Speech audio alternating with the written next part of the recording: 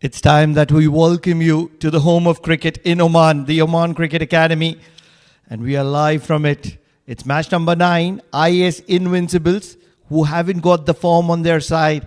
And on the other side, it is Yalla Shabab Giants, who have had a mixed tournament so far. They'll be disappointed after losing that last game against Oman Stallions.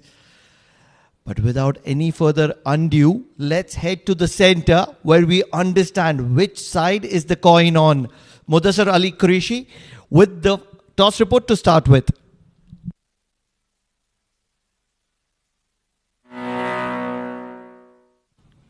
Thank you, Pranav. Day 11 and we are back live from Oman Cricket Academy. And match number 9 will be played on this surface. And looking at this pitch, this is light wear and tear, and there is a tinge of grass has been left by the curator, and the weather has been pleasant with a light breeze, and the temperatures are comfortable for the players. And batting first will be a very good decision for the captains to win the toss and bat first and post some total. I think 220, 230 will be a match-winning total. Keeping in mind, interestingly, dew is not expected this evening as well. What it means, the spinners, they might bowl with lot of control and they might trouble the batters tonight especially. All in all, it's an evenly balanced surface where the batters and the bowlers both will enjoy their presence. We are in for a good game of cricket.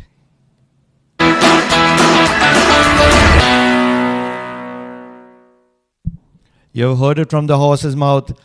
A good bit of gentle breeze that is blowing across the ground. And that's where I feel that batting first would be a great option. Great conditions. Talking about the points table, Royal Oman Stallions, it's a no-brainer. They're one of the champion sides in the tournament and right at the top. 3 matches, 3 wins and 6 points. Muscat Thunderers in the mix as well. 3 matches, 2 wins. And they're on the back of Jatinder Singh's form. Renaissance Challengers on number 3, tied with Yalla Shabab Giants. And that's where Yalla Shabab Giants will have that opportunity to get to point number 3. Majlis Titans haven't really got through, but they have that 1 win. And finally, it is that side right at the bottom who's contesting today. Ias Invincibles haven't got points to their name, but today they would want to have a different kind of a day.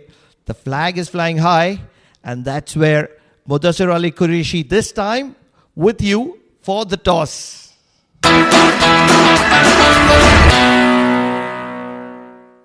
Day 11, match number 9, and we are all set for the all-important toss. The captains are here. Mehran Khan leading Ias Invincible. Next to him is J. Odedra, the captain of Yalla Shabab Giants. And most importantly, to oversee the proceedings of this game, we do have the services of our match referee, Mr. Ram Mohan.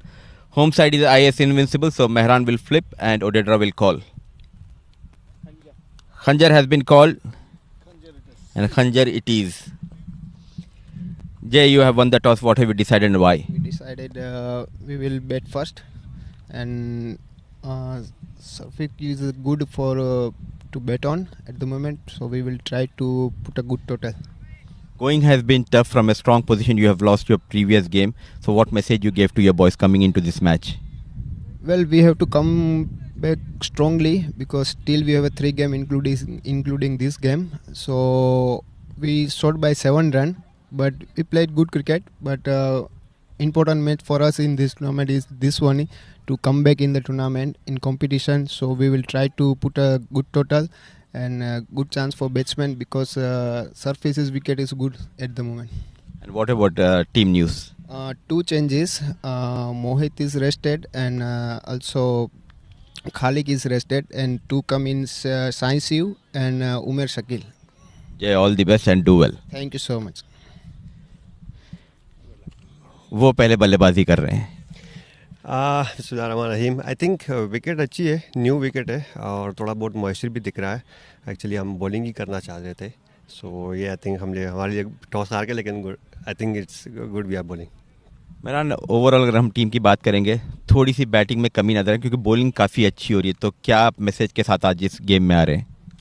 जी बिल्कुल, batting collapse हो रही है हमारी, क्योंकि हम 3-4 new player लेके आए, वो अभी थोड़ा सा क्लाइमेटाइज न्यू वे कंडीशंस को यूज़ नहीं कर रहे। अच्छे प्लेयर थे, बट होपफुली आज वो अच्छा करेंगे इंशाल्लाह। और प्लेइंग इलेवन में कोई तब्दीली? जी 2 चेंजेस है।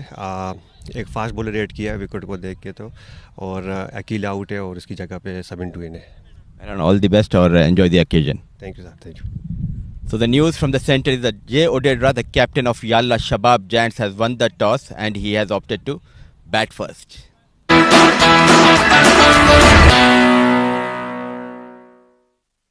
You had already heard it from the horse's mouth that you win the toss and you bat first.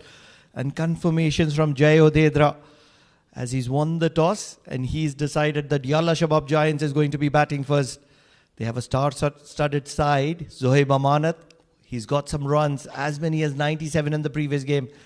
Hasnain ul Wahab, Gautam Sagar, Mujibur Ali, Mohammad Sami Kargil, Jay Odedra, Zikaria Islam, Shakil Ahmed, Shah Faisal, Saishiv Narayan, Umair Shakil has been included in the mix of things as well. And talking about Ias Invincibles, Mehran Khan, Gohar, Mavia Bin, Sufyan Yusuf, Mansoor Mazhar, Savindu Pereira, Mohammad Akil, Pasindu, Asif Al-Balushi, Shahzad Rahim, Mohammad Imran. It's a star-studded side, and that's where this is going to be a thriller of an encounter between both these sides. Both looking for wins, both having unfortunate losses in the previous game, and that's where it's so important to get back into the momentum in a tournament like this, which is going to be lasting for almost 20 days. Our umpire is walking in, and it's the right time to introduce the veteran, Jamil Zaidi. Jamil bhai, how are you doing today? Thank you very much, and welcome all over the world, viewers all around the world, for this beautiful tournament at the beautiful venue of Oman Cricket Academy ground, Muscat, for the match number 9. We are talking about lot about Yalla Shabab, who lost a cliffhanger in the last encounter, and I have feeling that today maybe IAS Invincible must look at their batting lineup, because they are not very much successful as far as the batting is concerned. So I hope that today it will be a good, once again, a good encounter. Yalla Shabab, yes, of course, riding on some outstanding players in their side, but in IAS Invincible must be looking for a good total or try to restrict Yalla Shabab to a total where they can easily get it. Yalla Shabab with the bat. And that's where it is that man. He's been in the mix of things. Hasnain ul Wahab. He's a powerful striker, likes to be watchful at the start. And partnering him is none other than the man who got runs to his name. And that's where he will have a lot of confidence, the left-hander. But talking about Hasnain ul Wahab, he's been that standout player for Yalla Shabab Giants over the last couple of years. Mujibur Ali, or rather Zohaib Amanat, 97 in the previous game. The only thing that he messed up is he couldn't finish the game after getting runs for himself. Yeah, he's a brilliant batter, absolutely brilliant batting from him the last match against Oman Stallions. But definitely today it's a different day, different match. He looks to be in a good touch. And today's a time for him to come back with some more batting performance from him. You know, Jamil bhai, today morning it was overcast conditions, almost felt as if rain would be playing a part, and all of a sudden it's clear skies right now. Such is the weather of Oman. But do you think any of that overcast conditions would affect or give an advantage to the bowlers? Because it's not there right now. It was there in the morning. Maybe the wind might play a good role for the bowlers at this wicket. And in the morning, yes, you said correctly, it was totally cloudy. I was expecting that there might be some rain. But within an hour or so, the clouds gone out. And once again, it's bright, sunny afternoon. But the only thing is that bowlers who can exploit the conditions, moving into the air, off the wicket, and give some trouble to the early batters. Do they have anything in the wicket? Not really sure, but in the air for certain. The air, the wind across the ground is going to be supporting. First ball, happy to be watchful. Zohaib Amanat on the back of that 97. He's going to be facing Mansoor Mazhar, a man who enjoyed bowling shot. in the second spell. Although on the first spell, it was all about swing and movement and seam movement.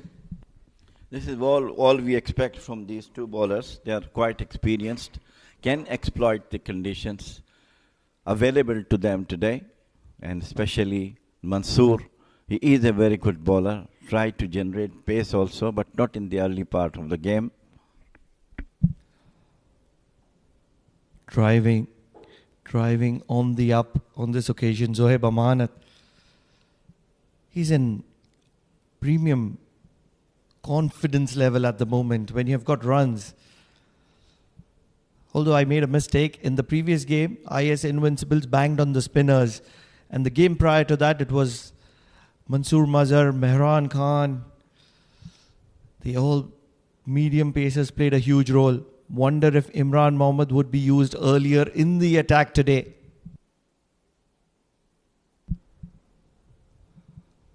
Just around the good length area, and that's where Mansoor Mazhar is going to be sticking to. Let us see how the Mehran will going to use his main bowler, Mohammad Imran, who bowled superbly in the last event but brought very late into the game. Today he might be inducted earlier in the part of the game. He is a good, genuine fast bowler, always trying to generate pace, trying to bowl short pitch deliveries, of course, which is a weapon for the fast bowlers. And one, he's a young jab. They have an additional fast bowler in terms of Faraz, in my belief. Shahzad, the left arm spinner. Shahzad has been splendid throughout this tournament so far. He's not picked up wickets as many as he would have wanted, but he's been in the mix of things, kept things tight, economical. Very economical, pinpoint bowler. He's always not trying to go here and there, try to attacking all the time, 3 stumps at the moment. And last time he bowled that brilliant overs against Muscat Thunderers. He is a very, very good spinner, orthodox left-arm spinner. Both the batters are quite at the moment. Outside the off stump, cracks beautifully. A perfect half volley, equally dealt nicely through the extra cover boundary, 4 runs. Freddie Lonergan will be happy to signal 4 runs. You can't be giving width to a man in form. It is none other than Zohaib Amanat in the purple patch of his life. Anything that is on this 4th or 5th stump, he's going to be going after it. For sure, we know that he likes to drive on the up as well. Mansoor Mazhar will be quick to understand his mistake. Can he get the back of Zohaib Amanat early? It's so important for Ias Invincibles to pick up early wickets. What a delivery. Just outside the off stump. And he will wind that over up with the dot ball. First over done, 4 for no loss.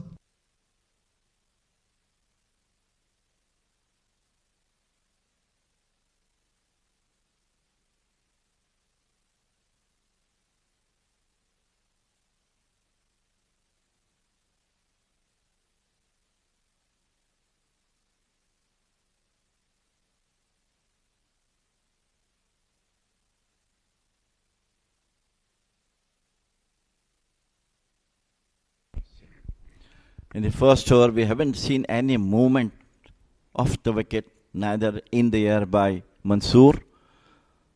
And that was a brilliant stroke through the extra cover by Zohair Amanat, opening his account. Wicket looks extremely batter friendly now, I believe. On most of the wicket that has been used in this tournament so far are batter friendly in the beginning, but later on it becomes more slower, but definitely giving chances for the spinners to come up.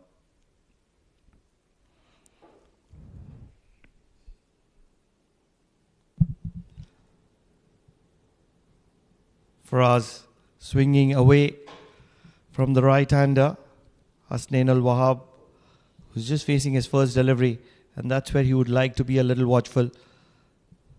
Now Faraz is one of those decent quick bowlers.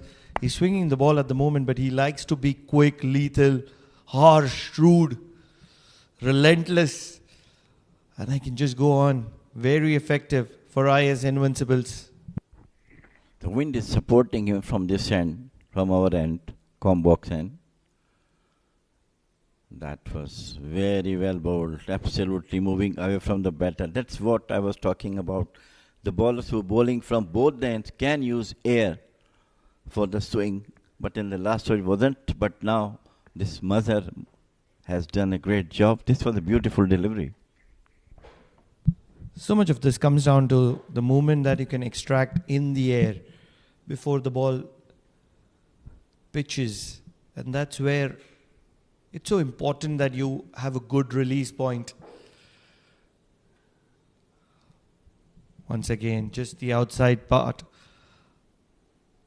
of Hasnain's bat.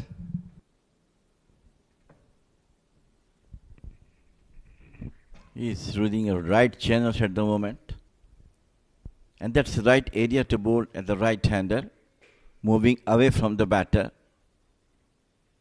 If he keeps slightly short, he might get a touch to the keeper.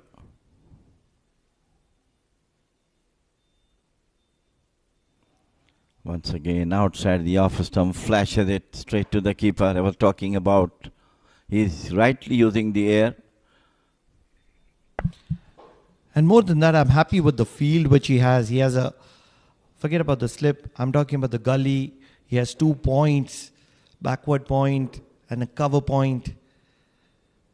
The third is also very wide, and that's where if he's giving something for Hasnain Ul Wahab to cut, it shouldn't be a matter of concern. Happy to let this one go. This is a very good over from Farah so far. He's giving width because he has protection for it.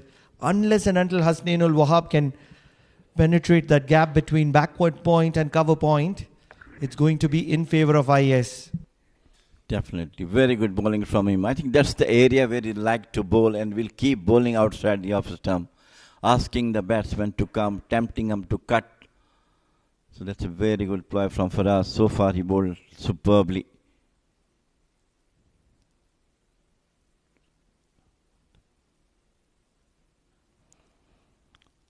Nicely played from the mid of the bat through the extra cover. Beautiful delivery and beautiful shot as well.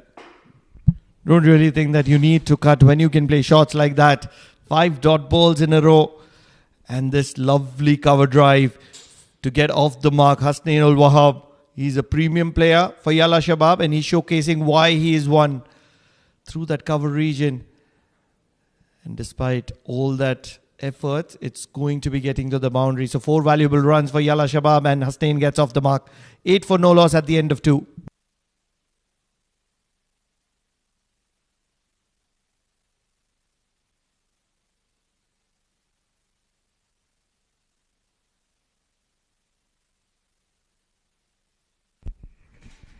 Mansoor will continue from the Oman LNG end. A good over from him, the last one, but got a boundary.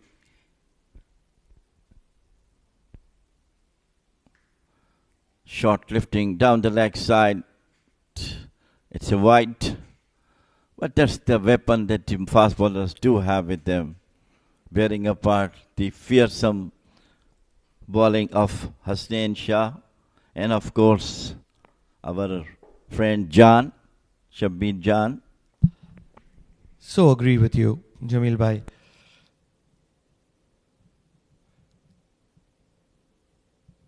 Mansoor Mazhar.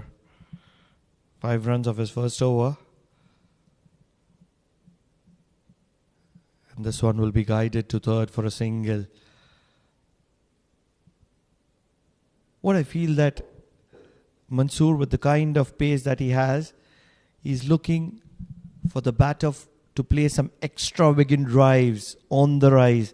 And that's where maybe a little bit of movement can do the trick. Because he doesn't have that kind of express pace behind him, maybe a little bit of deviation, extra deviation could do the trick.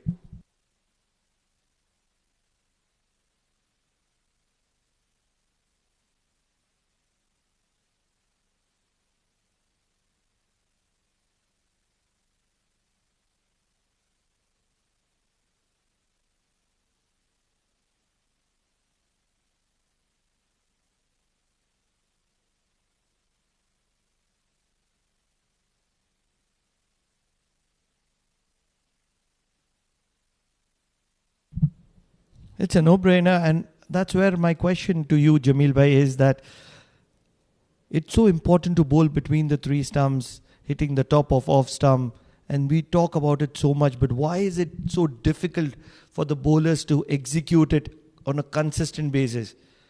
We have rarely seen a bowler who can do it, probably with the likes of maybe Glenn McGrath, Pat Cummins, who could do it on a very regular basis. But apart from that, it's so difficult. Cut well.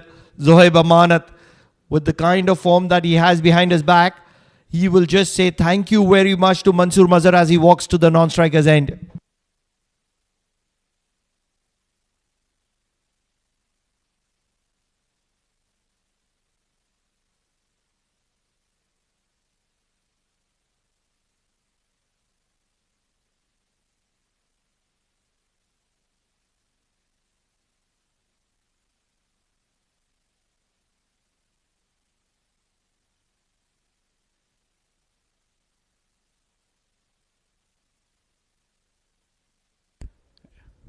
The good bowlers continue to bowl, though they got some boundaries.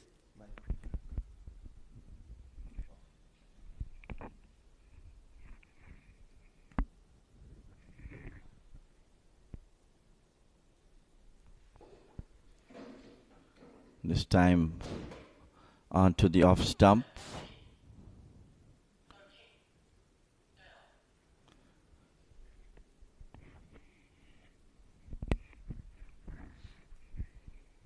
Masood is trying to bowl.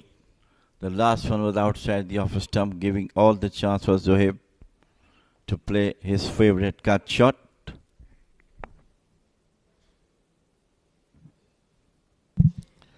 And not learning from his mistake, Mansoor. The first time he leaked a boundary, it was cause of the width that he was offering. And he's leaked the boundary once again in this over by offering width. He's coming around the wicket now and angling into the left-hander. It will be a single, and this is much better, in my opinion, for Mansoor.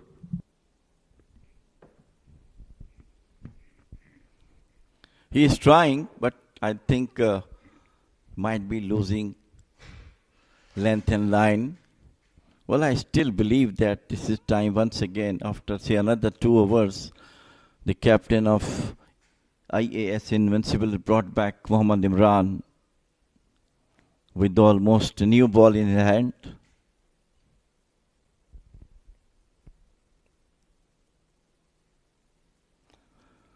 That's a full toss, played it back to the bowler.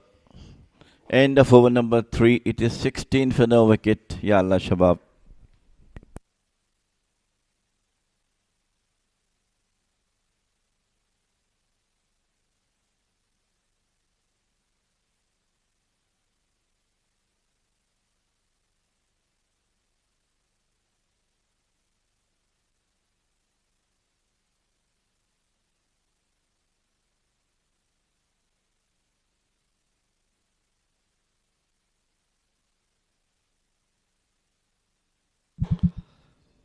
This is going to be a very good encounter. The tall, lanky Faraz is going to be bowling to Zohaib Amanat. And that's where I feel that a little bit of an inward movement in the air could do the trick against Zohaib Amanat.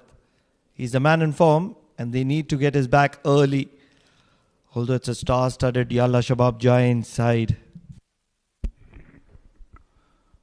It all depends the bowlers how they can utilize the condition available to them. To be honest with you, wickets are almost batter friendly.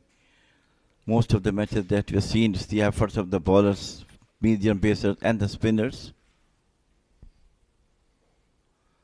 Onto the toes, beautifully played, flicks off, lovely shot through the mid-wicket boundary and stopped. Good commanding shot from the batter. This is exactly what we are talking about, that he needs to be swinging in. But what he needs to be doing is he needs to get that swing from the good length area. You cannot be going in the arc of the left-hander, because then there is no deviation of the wicket.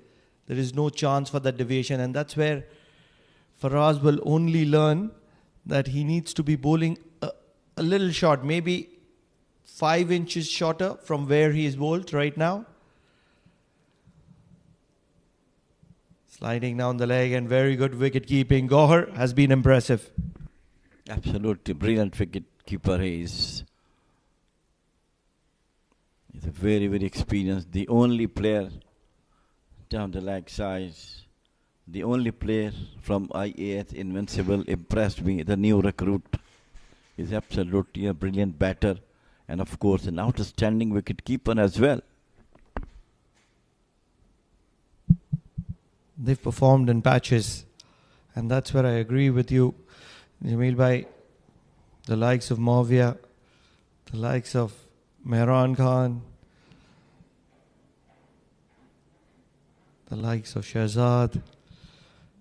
So many players, they've performed in patches, and consistency is the key, especially when you're talking about 50-over format. This is much, much better. This is exactly what we are talking about. They need to be sticking to this line, and that's where there will be some very good questions asked to Zohaib Amanat's class. The fielders had been placed according to the instruction given by the captain to the bowlers. If they stick to that, definitely they might got a wicket at the stage of the game. Where still both the batter looks comfortable against both the medium pacers, Faraz and Mansoor. Zohair Amanat likes to be in great touch.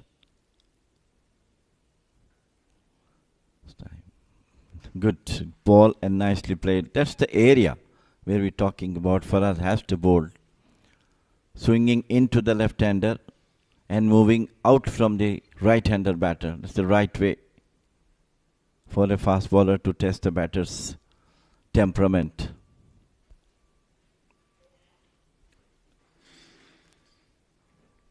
And amongst all of this, if we can bowl across seam, angling away from the left-hander, it could create a good amount of doubt.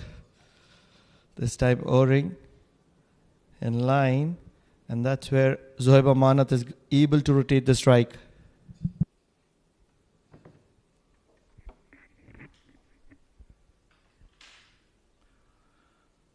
So far so good. Both looks comfortable. Look at that beautiful view. Lovely white Oman Cricket Academy building. Oman's flag flying high with the Oman cricket flag, followed by the mountains. Lovely sight, and of course the beautiful hockey stadium adjacent to Oman Cricket Academy.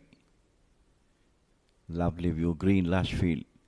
It's outside field we have got right now.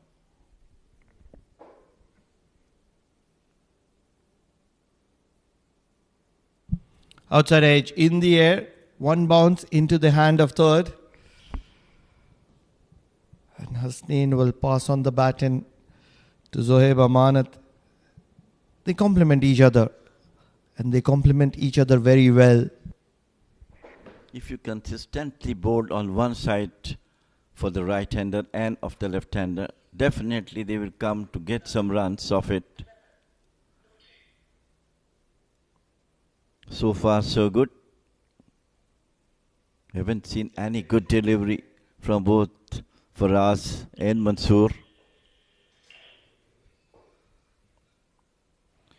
Once again on the toes, just push it down toward the short wicket. End of over number 4. It is 24 for no wicket, 21 for no wicket. Yalla Shabab.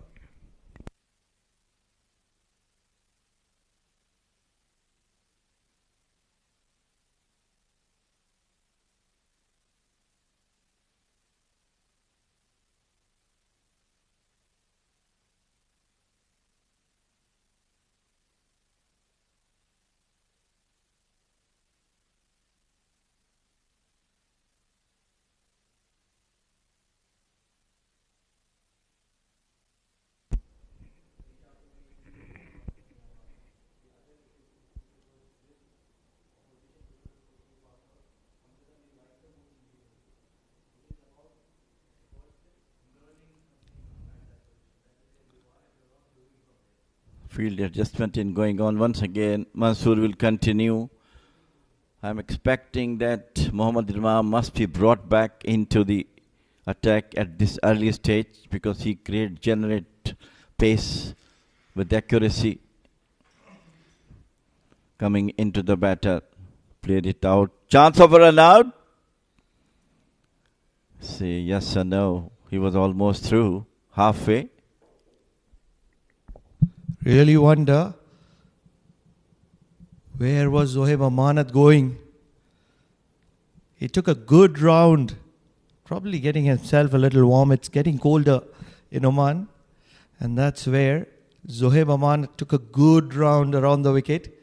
He won't get any points for it, nor any runs. Mansoor Mazhar swinging into the arc of Hasnain al-Wahab, and he'll be happy to respect it. Consistency is the key for the bowler as well as the batter. Mansoor, he is a good bowler and he's bowling well also. But the only thing is that he should concentrate on his length and line. Try the batter to go outside the off stump. Ask them to cut.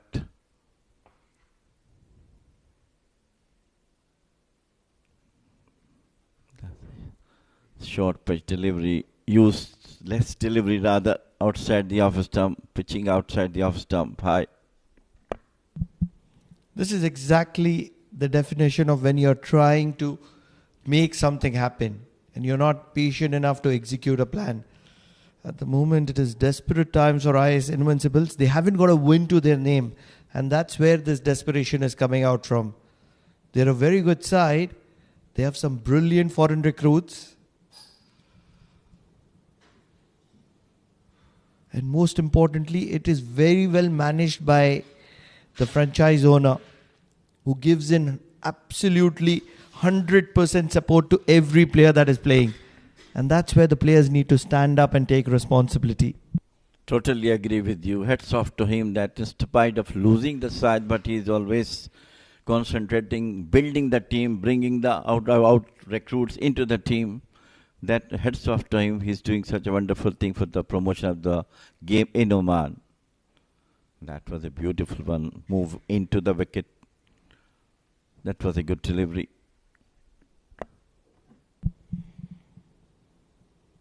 Mansoor Mazhar, 2.4 overs. He's been a little expensive for his standards.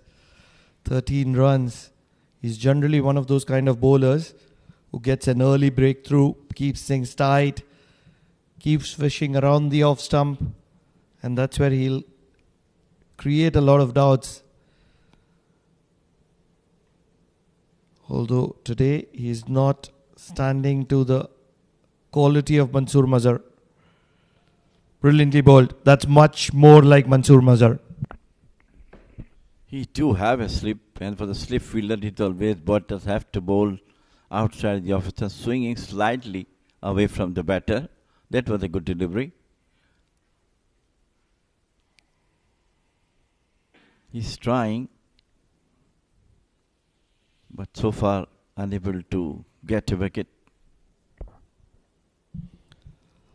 4.5 overs, 22, just one wide that Mansoor has bowled in this over, and he's trying to recapitulate. Driven on the up, and this will be a dot ball as well. So just that single run coming in form of a wide from Mansoor Mazhar. 5 overs done, 22 for no loss. Yalla Shabab Giants.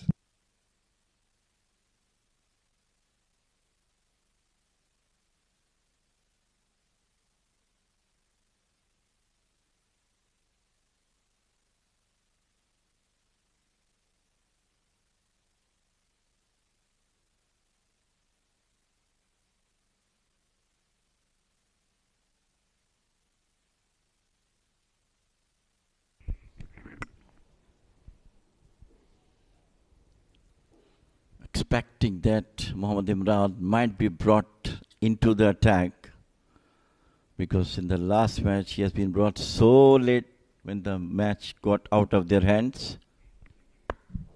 He's one of those kind of fierce bowlers who likes a competition.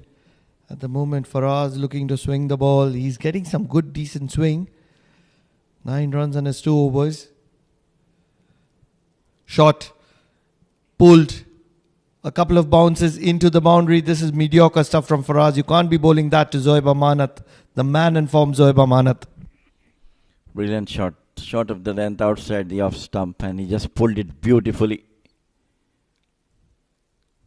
How quickly he moved on to the back foot, pulled it over the mid wicket. 4 runs. Lovely shot. Rather square leg.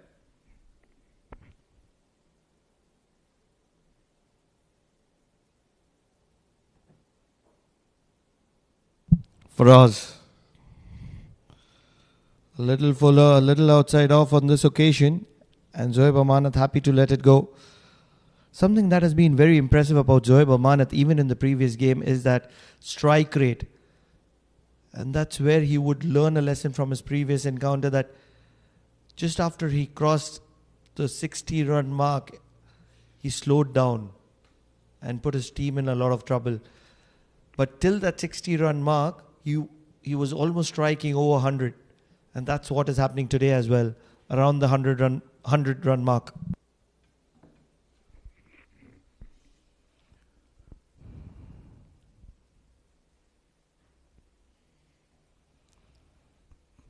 Pitched outside the leg stump, nicely played out towards the mid wicket, got a single.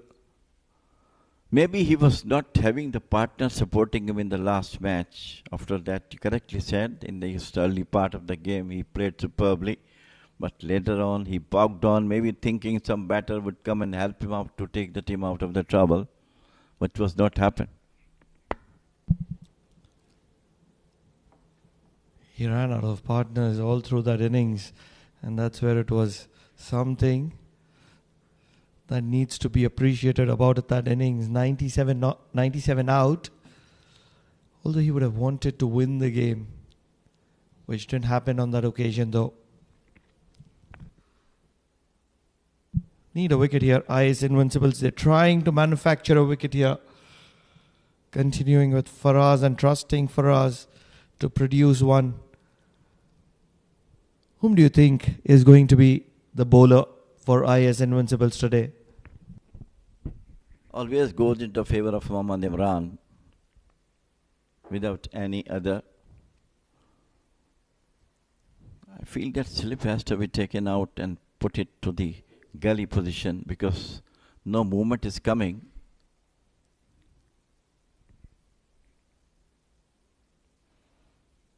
Cut nicely for the singles. Really want to see what is on offer for Shahzad here, the left arm spinner. Just a ball to go in this over of Faraz. He's been a little expensive. 6 runs from this over so far. He's come back well, started with the boundary. Can he finish well? Can he get the back of Zohaib Amanat? Can he get the tide in favor of Ias Invincibles? Flicked. There is protection in the deep and it will be a single.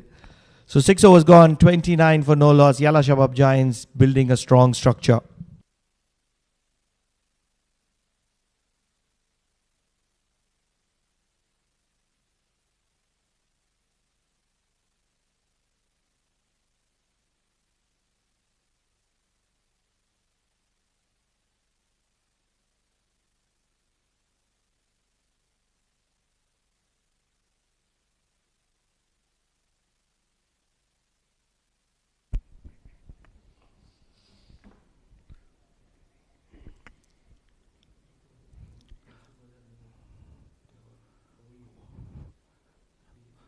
They insisting on Mansoor Mazhar to continue. Trust in him that he might broke through this partnership between Zohaib and Hasnain. And this is something good about Ias Invincibles. They are allowing the bowlers to settle in.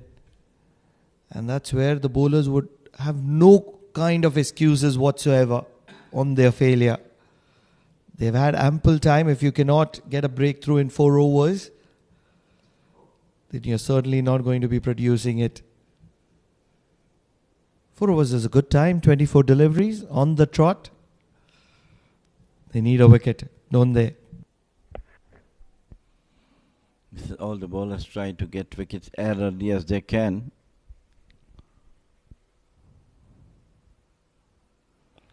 Fuller straight back to the bowler.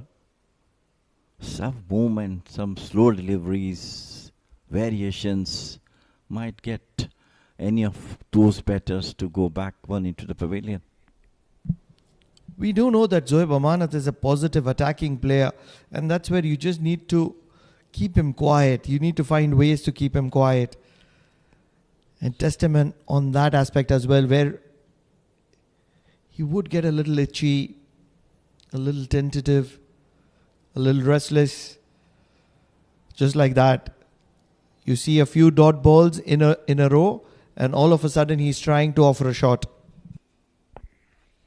Well, I think the responsibility for Zohaib and Hasnain to build a good, strong opening partnership for their team. So about 60, 70 runs if they do, it will be good ploy for the upcoming batters to come without any pressure. Batters to come, not really sure on that, because the way Zohaib Amanat and Hasnain is batting, believe they're looking to play a good 50 over between themselves. Short cut, fielder, he puts it down. Mansoor Mazhar will be devastated. Believe it is Pasindu at backward point. You can't be dropping such sitters. Absolutely pathetic. The first ball he bowled outside, you have some lifting delivery. It was a sitter. Bad luck, Mansoor. You tried your best, and it was done. There's a young fielder. Pasindu is absolutely sitter. The easiest of catches that you would get at point, and he's dropped it. You notice that he was wrong-footed and not expecting the ball to be coming in his short, pulled, a little cautious. And what that has done is, this is going to go down to the boundary, and this is salt on the wound of Mansoor Mazhar, who's bowling decently well, kept Zohaib Amanat quiet, got an opportunity, and it's gone down the drain.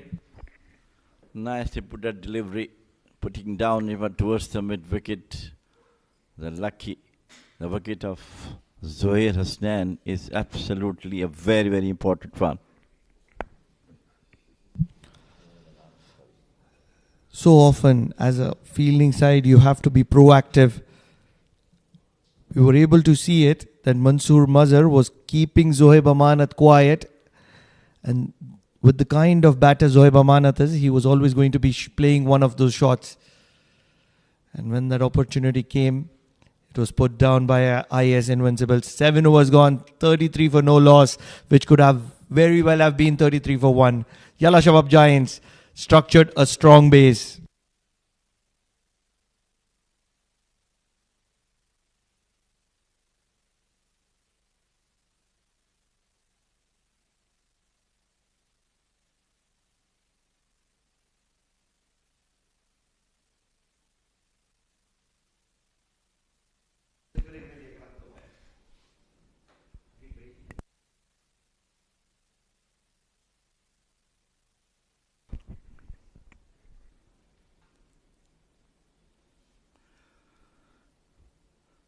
Finally, a change from Ias Invincible. It is the captain Mehran Khan who brought himself up from the Combox end.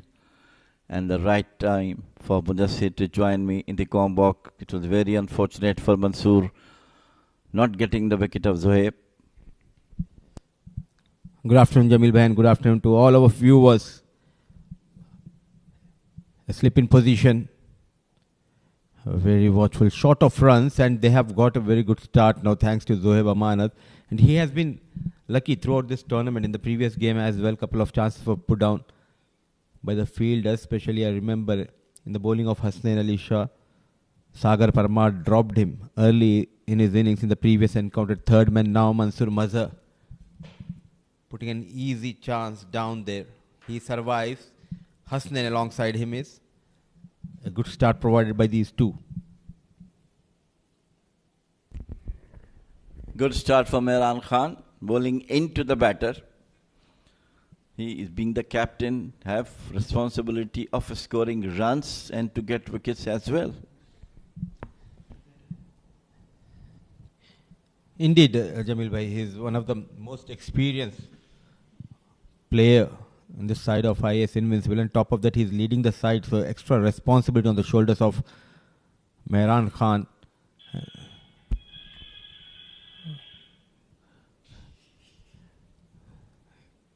And standing up to the stumps is the talented Gauhar. Impressive wicket-keeper batter, Gauhar. Once again, right to boot. Actually, all the IAS Invincible players looking towards Mehran Khan, being the captain, the most senior player in the team, to perform in both parts, batting and bowling. But unfortunately, till now, he has not come up to that. The youngsters, they look up to him. And he is the one player who can motivate them after losing those back-to-back games here. What a take, what a take. Brilliantly done by Gauhar. Absolutely stunning. Coming down the leg side in a flash. It reflects how brilliant wicket-keeper he is. And I'm sure if he'll be here for another year or two, he must be make his breakthrough into the national team.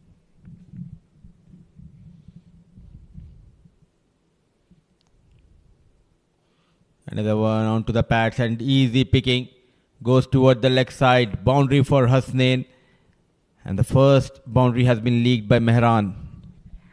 Bad delivery down the leg side. Just flicked away beautifully by Hasnain. Look at that one. Easily picking up the gap.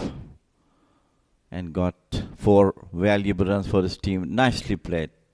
Full timings on it. An impeccable timing. A loosener and rightly punished by Hasnain. There's a deep fine leg. Good to see a slip in position. Can he bowl one outswinger here? This is much better. A slight fumble. A good work done by the fielder at point region. End of over number 8. 37. 10 wickets in hands.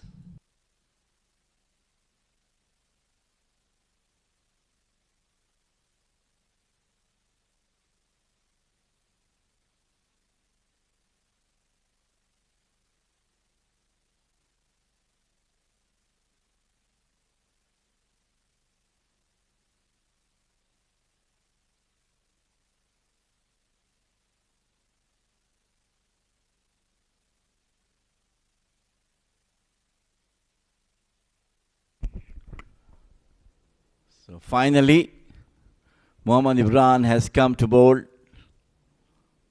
and we'll have to see with this fierce pace, time for him to get a wicket for his team, which is badly required, because both Zohaib and Hassan looking extremely well at this moment. A solid platform provided by these two batters, especially Zohaib Amanat, though he was put down by Mansoor Mazhar, runs in Imran for the first time in this game. And what a season he is having.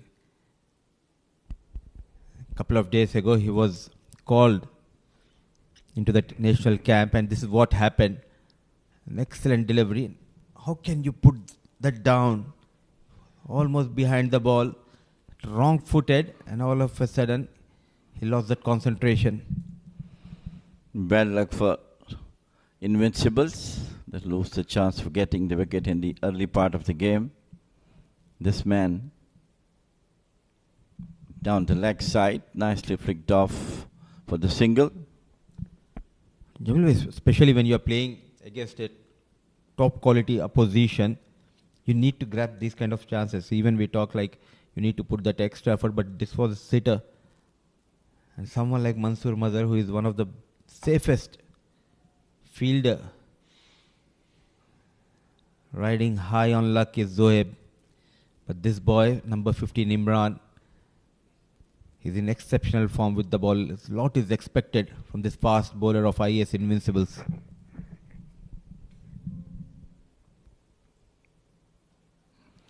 Look at that angle he is bowling out. into the batter with the pace. That's the right thing to do, to keep the batters quiet.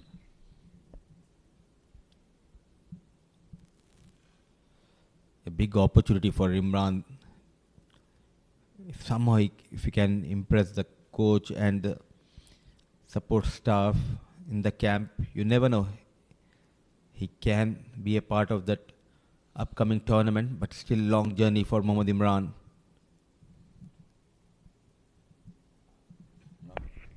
Beautifully played, lovely shot from Hassan. Just moving up a bit and then took it beautifully over the extra cover. What a beautiful shot. Best shot from him till today, and we have seen him. He adjusted quite early here, just going towards that leg side, making room, and those strong wrists helping him to go over that extra cover field. A good use of the feet by Hasnain. And he was rightly punished for bowling a bit fuller to Hasnain Wahab. Consolidating the position of Yalla Shabab, these two openers. Once again, nicely placed to open the face of the bat. If they do have a good opening partnership, I think 240 around can be reached. I think this is a track, if you're bowling first, you need to make sure to keep the opposition under 210 because there's a slight wear and tear on the surface and light breeze and no dew expected in the second innings. So spinners, they'll play a big role and it will be really tough for the batters to get those runs under the lights. Once again coming down to the wicket, very lucky not to get a shot straight to the keeper. End of over number 9, it is 42 for no wicket, Yalla Shabab.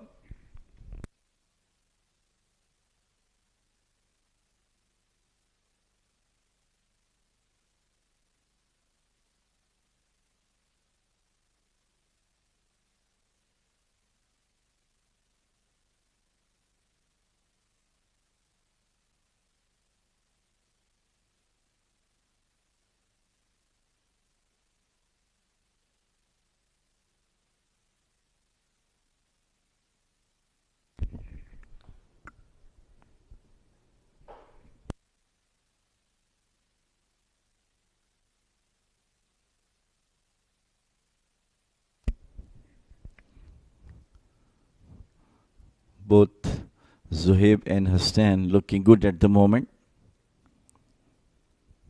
The last boundary from Hassan looks to be that how much confident he is, moving slightly away from the wicket, pushed it over the extra cover. And that is how you get your runs. You need to use the crease. You need to read the line and length of the bowler. 42 for none. 9 overs gone. Mehran will continue. We have seen quite a few impressive performances in this edition of Oman D50, but after this delivery, let's talk about special talent here.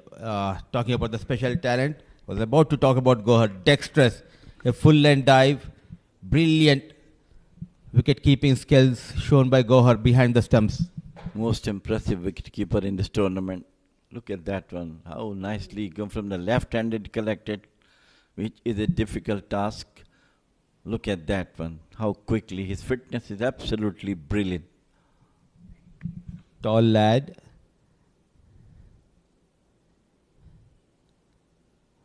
Rightly said by you. This is his first season here.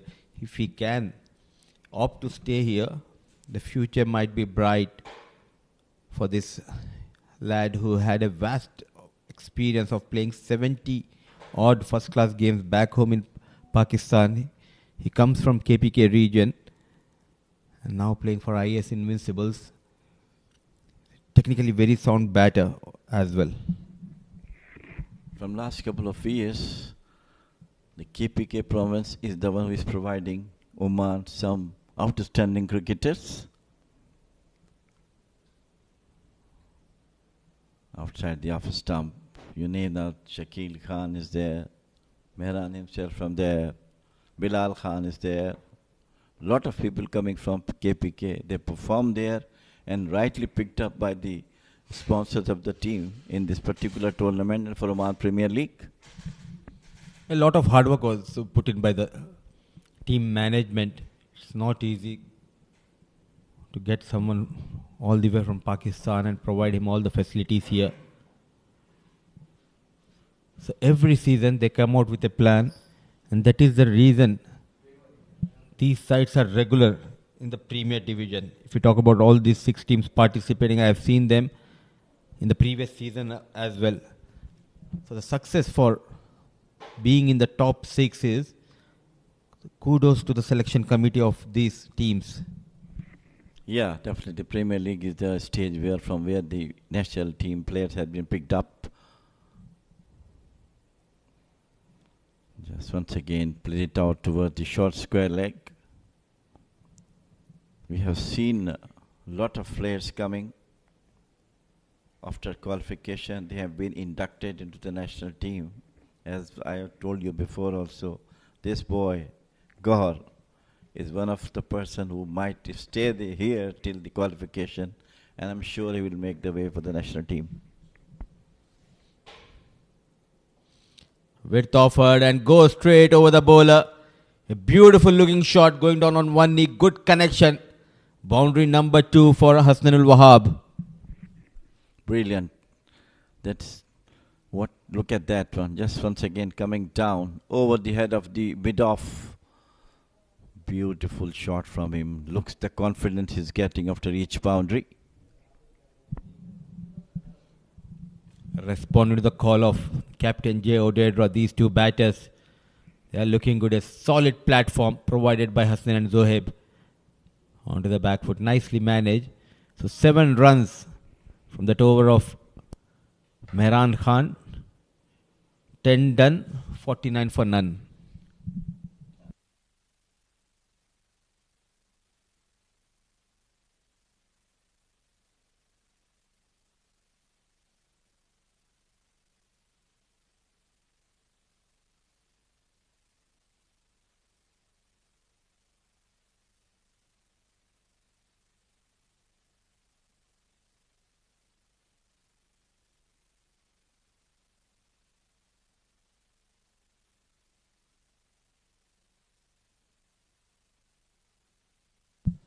Mr. Freddy, the on-field umpire, standing in this game. The 2 experienced umpire, and next to him, if I'm not wrong, is it Zaman, who's standing in this game alongside Freddy. Imran will continue. It's always a delight to watch this fast bowler bowling in. Very watchful, let it go, no slip in position. Wide has been called. Consultation from the leg umpire. Gahar is amused. Yes, it was up over the head of the batter. It's called wide. The Shoaib Akhtar like of Oman. Still remember when he started his first match, I think it was D20, I believe. He really make roars all over the world.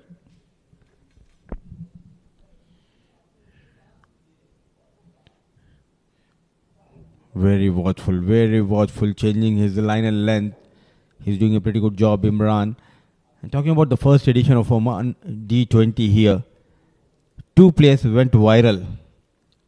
One of them is Muhammad Imran for his look, and he role model is Shoaib Akhtar, a look-alike of Shoaib, great Shoaib Akhtar here. The other one is Babaji was on fire, Ghazaffar. Absolutely spot on.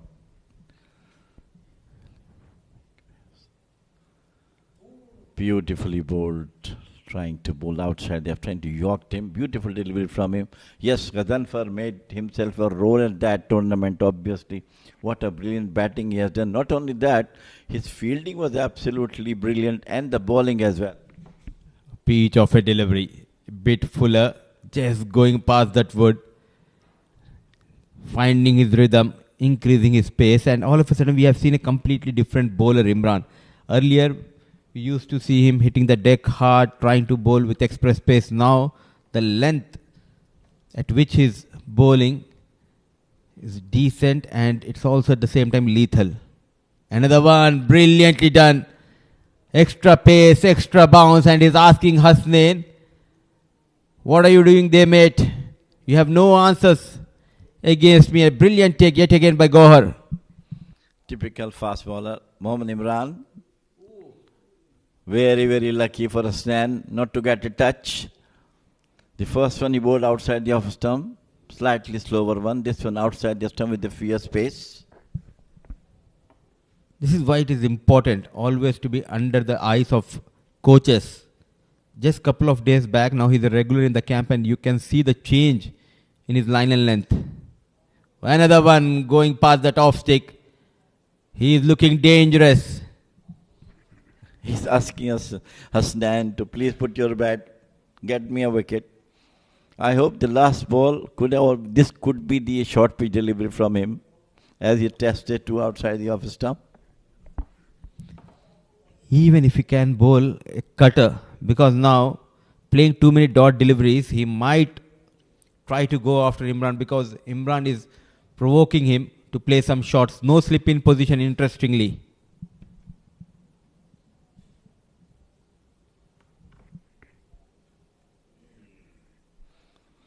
Same position, this time played with confidence by Hasnain. Maybe the last ball could have been a bouncer.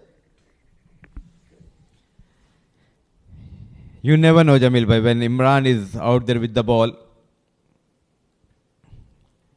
especially in today's spell, all the 10 balls he bowled, was unpredictable.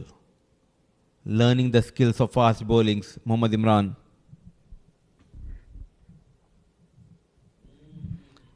That was once again a loud appeal, and we have to wait the umpire signal.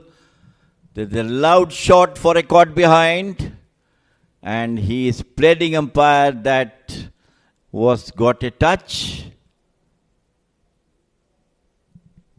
Oh, what's happening here? I think there's a day and night difference between bat and ball. Still, they are amused, but he made his decision. It's a not out. And that's the end of another exciting over here. Very, very good over from Imran. He uses all his variety in this over except the short pitch you're talking about. Consistently bowling outside the off stump, and finally he was expecting that the batter had touched. But of course umpires had the right say. He says not out. So brilliant bowling from Imran. Over number 11 has gone. 50 for no wicket.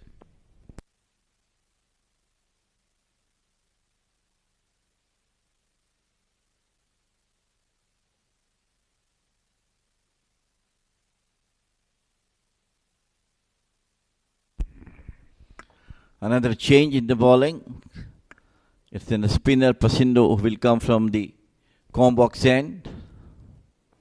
Mehran takes himself off, though he bowled a very well over in the last one. He is a very good spinner, Pasindo. Time has come to get some wickets in his name.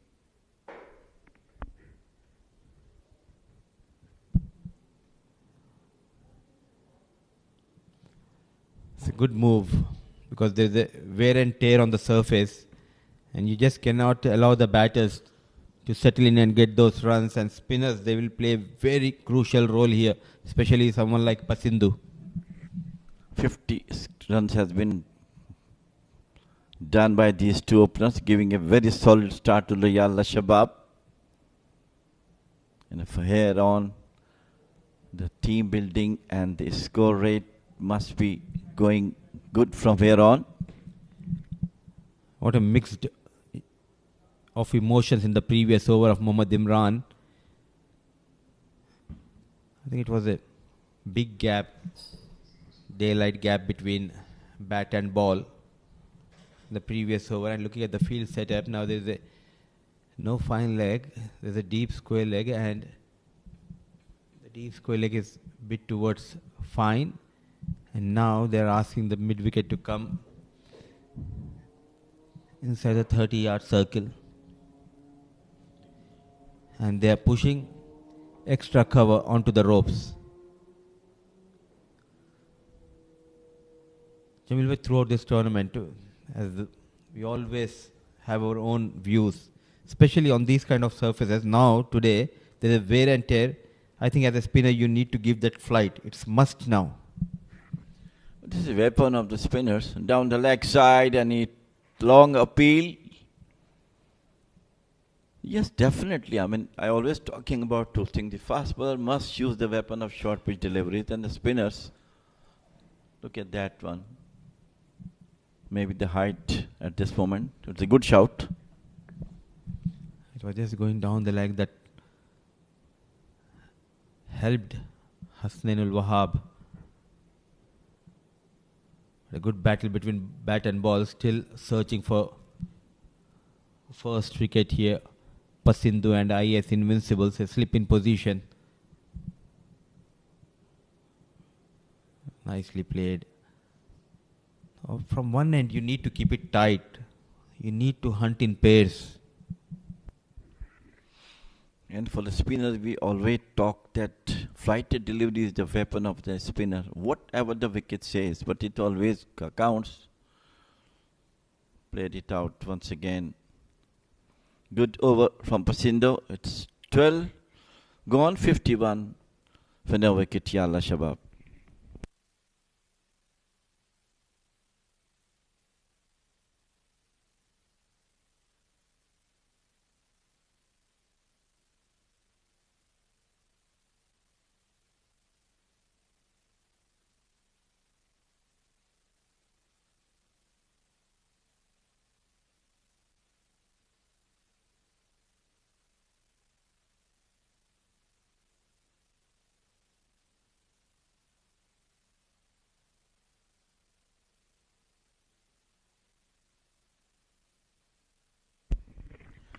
So, Mohammad Imran once again of his very good over. He bowled in the last one with a loud shout also for a wicket.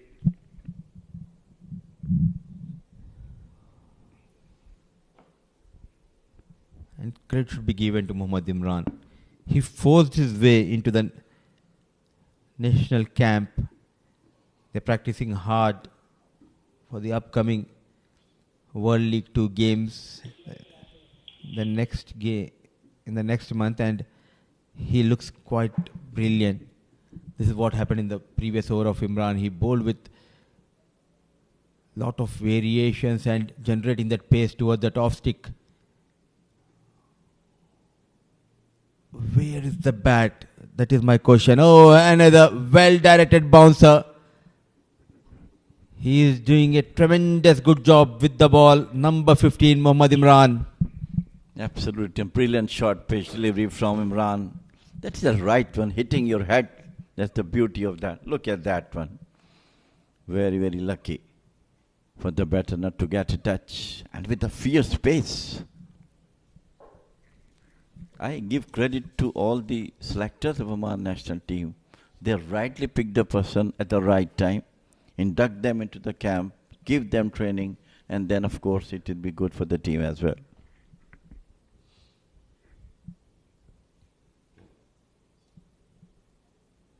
In the air and taken. No, I think Freddie will be going towards his partner at the square leg to have a piece of advice. They want to consult before making a decision. Was it a bump ball or was it played straight into the hands of the point fielder? Yeah, that's a right. And it looks to be a clear ball and a good take also. Umpires.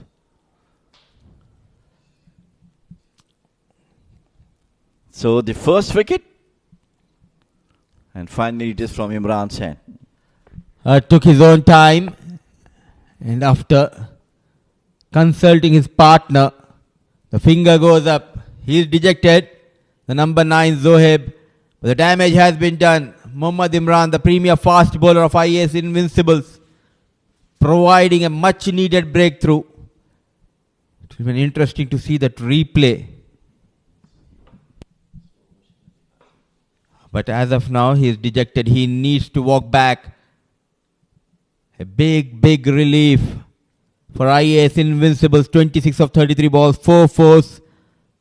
Zohaib goes back to the hut.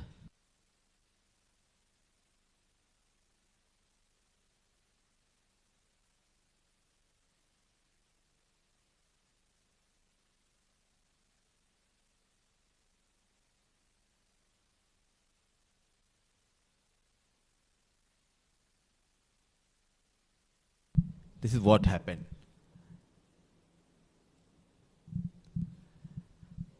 I think it's a good decision because you can see before he played that ball, it pitched right in front of his blade. He opened the face of the bat and straight into the hands of the fielder at point.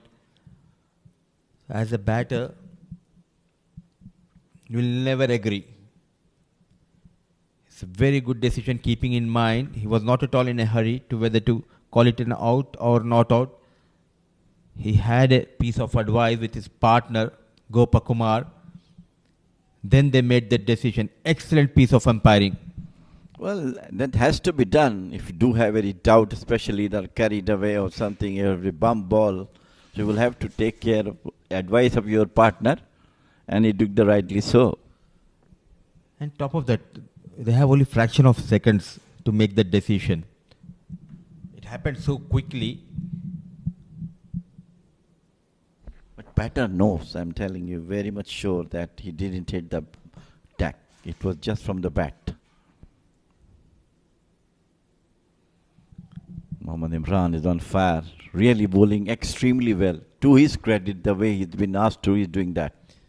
Credit should be definitely given to Mohammad Imran because he bowled that lethal, well-directed bouncer and all of a sudden bowled full towards the top stump. And he's learning the art of fast bowling now after joining the camp. He used to be a very good fast bowler, especially bowling those bouncers at will. But now that fine tune in the national camp, it's doing wonders for Mohammad Imran.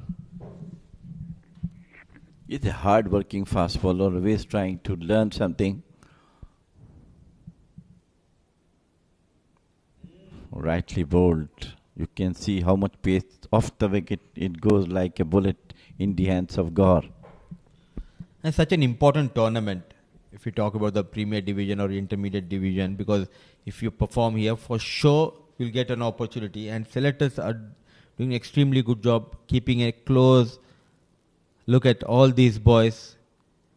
And whoever performs, they're making sure to call them into the national camp, train with the national side, and if you impress the coaches, then you never know, you will be in that 15 squad.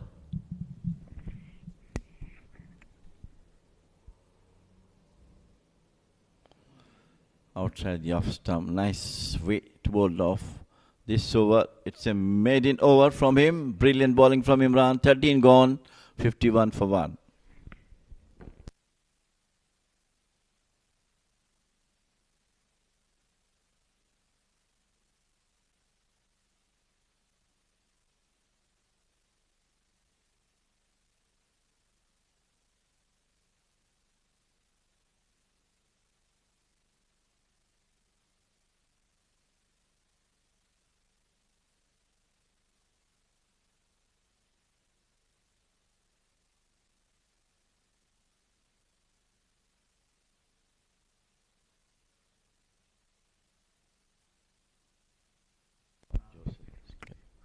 So now it's Hasnan who is having more spent time on the wicket. Take the team, as we are talking about, to some about 230, 240 to defend. Well, Imran bowled extremely well in the last over, got rid of Zuhaib. It is Pasindu will continue.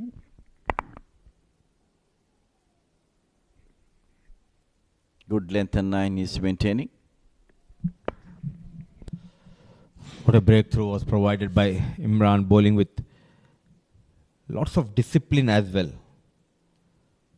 We have seen discipline in his line and length and not bowling, giving away those extras. A flighted. Earlier we used to see him giving away those easy runs, 5 extras, bowling those no balls, not having that control. Now we can see the discipline as well as in control while bowling those deliveries. Mohammad Imran. All credit to this man standing in the slip, Asif, who has been minister of this Ias Invincible, sponsoring them, consistently trying to bring players from outside Oman to strengthen his team. Cut straight to the fielder. Good field setup by this keeper. The likes of Rashmika Pasindhu and Gauhar getting an opportunity to play for Ias Invincibles, and thanks to the man standing in the slip, Asif, the man behind the success of Ias Invincibles, going for this quick single here. The passion of these owners keeping this beautiful game of cricket alive here. What I like from Asif that his team is not doing well in the Premier League, losing a couple of matches, but his insistence of keeping the team in the Premier League is itself a big boost for him as for his team. Yes and no. Slow off the block, Mehran. Slight miscommunication, but no damage has been done. So 2 runs from that 14th over. 52 for the loss of 1. Tap and run, but took his own time, Mehran, which gave that extra second for the batter to take that single.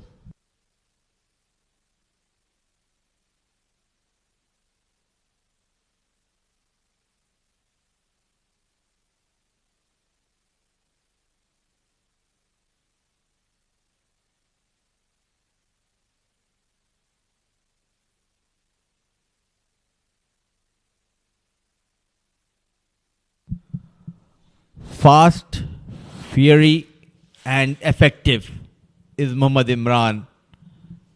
3 overs, 6 runs, a wicket to his name. And taking his own time is Hassan al-Wahab, the man joining me for the next set of overs.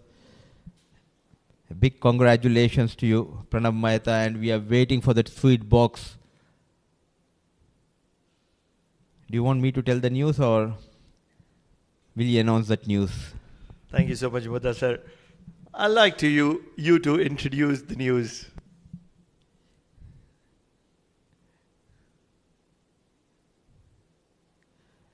Good use of the feet in the air, just falling short of the fielder. He was not in control, though using the feet against Imran. The length has been key in today's game by Mohammad Imran. What a delivery, Mohammad Imran. What a champion, just keeps coming at.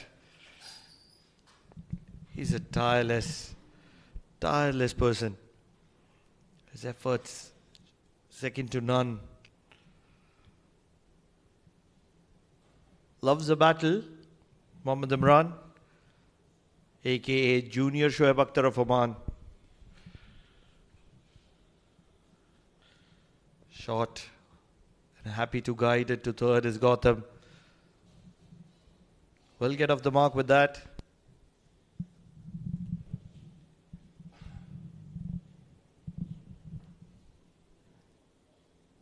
The exciting news is that Mehta family got little bigger.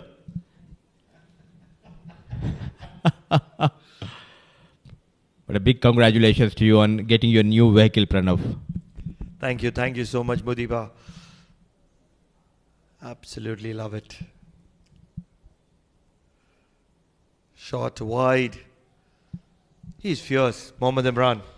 loves a battle, wants to get on the nerves of the batter. And that's what's special about Mohammad Imran. Excellent. Keeping the batter on the back foot. Mixing up his deliveries quite well. And that has been the reason the batters are struggling, especially in this tournament against Mohammad Imran. And he's a thinking bowler. The previous one, Hasnain, looking for the big one, falling short of sweeper. This time he's given that opportunity. He has protection in the deep, pulled well. Hasnain is a champion in his own as well. He loves the contest as well, and this time pulled well in front of square for a boundary. Brilliantly managed. He was kept quiet, but lot of control on that previous shot by Hassan al Wahab, going on the back foot, making sure to keep the ball down the ground, rolling the wrist, finding those gaps. Boundary number 4 for Hassan al Wahab. He holds the key. What a spell we are witnessing from Mohammad Imran. Very watchful. So 6 runs to end the over number 15. Though they have lost Amanat, still going at a good, healthy net. Current run rate is 58 on board for the loss of 1, going at almost 4 runs per over. And it's time for a drinks break.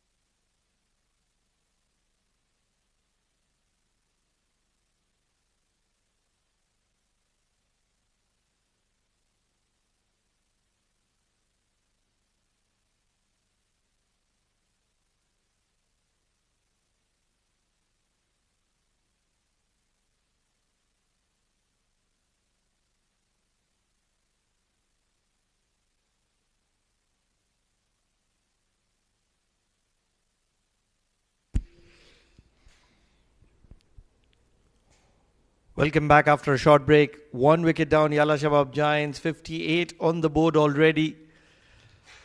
It's a pair of Sagar Gautam and Hasnainul Wahab that are catering the centre for Yalla Shabab Giants at the moment. Hasnain on 26 of 53. He's taken his time and he's looking solid. On the other hand, it is Gautam Sagar, the all-rounder for Yalla Shabab Giants, who's just come to the middle. Just 1 of 4 deliveries. Pasandu will continue, the left-arm spinner from the Oman tail end. A little bit of an inside part of the bat, and that's where this is going to the boundary. 4 valuable runs immediately after the break. That will bring a smile to the face of Gautam. Didn't want it to be coming in that form, but he wouldn't mind it. Things working in favor of Yalla Shabab Giants here. Almost feels as if they're going to be posting something close to 240, 250 with the way they're going at the moment. And that's where it's concerning signs for Ias Invincibles. They're a champion side, Mudassir, and that's where they would want things to work in their favor. And one thing that I'm really happy about is the ball turning on the wickets of Oman. Day 11, match number 9. There's a wear and tear on the surface. Yes and no. Fielders, they just needs to close in, put that pressure, not allow the batter to take those singles. Yes and no, but no damage has been done, and with that light breeze sweeping across the ground, and with dew not expected tonight, in the second innings it will be really tough to bat on, especially on the surface. Angling down the leg, never even in consideration, just an animated appeal. Looking to make things happen is Pasandu. Would want Pasandu to be bowling in tandem with Shahzad, 2 left-arm spinners, especially when there are 2 right-handed batters.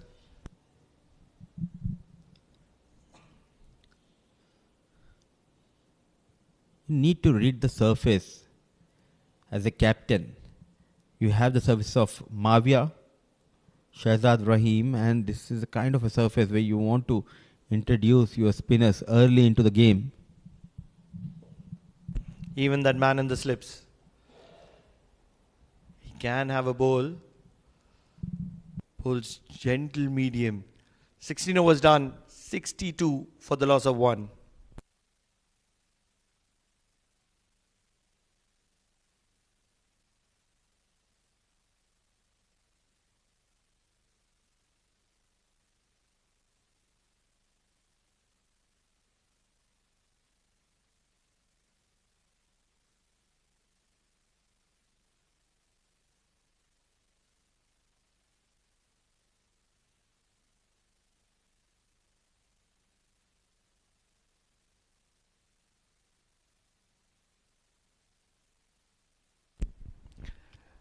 We asked for him, we delivered. Shahzad, the left arm spinner, and he's going to be coming in from the Oman LNG end.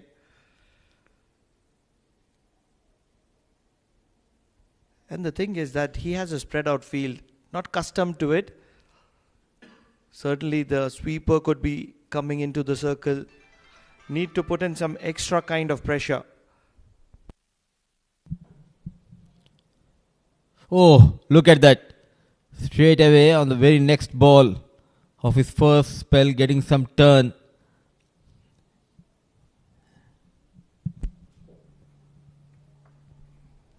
They had to be bringing in the spinners a little earlier, in my opinion.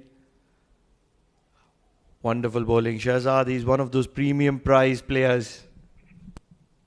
The fielder shot mid-wicket. If he can walk in.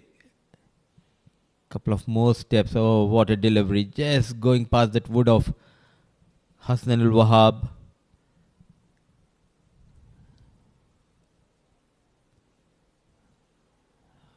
Following the batter. It's a good start. A quick single has been taken. And this is what you get when you are bowling a genuine left-arm spinner. He'll turn a few will go in with the arm, and that's where the batter will never be sure. That's his speciality. He's spinner Shahzad. He's very underrated. What a delivery. Once again, in with the arm ball.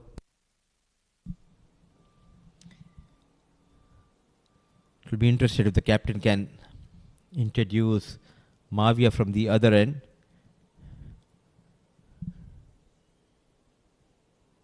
Another over on the back foot, but straight towards that fielder. What an over. Just a run. That too in the shape of a leg bye. So it will be a maiden over for Shahzad Rahim. 17 overs gone, 63 for the loss of 1.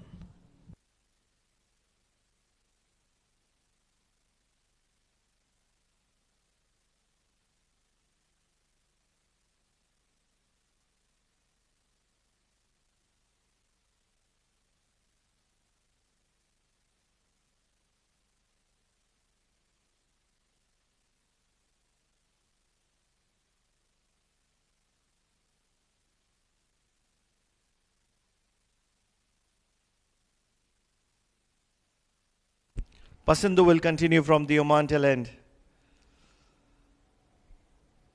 And what you would immediately notice is that Yalla Shabab Giants are respecting both the left-arm spinners because they know the wicket is in their favor. And that's where they don't want to be doing something unnecessary.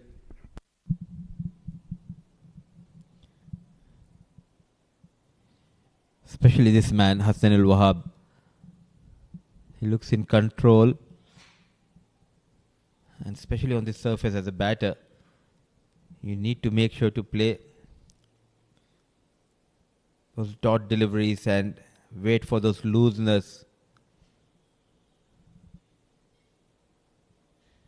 Still happy by playing those defensive shots here, Hassan al-Wahab. And this surface, I think batting first, 220 on board, is a very good total, a match-winning total. If this wicket continues to spin, really felt something was going to be happening, and it's only gone to the hands of Sufyan, who was waiting at mid-wicket. The kind of pressure we were just indicating that he's about to get going, and he's just done that. Nicely bowled, inviting him to go big. As there was no protection in the deep, but all he could manage is Sufyan at short mid-wicket. The resistance from the batter, Hassan al-Wahab, at last comes to an end. Both the openers back in the hut. Wahab managing 26 of 61 balls with the help of 5 fours.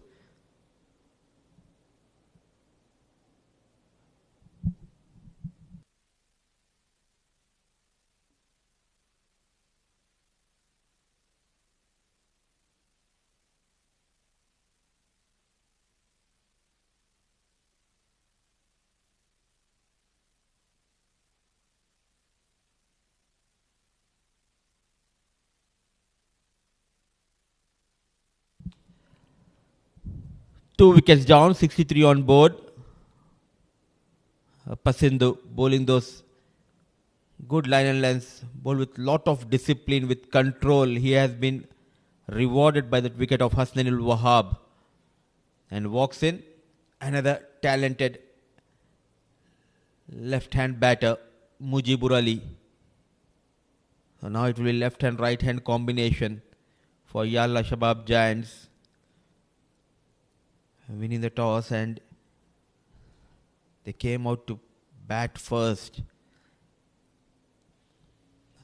And Ias Invincibles, they are looking for their first win in this edition of Oman D50. Still long way to go in this first innings, but they are making sure to get those wickets. The key will be for Yalla Shabab Giants is to stitch a partnership. Gautam is short of runs, so is Mujibur. They need to put that pressure. Pasindu looking good. And this is a good Good time for Mujibur to come into the attack. Two left-arm spinners in tandem. Always getting restless.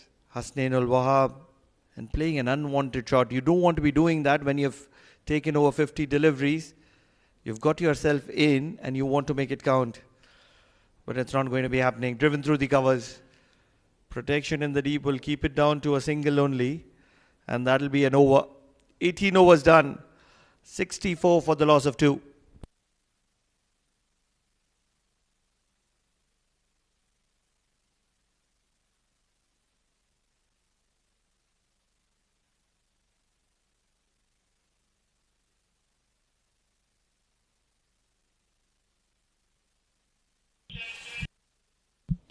$64 for the loss of 2.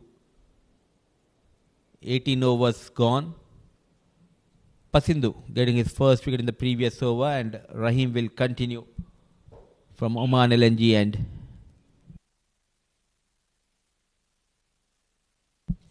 A tall left arm orthodox.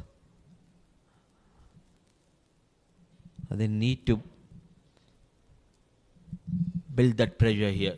Two new batters out there in the middle. Slip in position. He'll be interested throughout this innings, as we can see some turn available, especially for the spinners. And if you bowl slow in the air, you can trouble the batter. That is how you need to bowl on this track. Invite the batter on the front foot and just slight turn and foxing the batter, Shahzad Rahim. You want to get the back of Mujibur, but in the process you don't want to be wasting a lot of deliveries to Mujibur. Has an higher odd of getting the wicket of Gautam, but at the moment it looks as if Mujibur himself is looking to find a way to get out. And look at that length. He's dragging the batter to come outside the crease. Leaning forward but nowhere near the ball.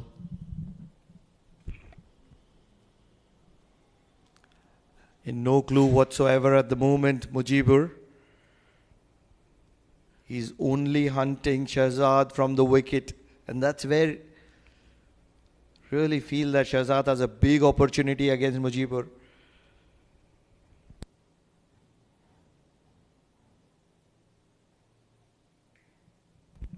Sliding down the leg, and I wouldn't mind this because Shahzad has a better opportunity. He started with a maiden and that's where he built the pressure on, and now I would want him to bowl a lot more opportunities, lot more deliveries at Gautam.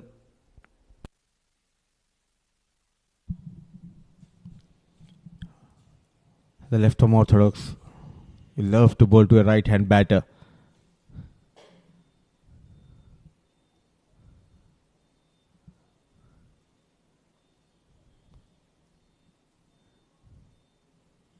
Coming into Gautam, couple of runs. So both the spinners doing extremely good job. 19 overs gone, 66 for the loss of 2.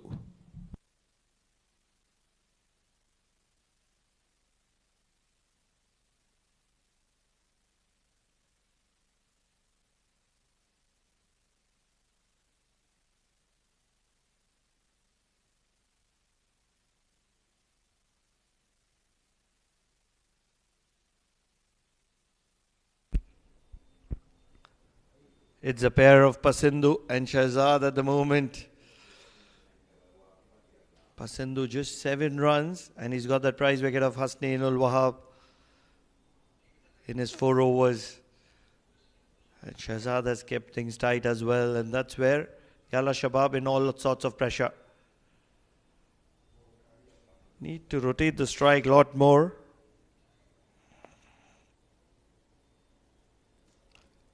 Can Pasindu induce an unwanted shot from the bat of Mujibur or Gautam here?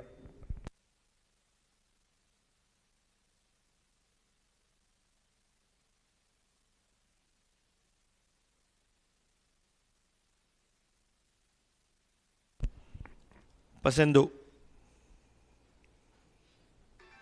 Flighted. Inside edge. Onto the pads. Things working in favor of Ias all of a sudden. He's having some trouble against the left arm orthodox. New at the crease. Playing his second game of this tournament.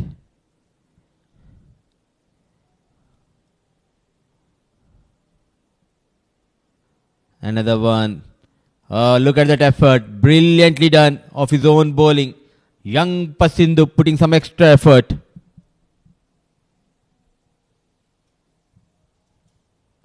It's not about just picking up wickets. It's all about keeping things tight. And a good full stretch drive. It's not allow Yalla Shabab accumulate any more runs. Just a run of this over so far. Leading edge on this occasion will allow them to rotate the strike, but doubts being created in the mind of Mujibur at the moment. Absolutely. Not only the surface, now the conditions. Slowly the wind has picked up here. And on the background you can see it's gusty here in Oman Cricket Academy. Nicely bowled. A brilliant piece of spin bowling by both left arm orthodox Pasindu and Shahzad Rahim, keeping things tight. There you go. An excellent work by our director and production crew. Will be a single. This is something that I want Ias not to do. League singles. 20 overs gone, 69 for the loss of 2.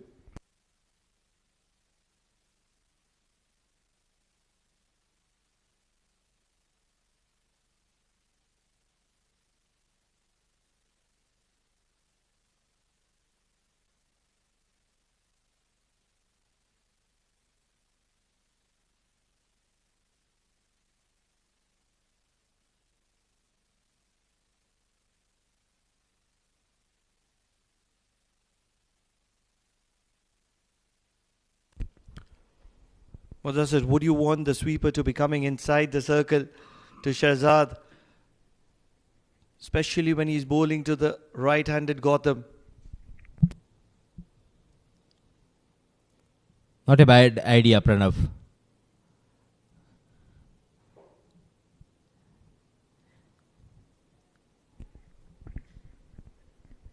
They can afford to get one more fielder inside the 30-yard circle, and rightly said by you, if they can get sweeper cover.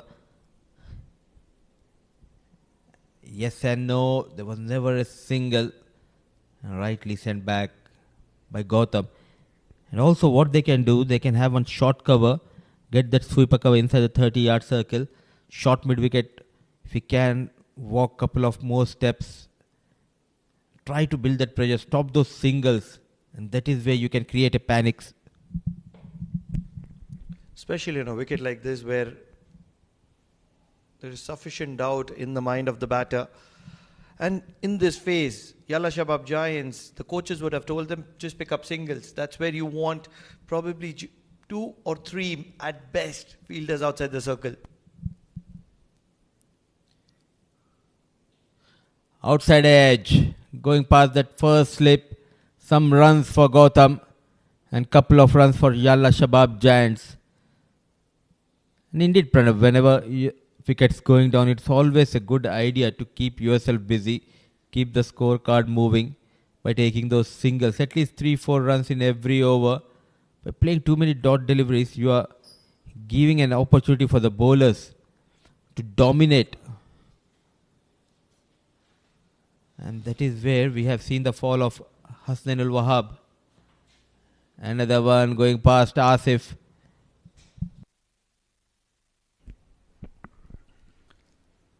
So much of pressure on the batters right now, and that's exactly why you need to be bringing in at least 1 if not 2 fielders inside the circle and asking them to play big shots. You don't really need the sweeper cover for the left-hander.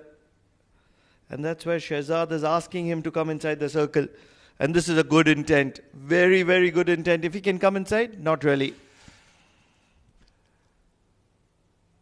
He's going to be happy bowling that line where Mujibur has a little bit of doubt. 21 overs gone, 72 for the loss of 2.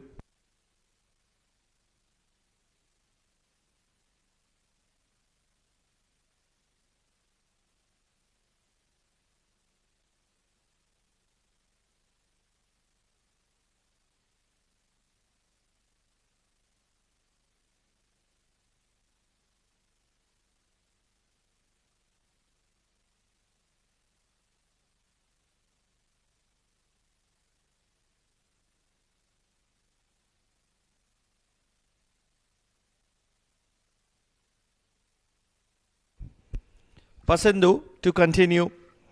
He's been one of the pick of bowlers for IAS. 5 overs, 10 for 1. Flighted, inside edge. Will rotate the strike, but they're asking some right questions to Yalla Shabab Giants who haven't got off to a start the way they would have wanted. The way they would have wanted to dominate, especially these two left-arm spinners in tandem. And coming into the com box is none other than the veteran Jamil Zaidi.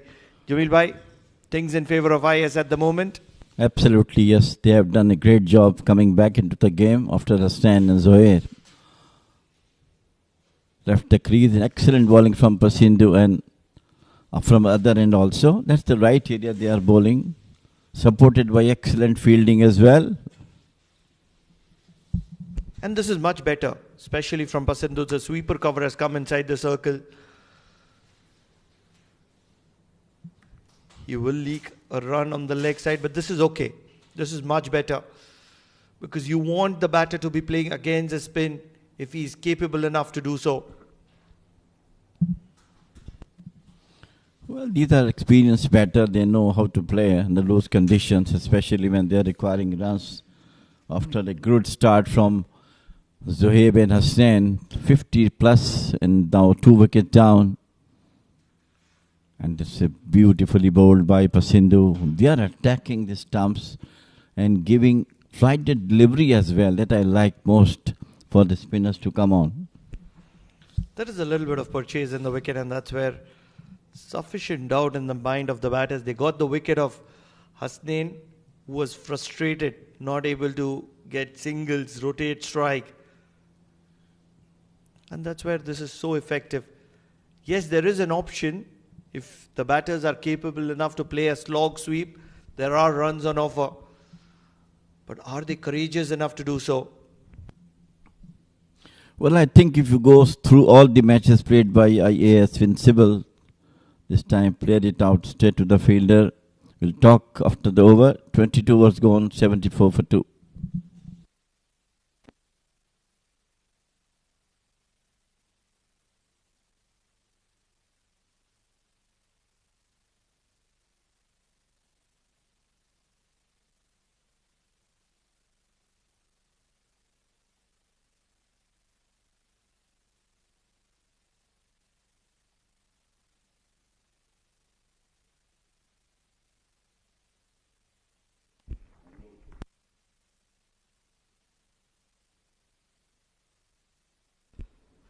Left arm spinners to continue. Shehzad from the Oman LNG end.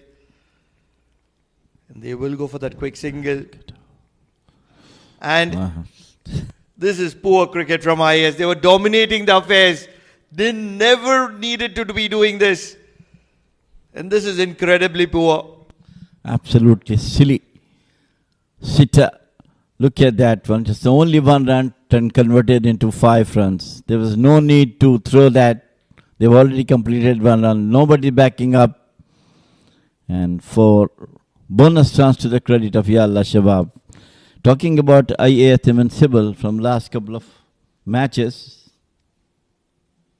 Their bowlers are doing superbly. But the problem comes when they are batting. You're right, Jamil. I can't disagree to that fact. Bowlers are certainly doing a good job. And something that they would want to work is on the fielding as well. When you're right on top, you just don't want to be leaking an overthrow. As many as 4 free runs. The single was already completed. Wonder what was the need for that. I still believe that they should leave their batting the time where they have to concern for them. If they bat well, they can win matches. The problem is coming from their batting lineup, bearing few. Superb job coming down the wicket to Shehzad, and they go for a single. Excellent bowling from Shehzad and Pasindu. Even when we are talking about the batting, they are batting in patches. The first half of the batting innings, they're doing decent. They're putting pressure. They've got 117 overs. But then the collapse in the middle order. At the moment, it is Mujibur who has no clue whatsoever which one is going to turn and which one is going to stay straight from Shehzad. He's playing the guessing game, and he's been lucky so far. Just pulled away straight to the fielder. Brilliantly bowled by Shehzad. Another over gone, 23 gone, and it's 80 for 2.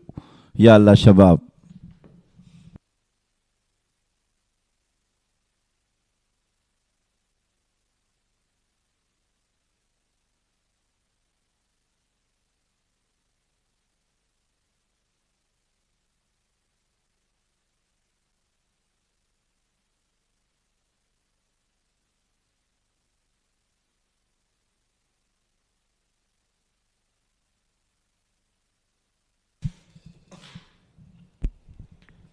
Shehzad, 11 runs in his 4 over, where 4 of those runs came from an unnecessary throw. And now it's time for Savindu to walk into the attack. He's an off spinner. Can he make a difference here? Once again, the field well spread out, and this is where my complaint has been, especially to the likes of Gautam Sagar. You want the right-handed batter to be playing against a spin and try to do something special. You've already put the sweeper cover out, and he doesn't have to take any kind of risk. Currently, the strategy of the batters to go for the singles, get couple of singles in an over, and in another over if they get a chance to hit a boundary to keep the scoreboard moving. That was a good delivery outside the off stump. That's what I'm trying to say. If they try to ask the batter to come out from the crease for the spinners.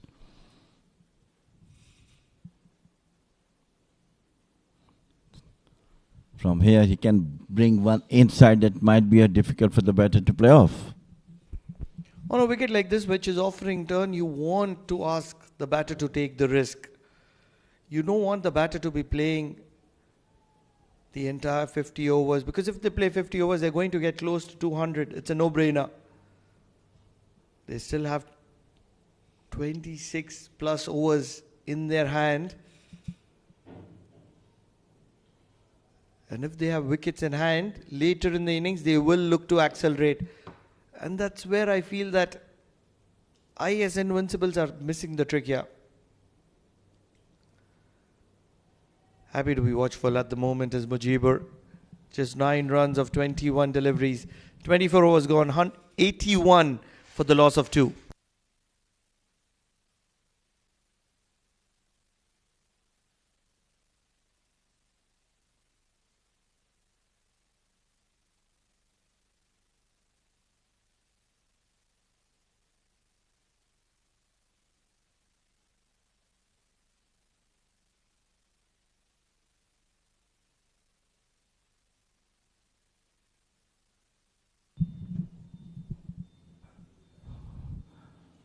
$81 for 2. Lot of pressure on these two batters. This time wraps on the pad, a loud appeal, but he's come down the wicket. Very, very good bowling from Shehzad. He bowled superbly in the last match also. Might be missing the leg stump. onto the back foot. Played to long on for the singles. Shehzad and Pasindo bowled superbly in the last match also against Muscat Thunderers. I still remember after 8 overs, 5 were made in.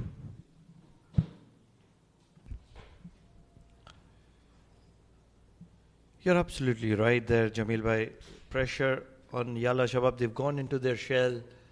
At the moment, they're not looking to attack. Especially, they feel that Shehzad will go out of the attack, and that's where they will play their game a little freely. Good fielding. This is required. He will be applauded. Sufyan, believe he conceded that extra 4 runs, but now he's capitalizing.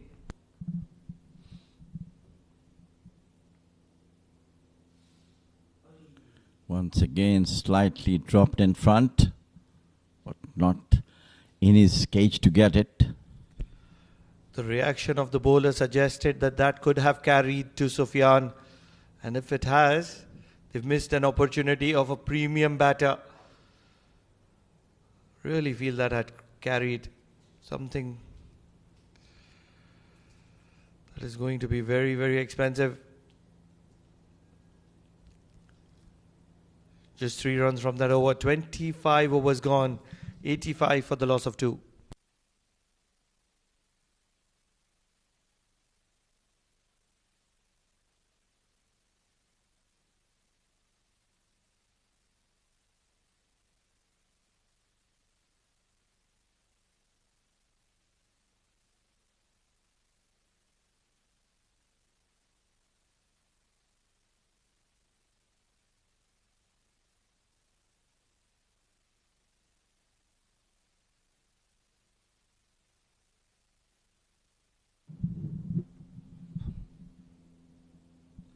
Both the batters are completely subdued by some excellent spin bowling.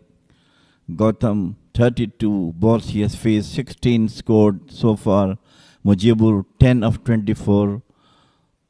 Clearly shows how much dominant the spinners are. A half tracker and accepted with 2 hands by Gautam. Savindu, a rare mishap. That was a bad delivery and nicely played toward the square leg boundary we're talking about. Finally, boundary came after almost 3 overs, if I'm not wrong. It's been a while and it's been so tight that we've certainly missed the count. 88, 25 overs. Oh, big hit. This is very good batting from Gautam. He's a strong lad. He's a fast bowler. And he is hitting Savindu out of the park. Brilliantly picked up by Gautam. A very, very useful all-rounder. Look at that one. Just picked right in front of the wicket from the meat of the bat over to the long off. A big, mighty maximum. You can't be doing that. Savindu had to be a little smarter. Had to be understanding that he needs to be bowling a lot more to the left-hander. Had to be giving Gautam a single. Started poorly. And that's where he was looking to compensate. And he's compensated with 6 more runs. 10 in 2 deliveries. And a dot ball to follow.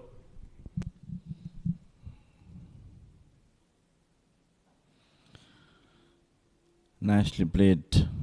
I think he should bowl outside the off stump, way outside the off stump, not getting a wide the way he bowled in the last over to the left-hander, Mujibur. That's the area where he will be successful, I'm sure. From outside the off stump, he can bring the ball into the batter rather than giving him fuller deliveries. That's to the right-hander, right? Absolutely. Has to be bowling outside the off stump. Long on coming inside the circle. And this is much better. Much, much better. Pulling the line back. Mujibur will open the face of the bat and accept a single. But this is much better.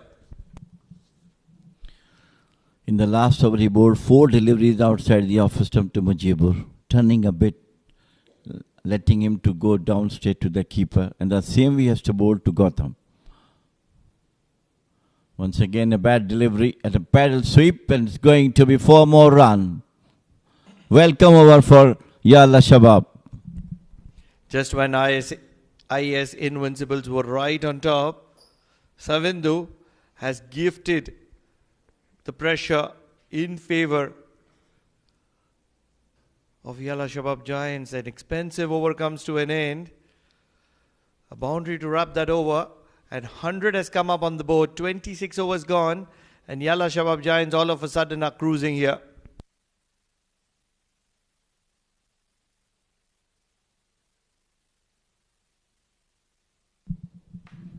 That sort of over naturally bring pressure onto the other end bowler like Shehzad. Now he was thinking not to give more runs because his partner has given away 16 runs in that over. But Shehzad is a very, very experienced bowler. He's not leaving his length and line unchanged. Sometimes I feel these plans are made probably at the office instead of the ground, because they were right on top of Yalla Shabab Giants with the 2 left-arm spinners. And I'm not able to understand what was the reason to remove Pasendu from the attack and bring in the off-spinner Savindu. He was asking some brilliant questions to Mujibur, and that's where he won the wicket of Mujibur. And in the process, they have allowed Gotham to get going. This is poor cricket from IS at the moment. Can they get it right? Can Mehran Khan, the captain of IS Invincibles, take control and get things in their favour? Shehzad has continued to bowl his brilliant spinners, doing his job well. This is his 6th over. And on the other end, we'll have to see might Mehraj come again. That's a beautiful place to bowl to the batter, keeping him totally bogged, not going back, no width given to the ball. They need to get the field right. They've been very mediocre with setting fields. Good backup from Sufyan will not allow them to get any additional runs in terms of extras. Mujibur, 12 of 28. Still under a lot of pressure against Shehzad. And he's just playing the guessing game, riding on his luck at the moment. Beautifully bowled. Look at that one, going away from the batter. Beautifully bowled. End of over number 27. It is 102 for 2. Yalla Shabab.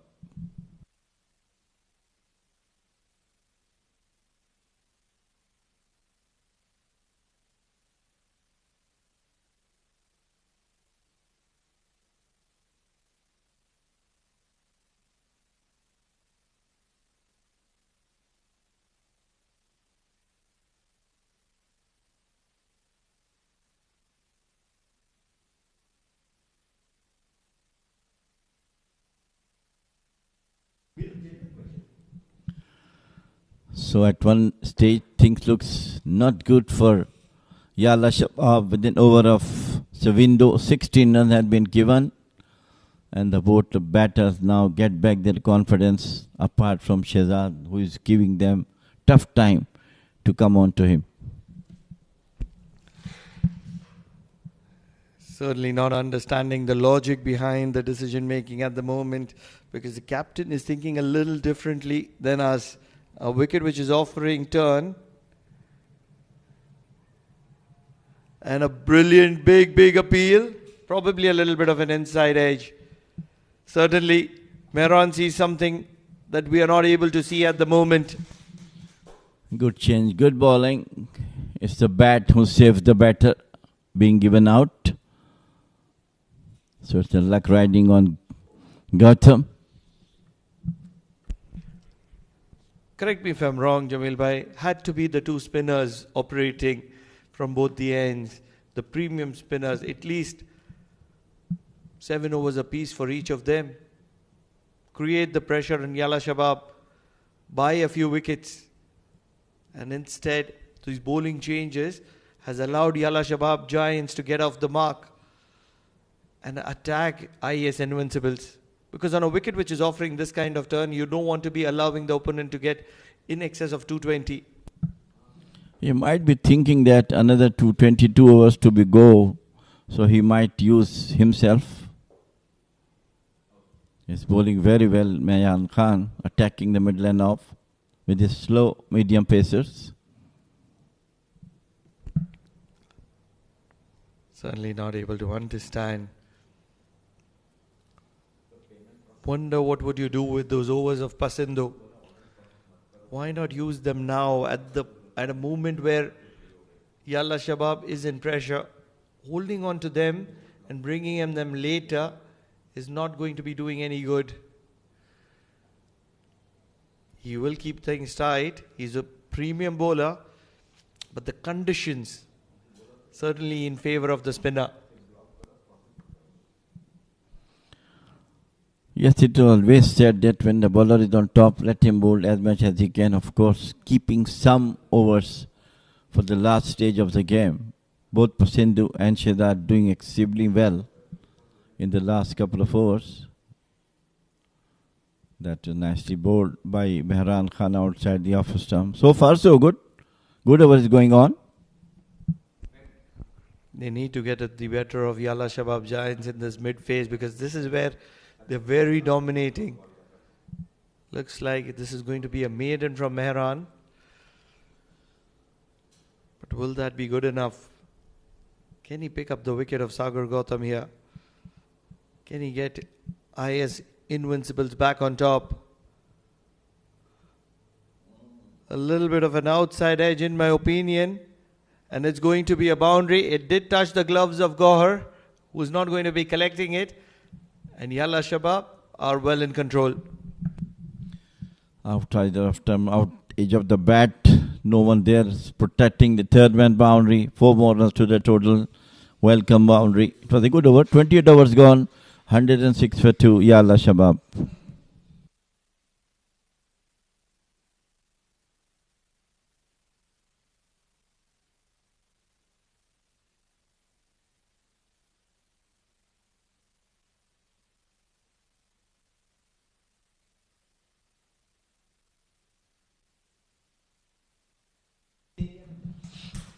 Shehzad will continue as we are talking about. This is the 7th over. Once again, beautifully bowled, and they go for a quick single. Nicely taken at the stage of the game. 107 for 2. Mudassir joining us in the com box. Mudassir, from here on, what total you are looking Yalla Shabab is going to get? 2 wickets going down quickly. These 2 batters doing a pretty good job. They have weathered the storm. They have their own problems, but they're making sure to find those odd boundaries. And next 21 overs after this over, I think they'll be happy to go somewhere around 220, 230. But it all depends on how long they are going to carry on, Mujibur and Gautam. It all goes to this tall left arm spinner. He's really bowling superbly. Just given away 17 runs. This is the 7th over. And he's mixing his deliveries with a quicker one. All the time attacking the stumps. That's the right thing he's doing. They both are showing a great composure. And now slowly the momentum back in favor of batting side. He has absorbed all that pressure. Gautam Sagar, 36 of 48 balls. Technically, he looks very sound. Well, I think the technique right for them that just play out the overs from Shehzad. And once they will be comfortable, they start on the bowlers. Coming down the wicket, pulled it away beautifully towards the cow corner. 4 runs. He's dominating the proceedings out there in the middle. Gautam Sagar Good use of the feet and good connection played towards that vacant area of deep mid-wicket. Couple of bounces, 4 runs. He moves into 40s. And Nelson on board, 111 for the loss of 2 at the end of over number 29.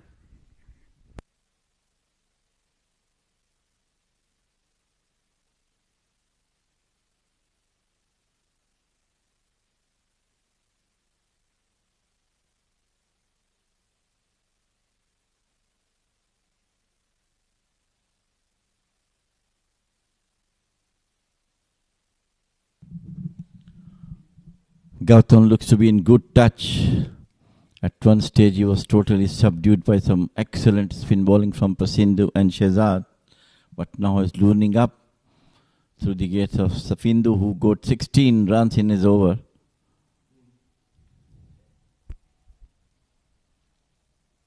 Once again, beautifully bowled by Mehran. If we keep bowling like this, they might get a wicket at the stage of the game. It's a good battle between bat and ball, but as of now, it's upper hand for the batting side. Can Nelson provide them a breakthrough here?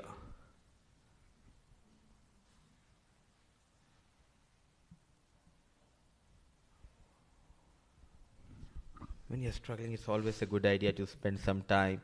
And that is what he's doing. He's not at all in a hurry. Mujibur 13 of 32. Because at the other end, Gautam Sagar, he took out all that pressure from Mujibur Ali by getting those odd boundaries and even a maximum.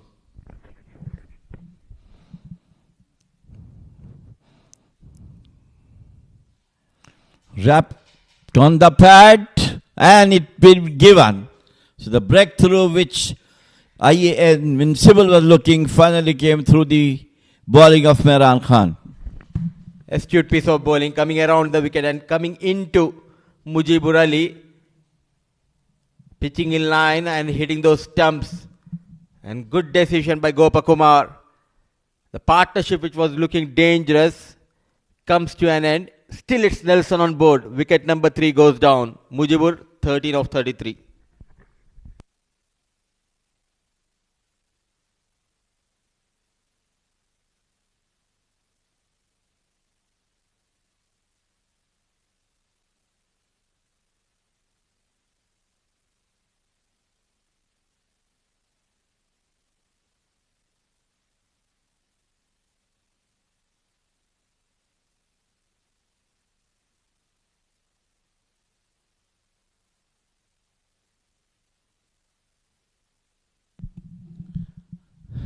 The captain of Yalla Shabab, Jai Udedra in. He must be looking to get some runs on the board around 200 plus, 220, 230. Mehran bowled superbly in the last over, got rid of Mujibur, who was caught right in front of the wicket, LBW to him. It's a crucial breakthrough provided by Mehran Khan. When the partnership was looking good, the momentum was on the batting side. But with that wicket going down, now they can put that extra pressure, and somehow if they can get 1 or 2 more wickets, you never know. The batting side, they might struggle to go beyond the 210, 220. If the Mehran continued to bowl in the way he is bowling, I'm sure he will get a couple of more wickets unless some onslaught on him for any of the batters. But currently, the batters have more pressure.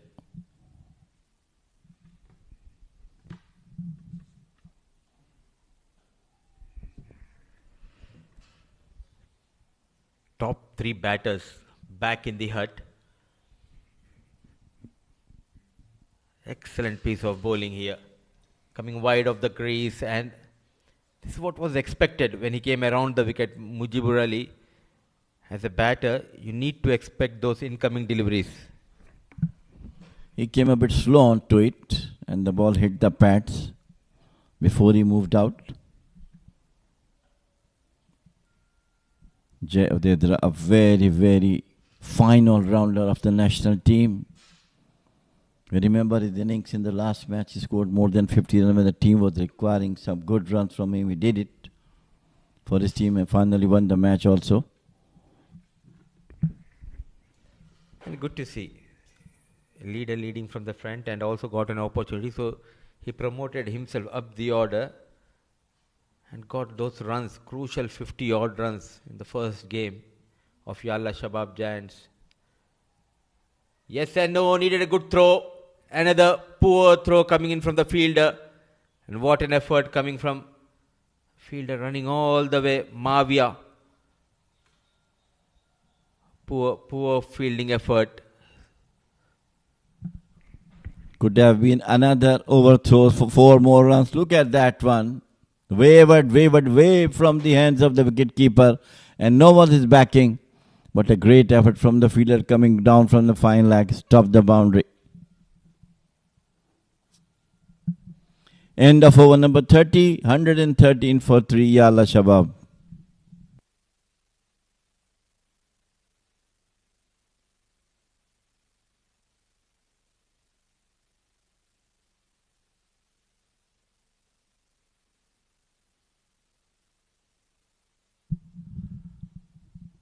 It is Shehzad who is coming back again. He has bowled his heart out today, giving away only 21 runs in 7 overs. This is the 8th one. Always attacking the 3 stumps and variation from then, giving batters no width or time to play on.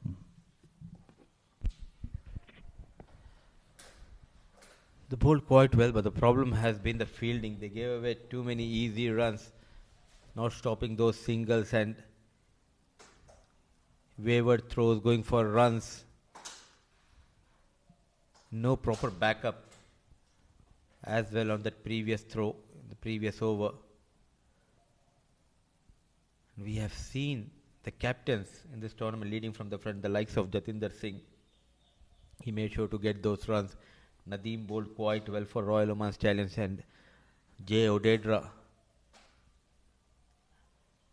Another quick single. Where is that fielder? You need to walk in. You need to stop those singles.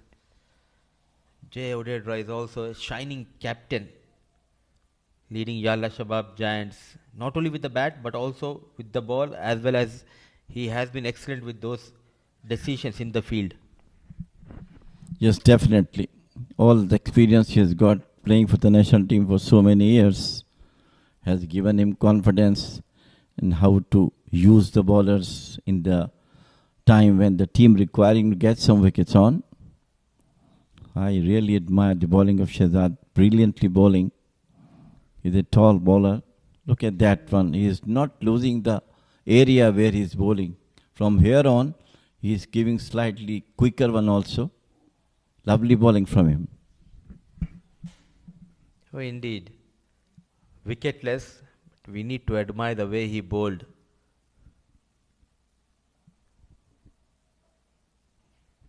Bowling wicket to wicket and bowling as per the field. But someone like Gautam Sagar, throughout this innings, we have seen him taking that calculative risk. Can he take on Shehzad?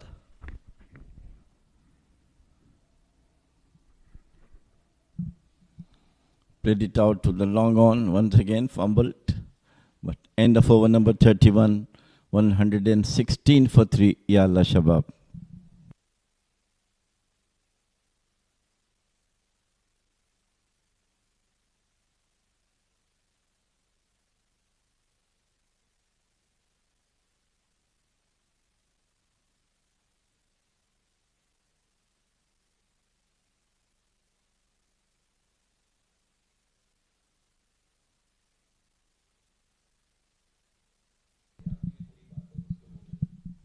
Gautam is leading the team from the front at the moment.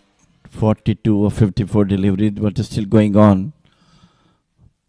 One very good over for him, but it got 16 runs off the bowling of Sivindo.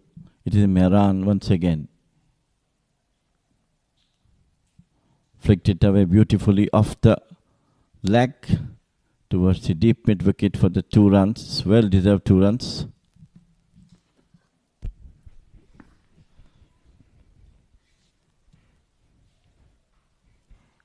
It's an art to take those singles and wait for those looseness to take on the bowlers, get those boundaries and maximums. And he looks to be an artist out there in the middle, Gautam Sagar.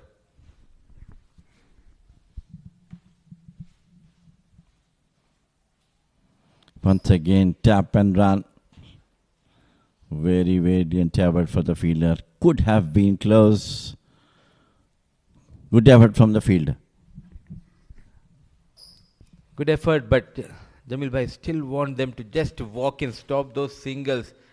Need a direct hit. An excellent effort from Sufyan.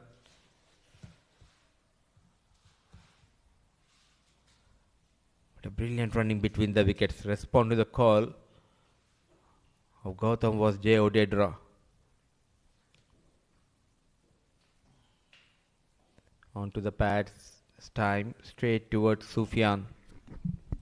Man not using pace. He's just concentrating on the medium pacers, slower one, attacking the stumps. And that's the right thing at the moment to do. Unless batter come down the wicket, try to heave him over mid-off or mid-on.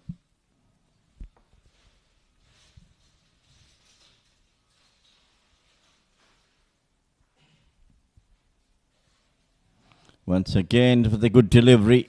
Gautam doesn't know where the ball is going. Jay rather. This is much better length. Especially on this surface, you cannot bowl full because it's easy for the batters to play those deliveries. The previous one was much better. He's pulling his length back.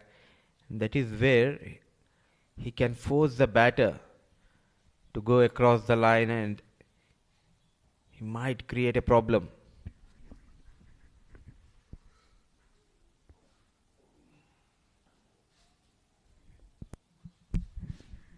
Played straight towards the bowler. Conditions are excellent. Sunny afternoon. The temperatures are comfortable for the players here. The wind has picked up here in Oman Cricket Academy. Sunny and cool afternoon with the wind blowing across the ground. Once again wrapped on the pad. But it's missing the leg stump, sliding down. End of over number 32. It is 119 for 3, Yalla Shabab.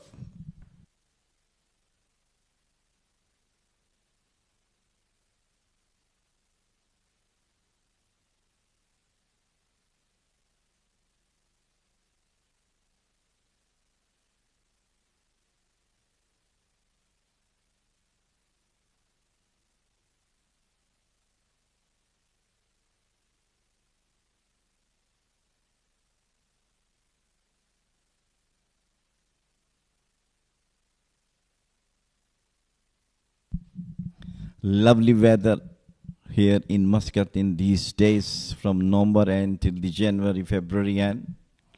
Lovely cool weather. Once again Shehzad comes down. And that is the first shot, the batter coming out after the grade and then got 2 runs.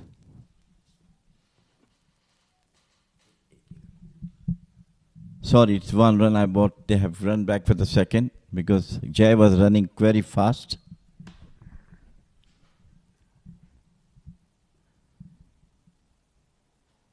Just carried away because of that weather. The weather is brilliant here. And dealing in singles as of now, Gautam and Jay Odedra, because they cannot afford to lose another wicket here, especially at this crucial stage of this game. Might depend upon Gautam, who looks to be in good touch, using his feet as well. He got a maximum to his credit also, couple of good boundaries. So Jay is giving him more chance to play. rotating the strike.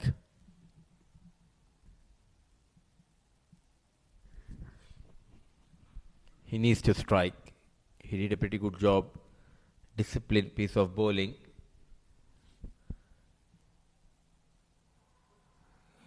Going towards that leg side. An animated Shahzad Rahim. You need to do something special. He is really bowling superbly. Unfortunately, not getting wicket. Once coming down the wicket without a run being taken.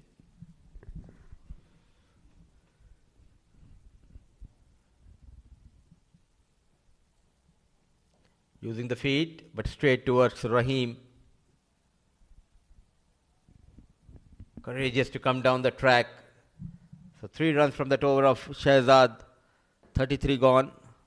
122 for the loss of 3.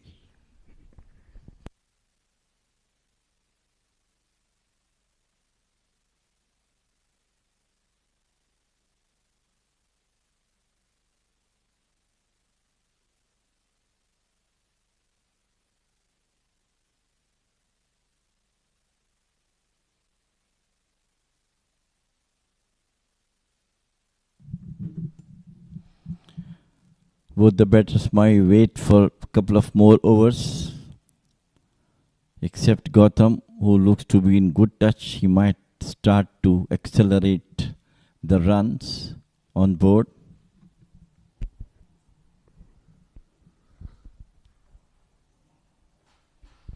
Drifting down the leg.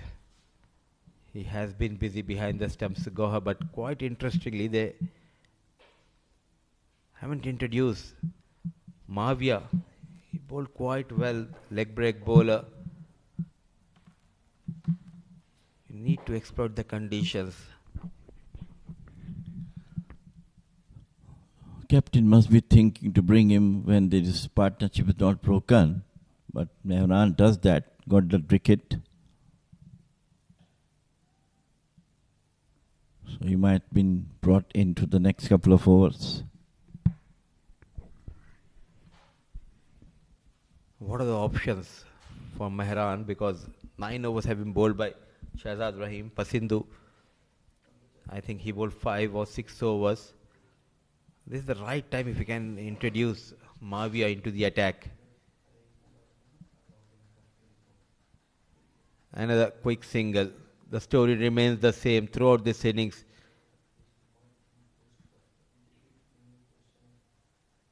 Slow off the block, Shahzad Rahim. Well, I think he will go for Shahzad to get the 10th over. It's a beautiful view of the Oman Cricket Academy building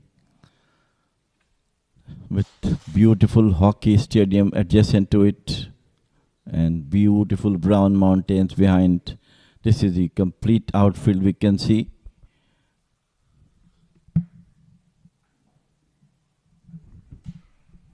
See, this is what happens. Now, by taking those singles, quick singles,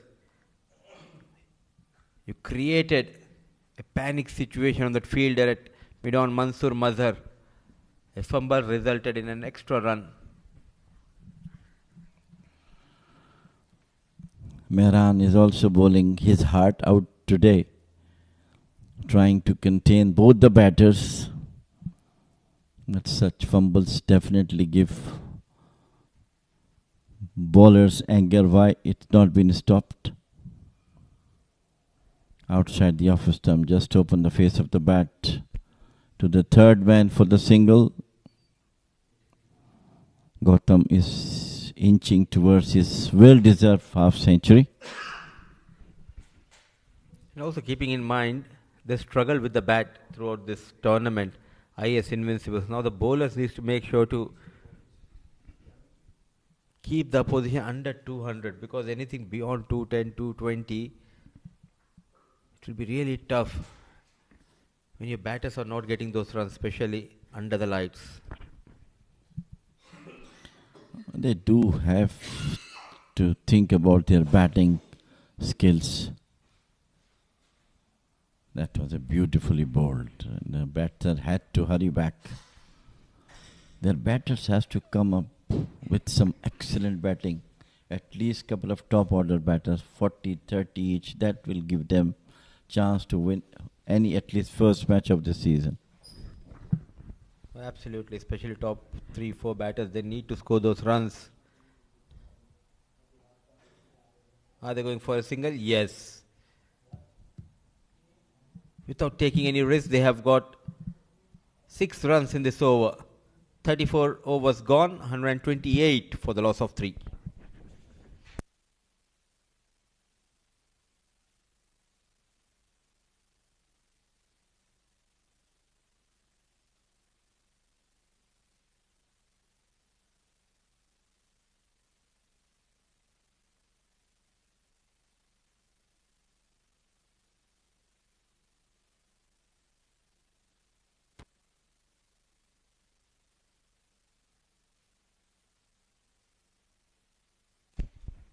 So he will complete his quota of 10 with this over. Shahzad Rahim, 27 runs so far in 9 overs, wicketless.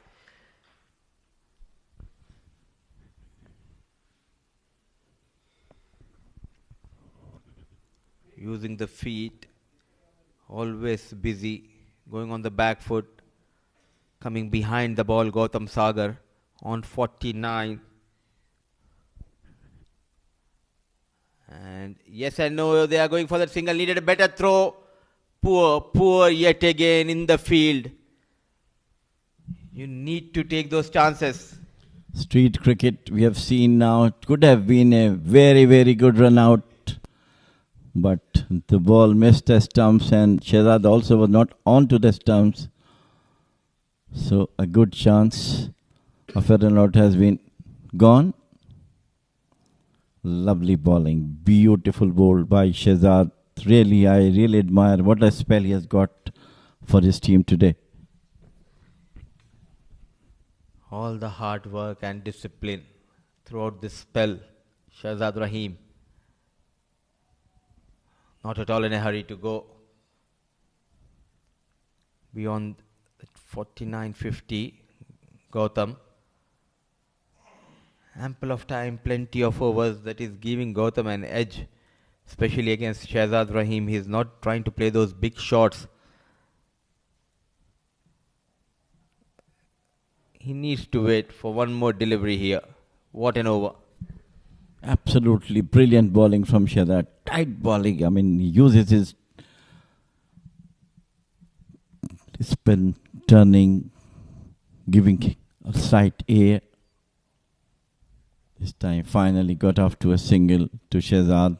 What a brilliant spell he has done. 28 runs given in 10 overs. End of number 35. And that is also the 50 of Gautam. Well played, Gautam.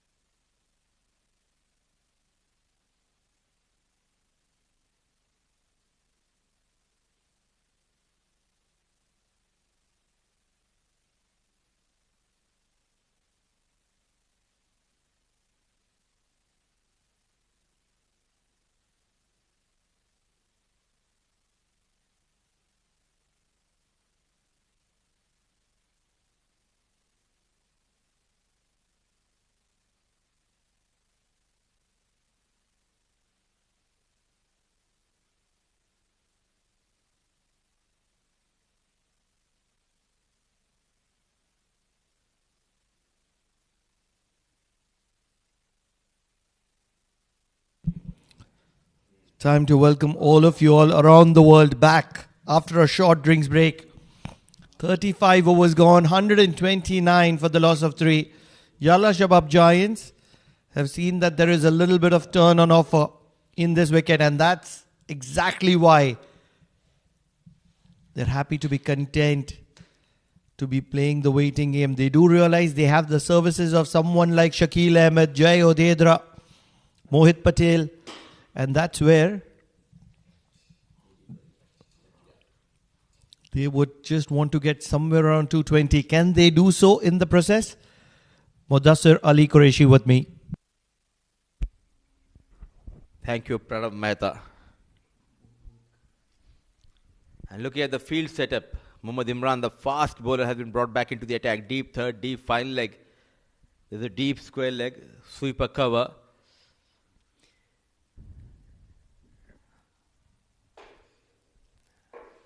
Mohit Patel has been rested, Pranav, in this game, and they gave an opportunity to Umair Shakil, fast bowler.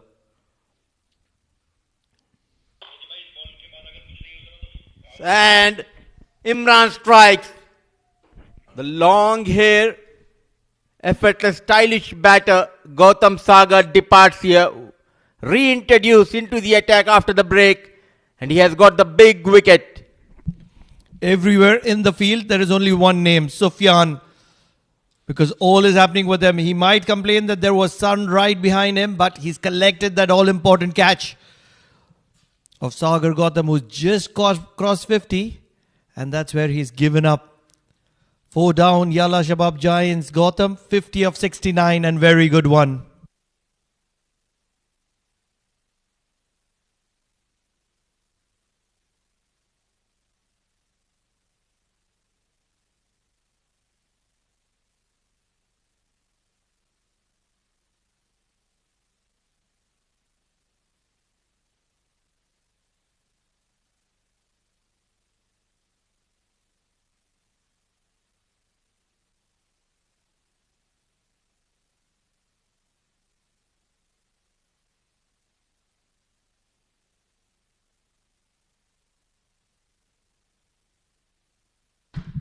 You're absolutely right there, Mudassir.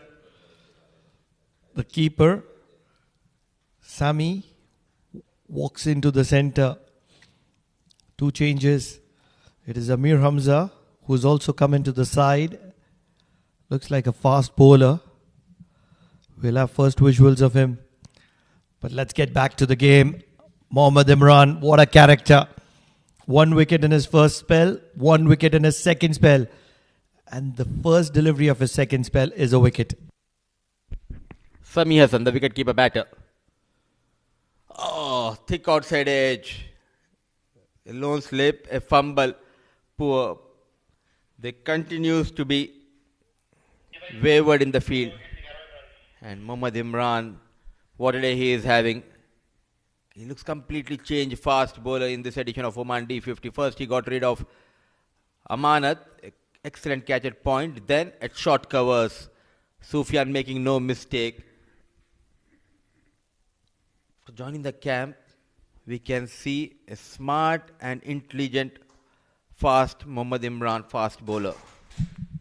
He's a prized possession for any side that is looking for some aggressive fast bowler. Long run up. Once again played to third. Some decent pace. And he's one of those bowlers who gets behind the nerves of the batter. Wants to get the better of the batsman. Not just with the ball, but with his intent as well. An impactful player to have in your side. Very effective throughout this tournament. It could have been easily 3 wickets in his kitty. A chance was put down by Mansoor Mazhar. So as a bowler, sometimes you need to have that support of your fielders. Not sometimes, but every time you need to have that support. Unless there is change in the field, the short mid-wicket comes towards that catching gully. One fielder I'm not happy about is the sweeper cover.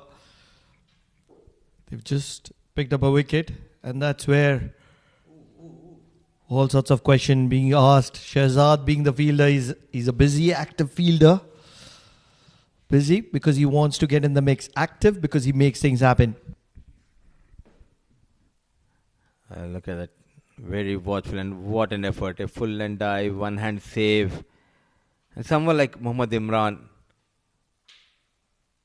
he always makes sure to lift the morale of his teammates, putting that extra effort, running hard, bowling with lots of discipline. Another one going past that wood, inviting Jayodedra for the drive. What a player, Mohammad Imran. He's breathing fire. Dragoness Imran. He might hide the bat, but he's certainly played and missed Jayodedra. Too good to be true at the moment, Mohammad Imran, for the likes of Jayodedra. He's some serious quality. He's worked hard on his fitness over the last few years. He's added on a few kilometers, lost a few kilos. Wonder if the hair weight counts. 36 overs gone, 132 for the loss of 4.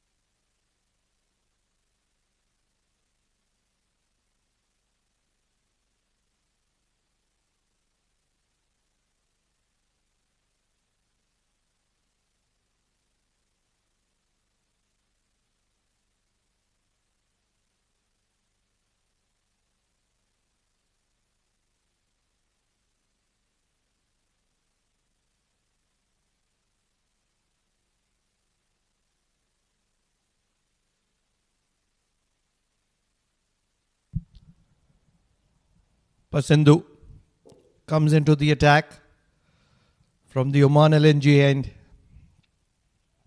He's been exceptional, hasn't he? Got 1 wicket, just 12 runs in those 6 overs. Always had that question, why was he taken out of the attack when he was bowling so well? The only reason might be, at one end, they made sure to complete the quota of Shehzad Rahim, and they could not afford to complete the quota of Pasindu also at the same time, keeping the batters on the back foot. From one end, it was the spinner Shehzad Rahim, from the other end, Mehran. Shehzad Rahim, he has completed his quota for the day. Next 3 overs or 4 overs from Pasindu will be very crucial. Wonder if there was a theory where a loan was allowed for a bowler who was bowling well. Will be a dot ball. Pasindu has been spot on this afternoon. Runs are hard to come, and the sweet box is hard to come in this commentary box. I'm just waiting for that box here. Always on the spot. Mudassir Ali Qureshi. Almost pleading for a single. Jayodedra, the captain. Sammy unmoved at the moment though. Hope you have enjoyed the delicious sweet brought in by Jamil sir. Always making sure to get something special from his place. And thanks to Zaidi family. Onto the back foot. Thought of a single, no chance of that. So that is the reason in the last 10 days I have put on extra 2 kgs thanks to you and Jamil sir. We love our hospitality here in Oman. You're going to be tasting some delicious rasmalai tomorrow.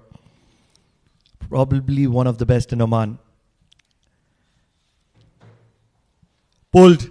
Pressure building on. Player in the deep. Will only be a single. And this is very good from Pasindu. Continuing his habit, giving 2 runs of this over. 37 over on, 134 for the loss of 4.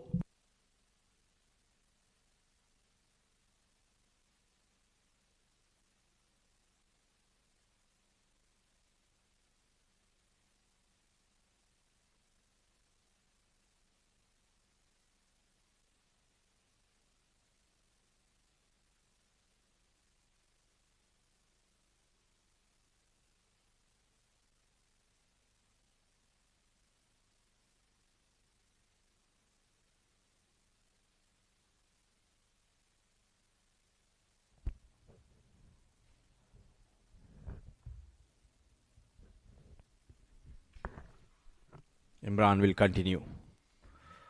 Oh, he continues to excel. Pure fast bowling skills on display by Mohammad Imran.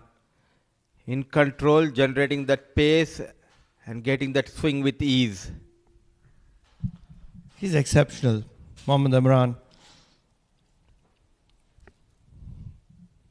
Nobody in the deep on leg side except the fine leg. And that means that Imran is going to be targeting that offside.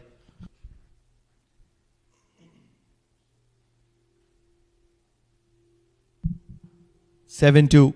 7 fielders on the offside, 2 on the leg side. Where was the last time you saw this? In the 38th over, in a one day or probably a T20.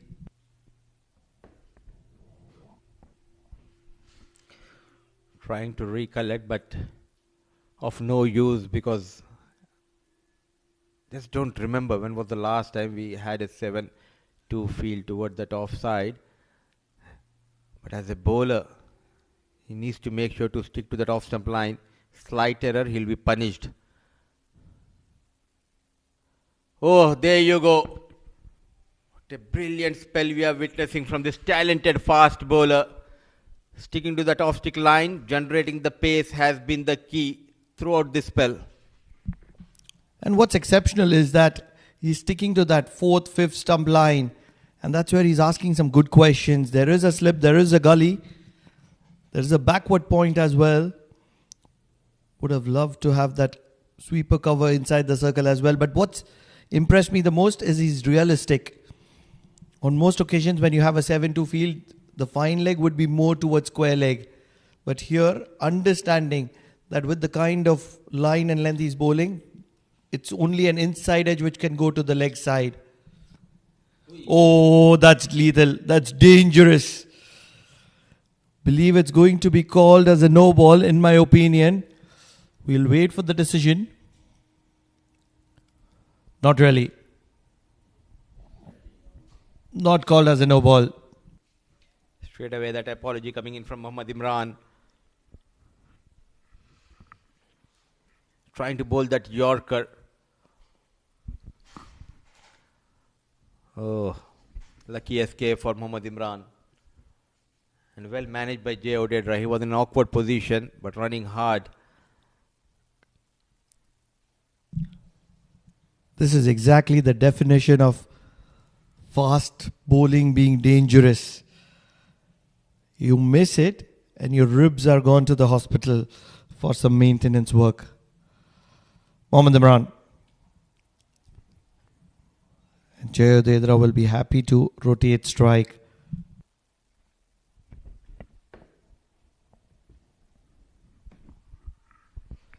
They need to strike here. As of now, they are making sure to keep a check on that current run rate, which is way below 4 runs per over, because they have lost Gautam Sagar. Jay Odedra is taking his own time.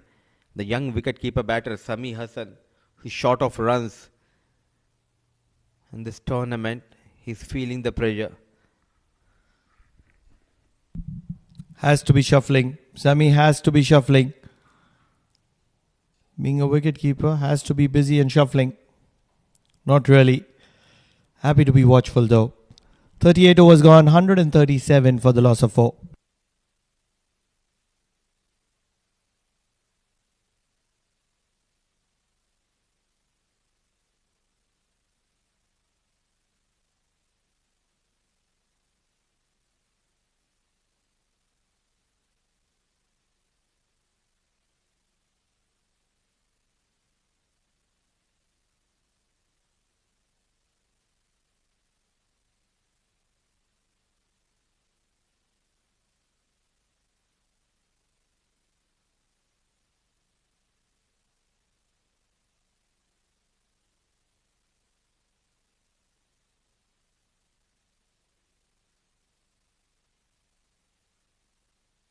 A brilliant over from Mohammad Imran. Just 3 runs from it.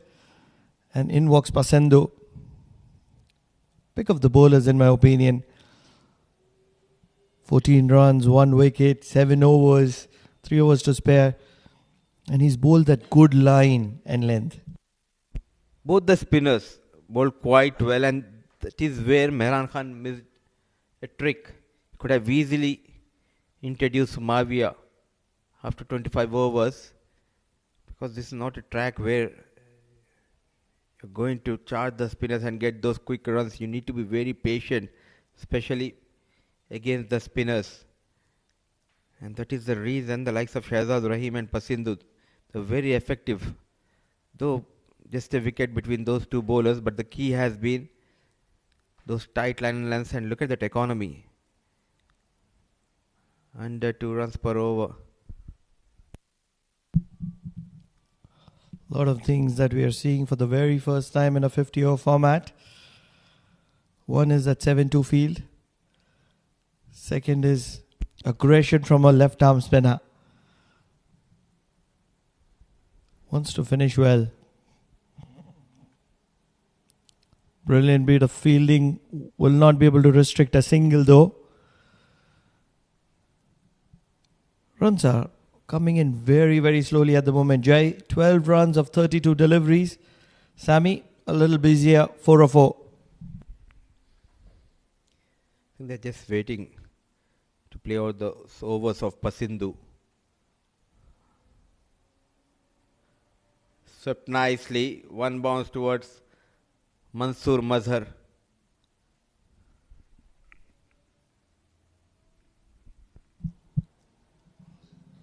He's been busy, Pasandu. And someone who likes to be busy is Sami as well. It's only a matter of time that Jay Odedra would want to get going. Big shot. Makes it count. A maximum from the bat of the young lad, Jay Odedra, who's been around for a while.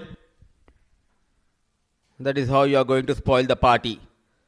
The final ball of this over, and there you go.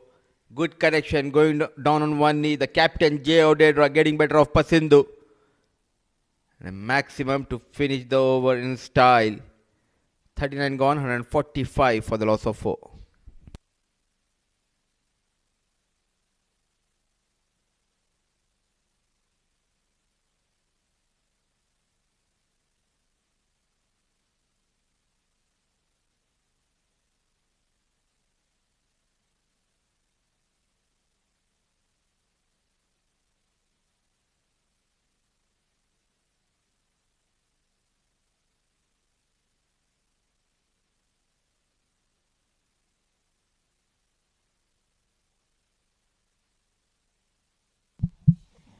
Sami. Cut just wide of the fielder at gully. And some decent fielding will keep it down to 1 though. Really want them to get going with this game. Just under 11 overs to play. You want to be playing your shots. Get closer to 220, 230. At the moment it doesn't look like that. It's not kind of that wicket where you can play those shots with ease. You need to make sure to come behind the ball, and after losing those 4 top order wickets, a lot depends on Jay and Sami, the likes of Zikri Islam yet to follow in this lineup. There you go, another quick single, needed a direct hit. Running between the wickets has been excellent. And imagine about the role of the think tank behind the national side. The D50 right prior to the all-important ICC CWC. And they're using this as a dress rehearsal. We did see that in the previous edition of ICC CWC, they were banking on the spin of Shakil, Jay Odedra. And that's where, probably in the edition to come, they would want to test which are the batters that bat best against spin. It's only going to turn more as time progresses. And credit should be given to the curator for preparing the good tracks, testing tracks, I would say, for the batters, bowlers as well. We have seen high scoring games, 275, 293, couple of low scoring games on a turning track. It's a very good preparation for these boys, keeping in mind they have 4 important games coming up in the month of Feb.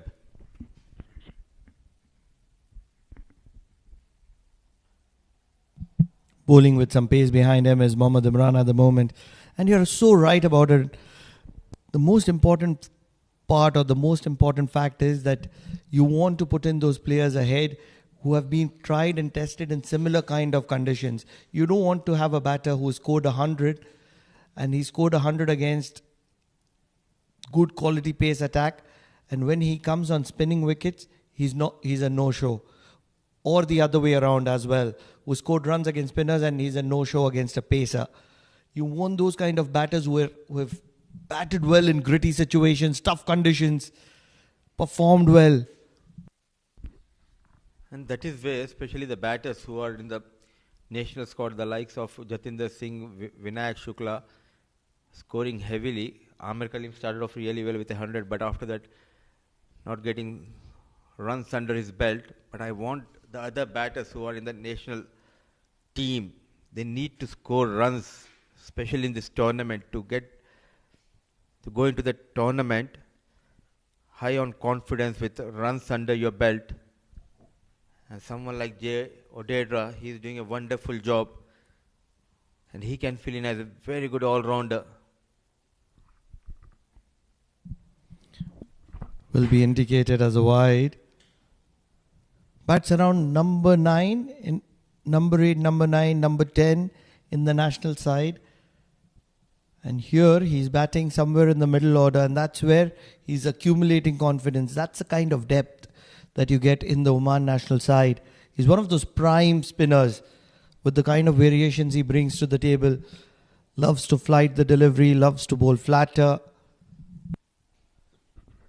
No doubt about his bowling skills, but the way he worked hard on his batting skills.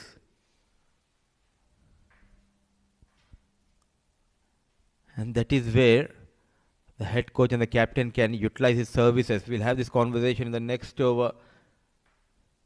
So 4 runs from that over of Imran, 40 gone, 149 for the loss of 4.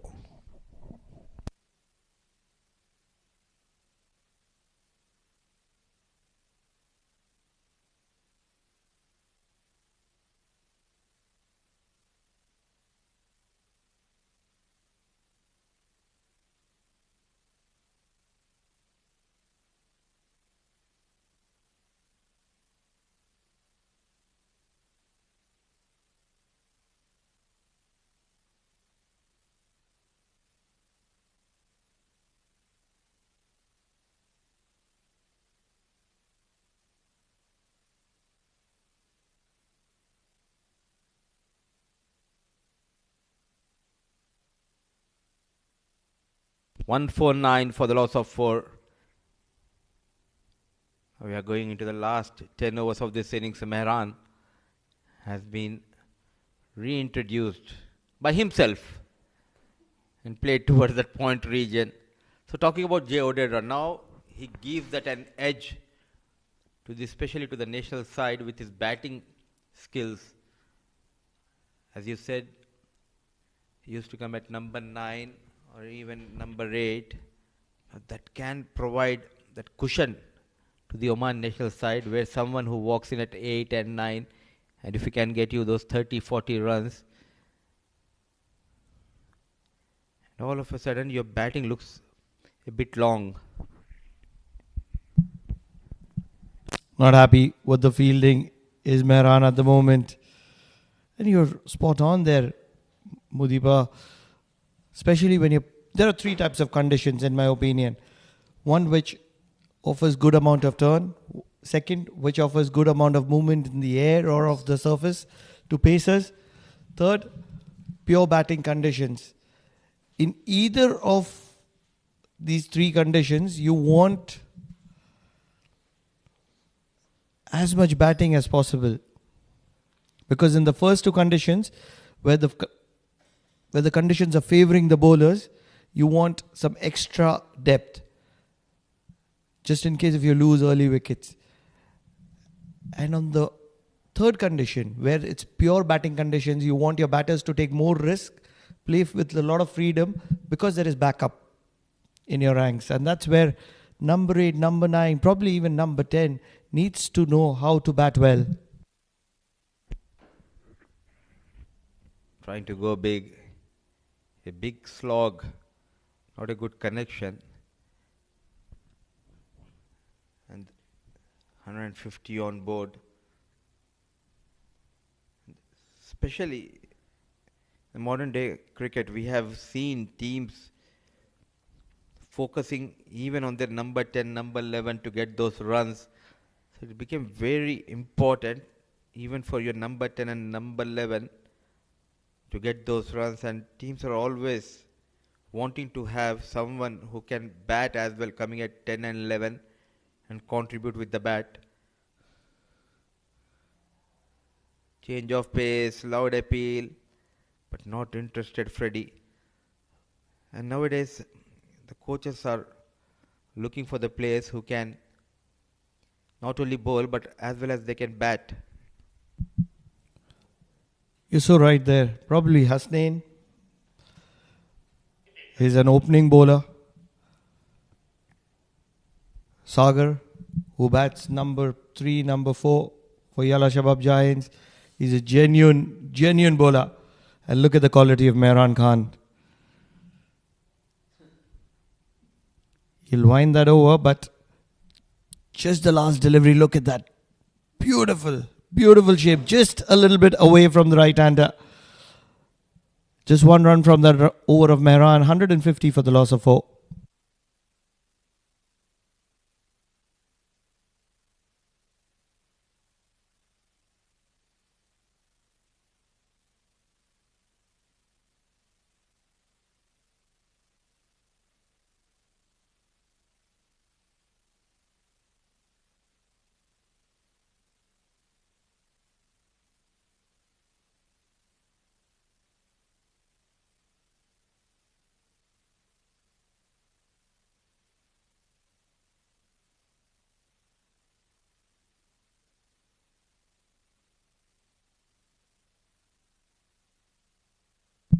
Imran will continue from the Oman tail end. 2 for 22. Some mind-boggling figures. He can only better that, because with the kind of pace and accuracy which he's bowling, looks like he's going to pick up a wicket or two anymore. Just thinking what these two batters out there in the middle are thinking, and when is the right time to accelerate. Against the spinners, especially on this track, it's not easy to take on spinners and get those quick runs. And from this end, it's Mohammad Imran. He's bowling with lots of discipline and generating the pace from both the ends, keeping things tight and forcing the batters to stick to those singles. Not a lot that Sami has done wrong here. 9 of 11 deliveries. It's all about Jay Odedra. When does he cut loose? He's got that maximum in the 19, but he's played a lot of dot balls. And that's where he needs to capitalize, and he needs to capitalize as of yesterday. Can he get going? Can he go one downtown or probably one across the line? He's happy and content with singles at the moment. And I reckon one of them should need to attack here, because they have the service of Zikriya, the likes of Shakil Ahmed. So you need to provide some impetus in the last few overs here. Even someone like Sami, if he can take on fast bowler Mohammad Imran, because for me, Jay holds the key. He needs to stay till the end of this innings. There you go. Trying to go big, not a good connection, but some positive intent shown by Sami Hassan. One of them needs to get going. It's a no-brainer. Just over 8 overs to go. They've got a good base. They would want to capitalize. If they don't get to 200, probably 210, they haven't done justice to what they have done. And that's where they want to get going immediately. And to get to somewhere around 210, they need to get 8 to 9 runs and over. Need a few big shots here. Sami, can he get going?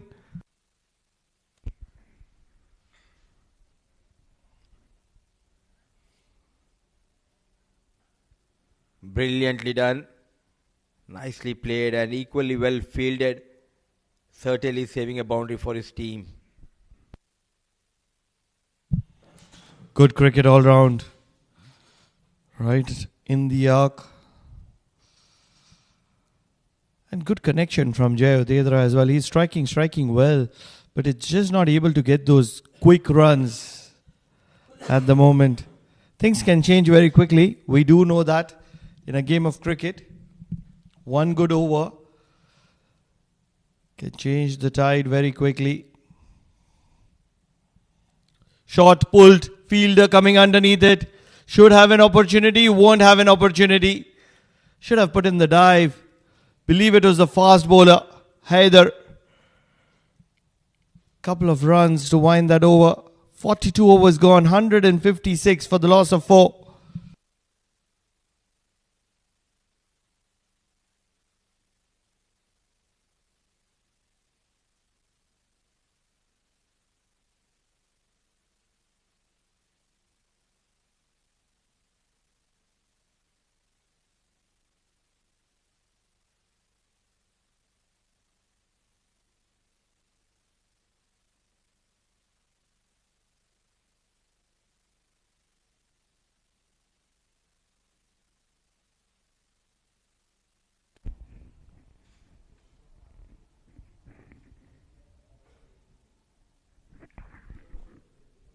Very tidy over from Mehran. So far, able to bowl medium paces for his team. Excellent bowling from him so far. Got a wicket. And Invincible, I'm sure they're trying to contain Yalla Shabab within 200. From here on, 8 overs to go. With the man Jay Odedra more dominant of these two batters, Sami.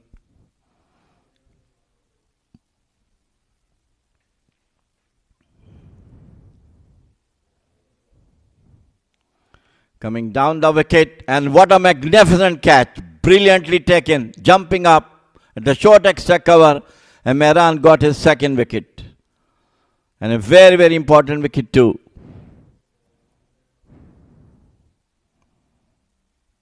Look at that one. Smashed full blow, jumping and got brilliantly. Brilliant catch once again. It's none other than, I think, Sufyan. So Odedra, the captain, going back to the pavilion, 21 of 44 with the help of one maximum.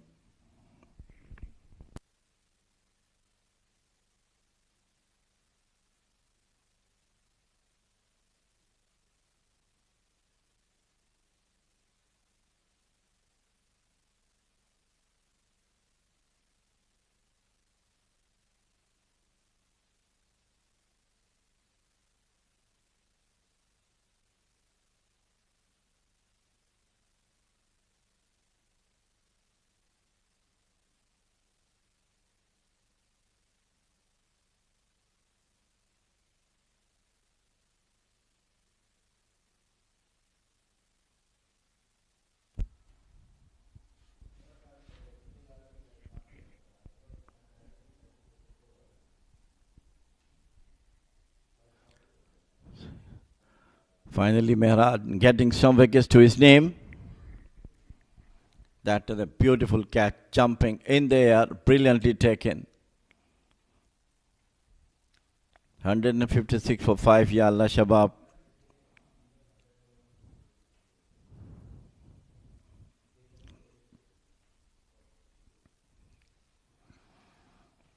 Bowled beautifully into the wickets. Mehran Khan today looks to be in a very, very good touch, bowling superbly as the captain.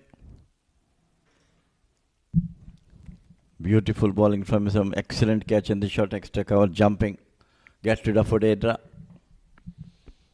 The right time yet again, somehow they are managing to find those breakthroughs. Another one in the air, going past that fielder at short third. Runs for Sami and runs for Yalla Shabab Giants. Bad luck. It was a bit difficult, very difficult. He's trying to put it, but again went past through the third man boundary. 4 welcome runs for Yalla Shabab. But you need to have some kind of extra effort on the field, especially on the ball when I'm saying you are playing against a top quality side. By taking those chances, you can put the team under pressure.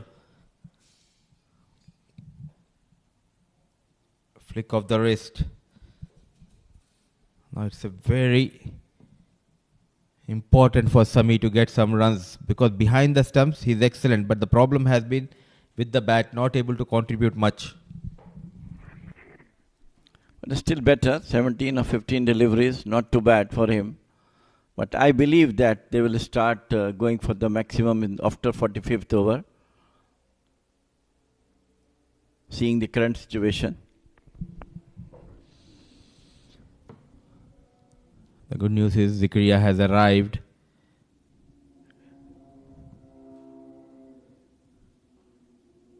A big heave. Straight away wanted to go big towards that cow corner. Mehran also bowled quite well. And I think he was unlucky not getting that support of the fielders and extra runs given away in his bowling, the shape of overthrows as well. Today is bowling well, and I hope that he will bat as well. Good for his team to come up today, at least the first victory in this tournament. Pushed beautifully with the face of the bat, but straight to the fielder waiting for it. What an over from Mehran Khan. Wicket number 6 gone. A double strike. The experience of Mehran Khan doing wonders. Sami who got a boundary. And half-hearted shot using the feet, showing the full face of the blade. Trying to go with the timing, but not much pace offered by Mehran. Led to the fall of Sami. A good catch taken at long on by Mavia. 2 wickets going down in this over. 6 wickets down. Sami managing 17 of 16. Another poor outing with the bat for Sami Hassan.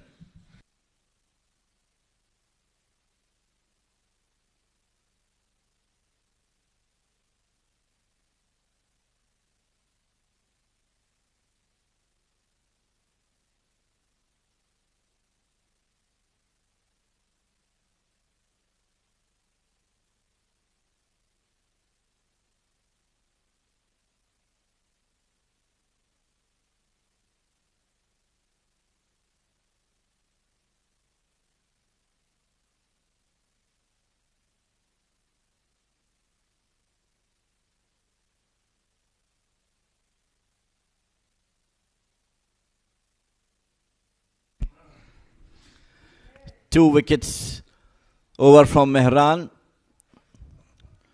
Got 3 wickets in this match so far. I'm sure that they are trying their best to keep Yalla Shabab within 200 runs. And this stage, Pasindu has been brought in to bowl the first ball.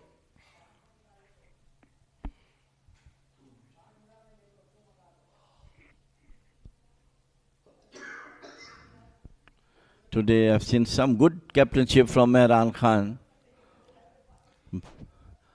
Bringing in Mohammad Imran, and he got 2 wickets at his right time. He himself brought a couple of changes, got 3 wickets. Pasindu already in great form, just 1 wicket to his credit, but 8 overs he has bowled. Onto the back foot plate to the short cover.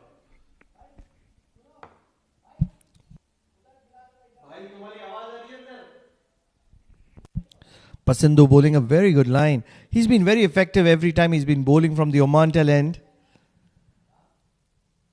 Good spread out field. Just 4 fielders inside the circle.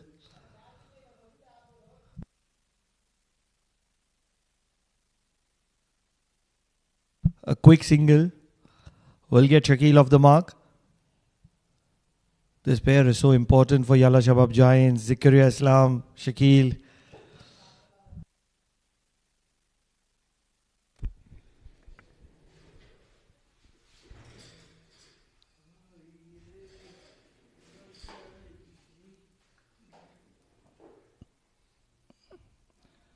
Beautifully bowled by Pasindu. Right in the block hole. Right time to introduce Pasindu, who has been very good so far in this innings.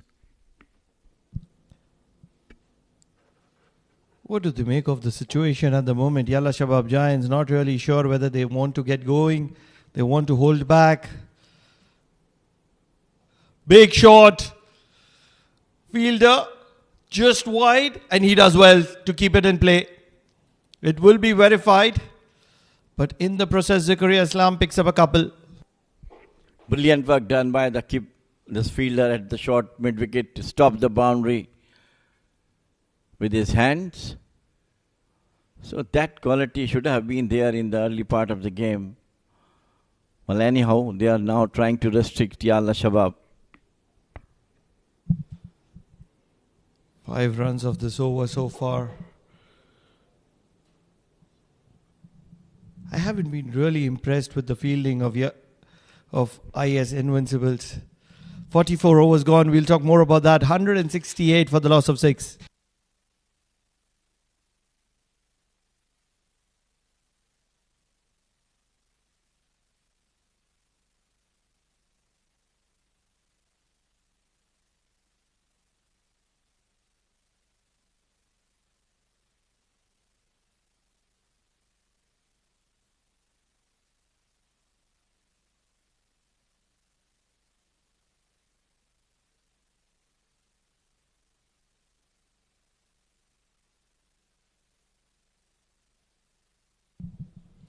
Two overs remaining for Mehran Khan. He's got a 3 for. Can he get a 4 for or 5 for? Zakaria, big heave, mid-wicket. And only a single. So the intent from Zakaria Islam is very clear, Jamil Bhai.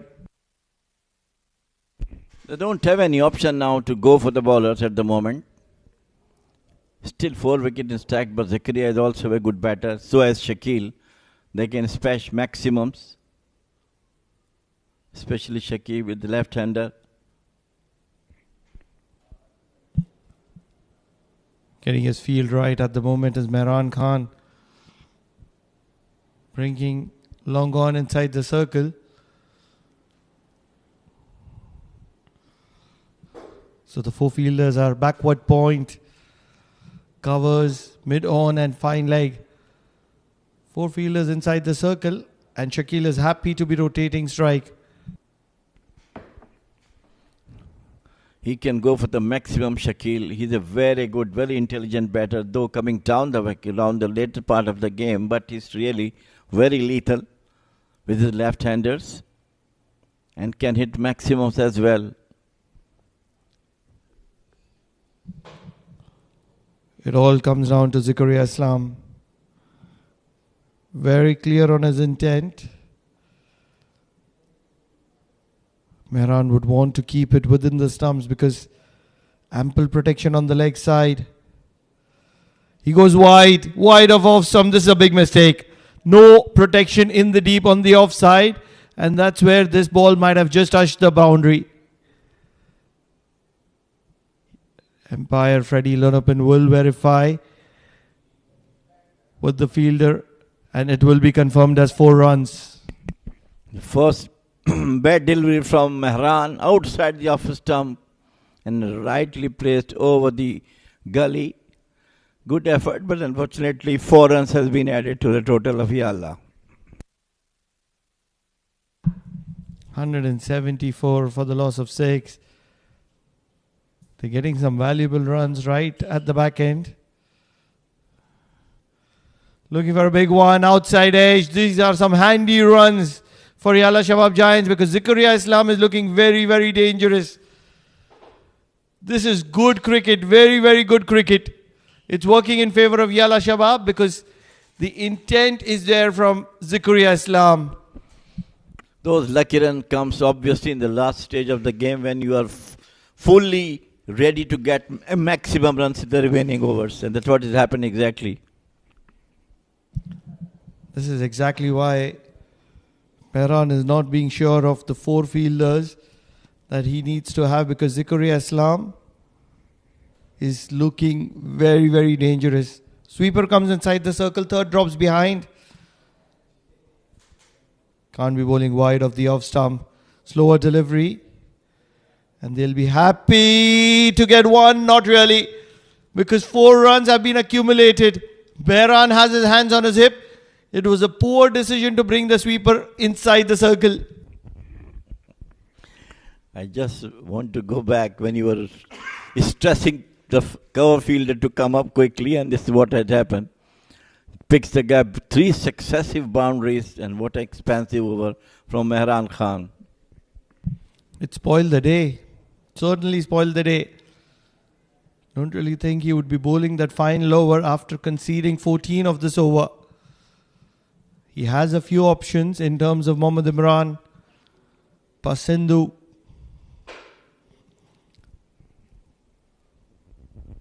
Happy to rotate the strike on the final delivery. 15 runs from that over of Mehran Khan. 183 for the loss of 6.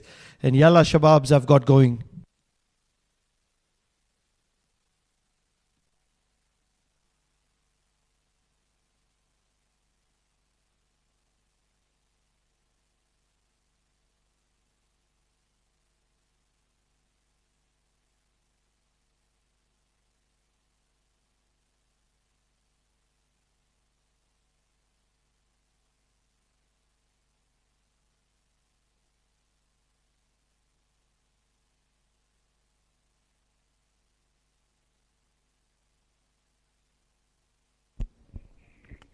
So a very, very productive over for Yalla Shabab.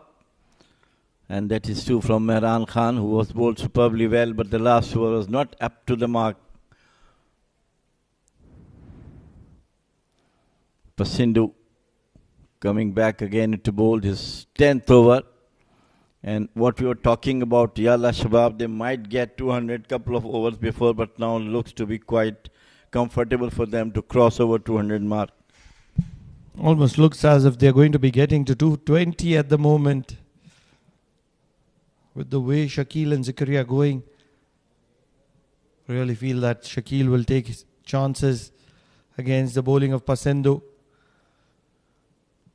The final over of Pasendu. Heaved straight at the bowler. And it will only be a single, but the intent is very clear.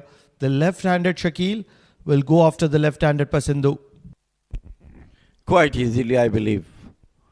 He's also tried to heave it over the bowler's head, but couldn't contain that. So it is a clear now.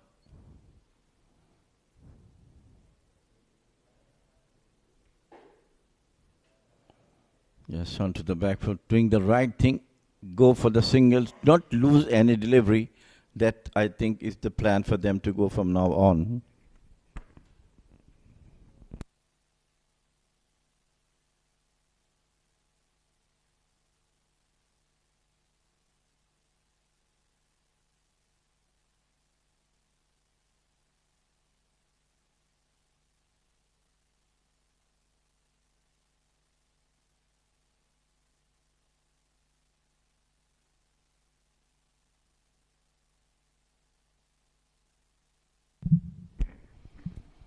They will go on each and every delivery from now on to get maximum runs. The psychological 200 mark. What's good is Zikaria Islam is very calculative. 22 of 14. He's respected the good deliveries, gone after the bad ones. And he's made that difference between 210, 20 and 190, 200. Inside out, not really. We were appreciating the quality of Zakaria Islam, but the commentator's curse has struck the quality of Zakaria Islam. The final delivery of Pasindu has struck gold. Closing his eyes and hitting towards the mid wicket, and wickets has been tumbled by Pasindu, and he deserves it. What a timely wicket for Ias Invincibles. They were being struck by the lightning of Zakaria Islam, and that's exactly where Pasindu has got the job done on the very final delivery. 7 wickets down, Yalla Shabab, and suddenly they look like they're going to be in trouble.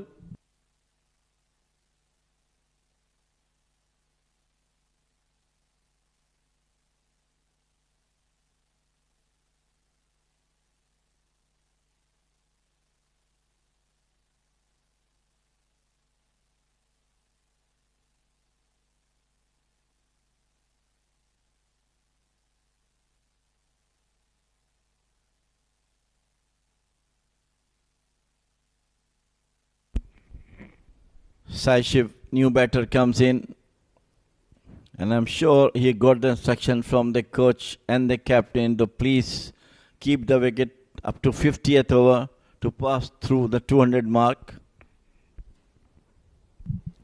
If they get 24 runs in 24 deliveries, they get to 211. Believe that's going to be good enough on a wicket like this, unless and until there's a huge change in the way the wicket operates. But in my opinion, Yalla Shabab will be looking for that 220 mark. If they can get surpassed 220, it would be integral. Sometimes, if you're just looking for too much, you might just end up with a little less. 3 fielders inside the circle on the offside. Slower delivery and well kept. It was the off cutter. Well, today I admired the captainship of Mehran. He really changes coming when it required. And Mohammad Imran came at the right time. He still got 2 overs after this 1 over to go. Sliding down the leg. Off cutter. An odd bounce, and Gohar does well to hold on to this one. He's going to be bowling these 2 overs from Oman LNG. And who is it going to be bowling from the Oman tail end? Right in the block hole, they will rush for a single. You can see how nicely Gohar stopped that. He was on the wrong foot, but still with the left hand. That was a beauty in the block hole. Sliding down towards the offside. Today Imran, as always, he bowled superbly. He's getting a little bit of reverse as well. Generally, Mohammad Imran likes to swing it into the arc of the left-hander. Today, with all that pace, all that effort, it is swinging away from the left-hander. And it will be the opposite to the right-hander. Can he get the block hole? The in-swinging Yorker with the reverse swing. Driven well. Will just be a single. They've done well. Could they have bowled Mavia probably 5-6 overs and tried his quality, because there is turn in the wicket, and that's where Mavia would have been very effective.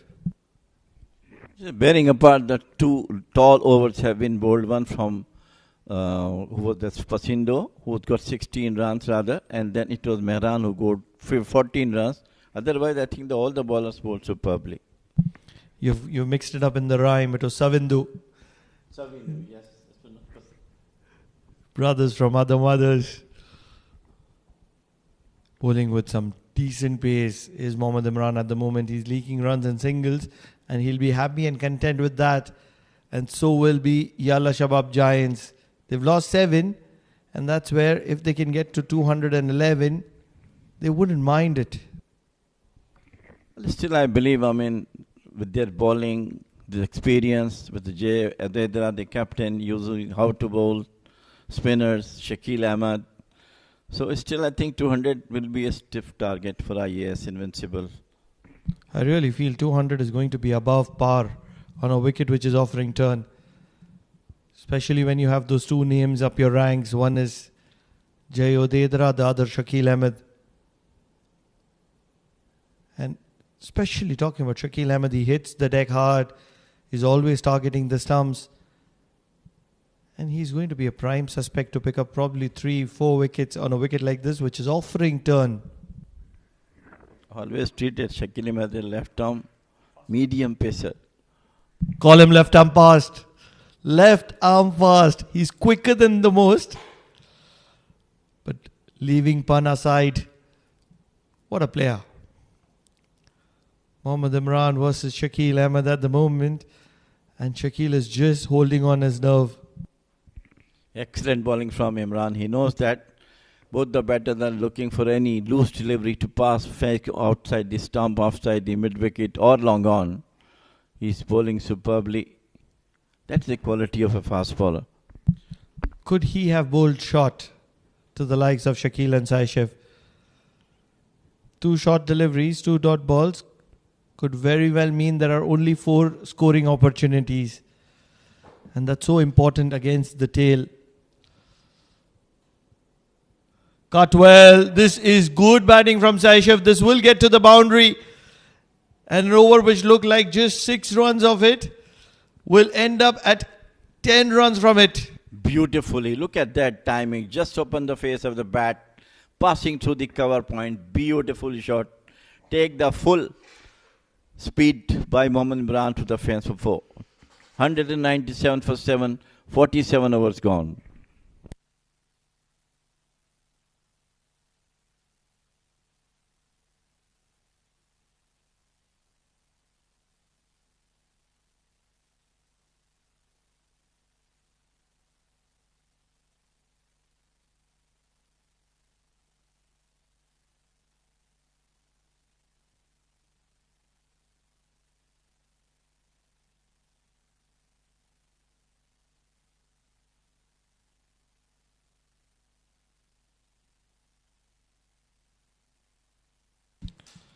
Shakil Ahmed 7 runs of 8 deliveries.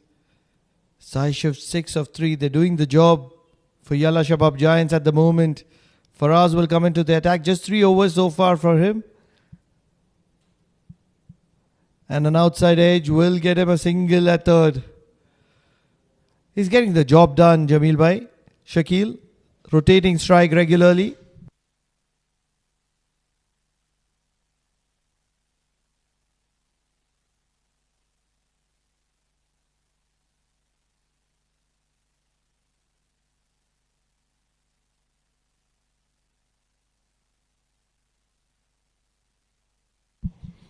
They surely missed the trick. Maybe they should have played a couple of spinners more. Maybe a spinner at the least. Faraz has bowled just 3 overs. And with big boundaries, they wouldn't mind bowling spinners in the death. We've seen a lot of teams doing it. Miss it, stay inside the ground. And that's where, from the Oman tail end, spinners could have been a key factor in these last overs.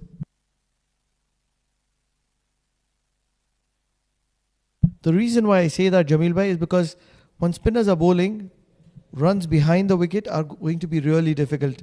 And that's where you just want to go big. Majority of the fielders spread out, spread well. Mid off is inside the circle. Can he clear it, Shakil?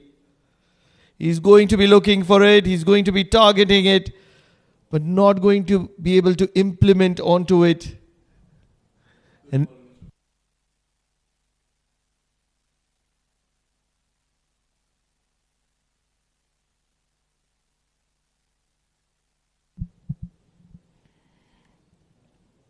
can he keep this over quiet? 2 runs from 3 deliveries.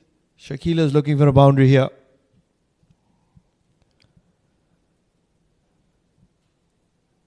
Drill to sweeper cover. It's going to be just a single. So far so good. 4 balls, 3 runs.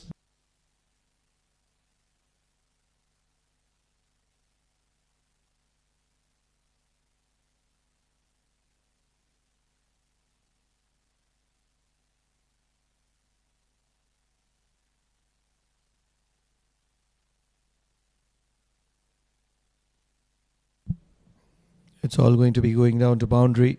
This is much better. Faraz bending his back. This is exactly what I wanted from the bowling of Mohammad Imran. A bouncer means a dot ball.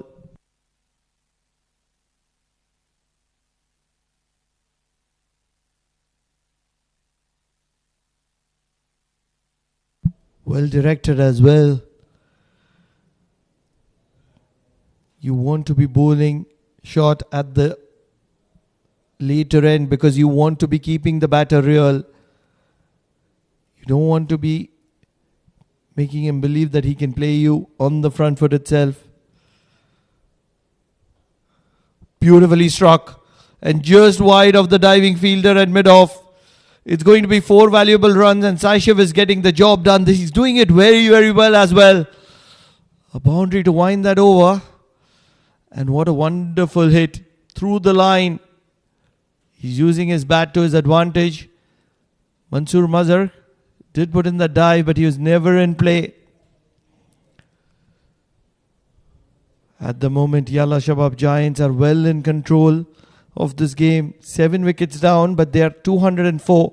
Just 2 overs to spare.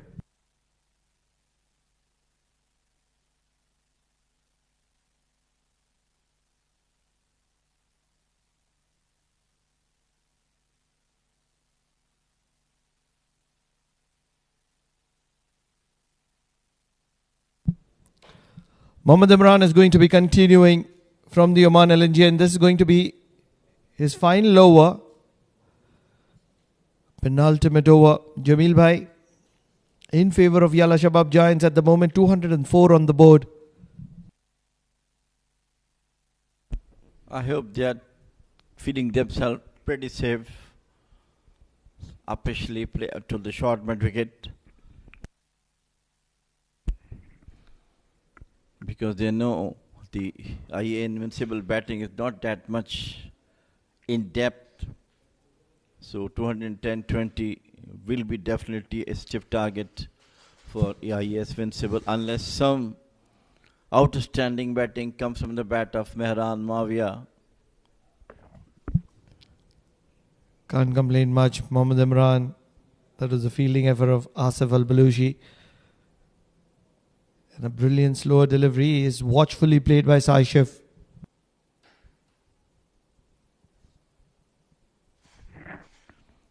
Intelligent bowling, the right death overs. One of them has been bowled by Imran. And he is perfectly using that with his variations in the ball. That was a slower one. Could have been a bouncer. Once again, it was a slower one, played it out toward the short mid-off. Jamil Bhai, would you go for Faraz to bowl the next over, or would you count on maybe somebody like Mansoor Mazhar? Well, I think Faraz, should bowl because he bowled well the last over.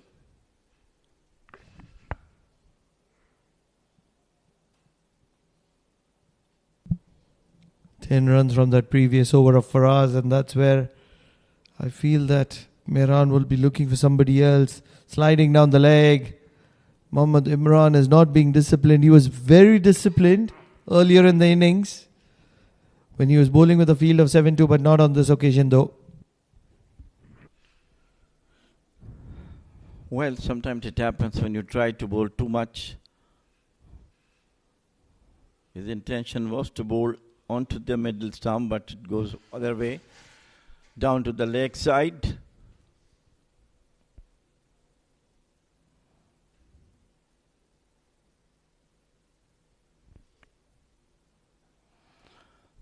Brilliantly played, but the fielder is there. Finally, hopefully 2 runs will be converted into it.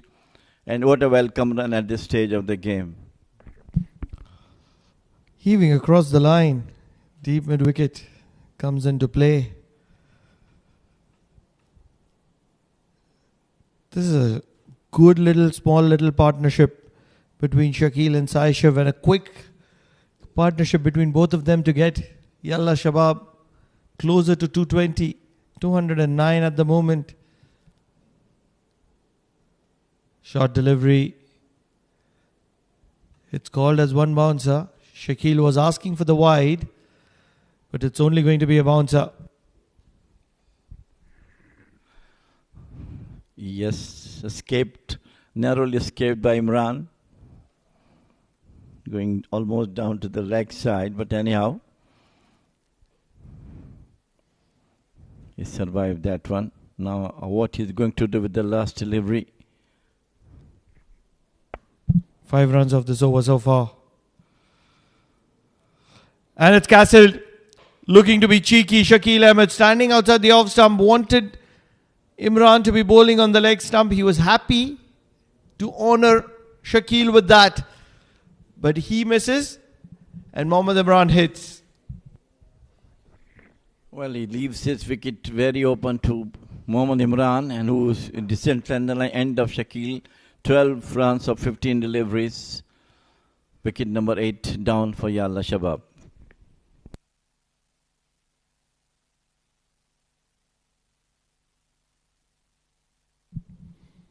They wouldn't mind it at the moment. Things working in favor of Yalla Shabab, inching close to 210. And Shakil Ahmed, standing just outside the off stump, was looking for some big hit on the leg side.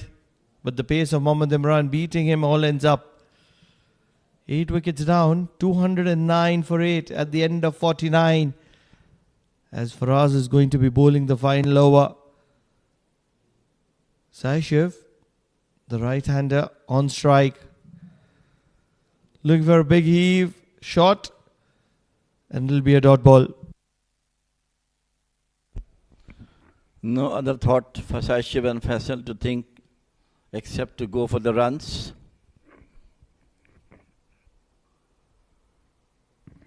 Looks the outside field. All the people on the deep mid-wicket right on fence. This is the offside field, mid-off, in the circle. Once again, beautifully bowled. He's content with going short, and it's working for him at the moment. Fine leg is really fine.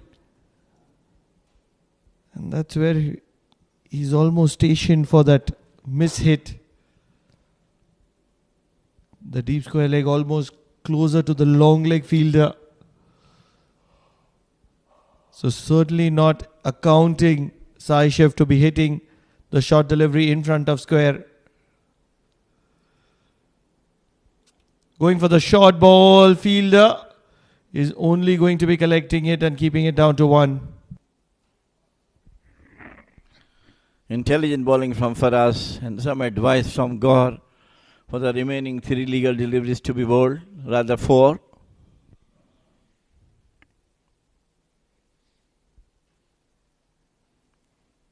Your target of 211.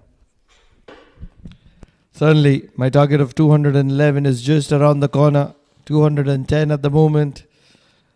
Really feel that if they can just get closer to 215, it'll be job done for Yalla Shabab Giants. They would be. There's one of those wickets where 200 is a par score, and that's where you want to be finishing it as north as 200 rather.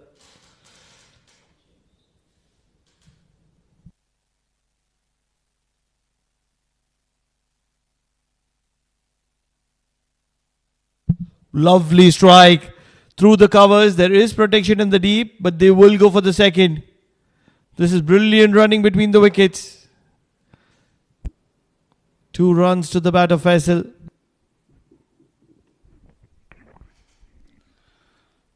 So far, they cross your target of 211. It is 212.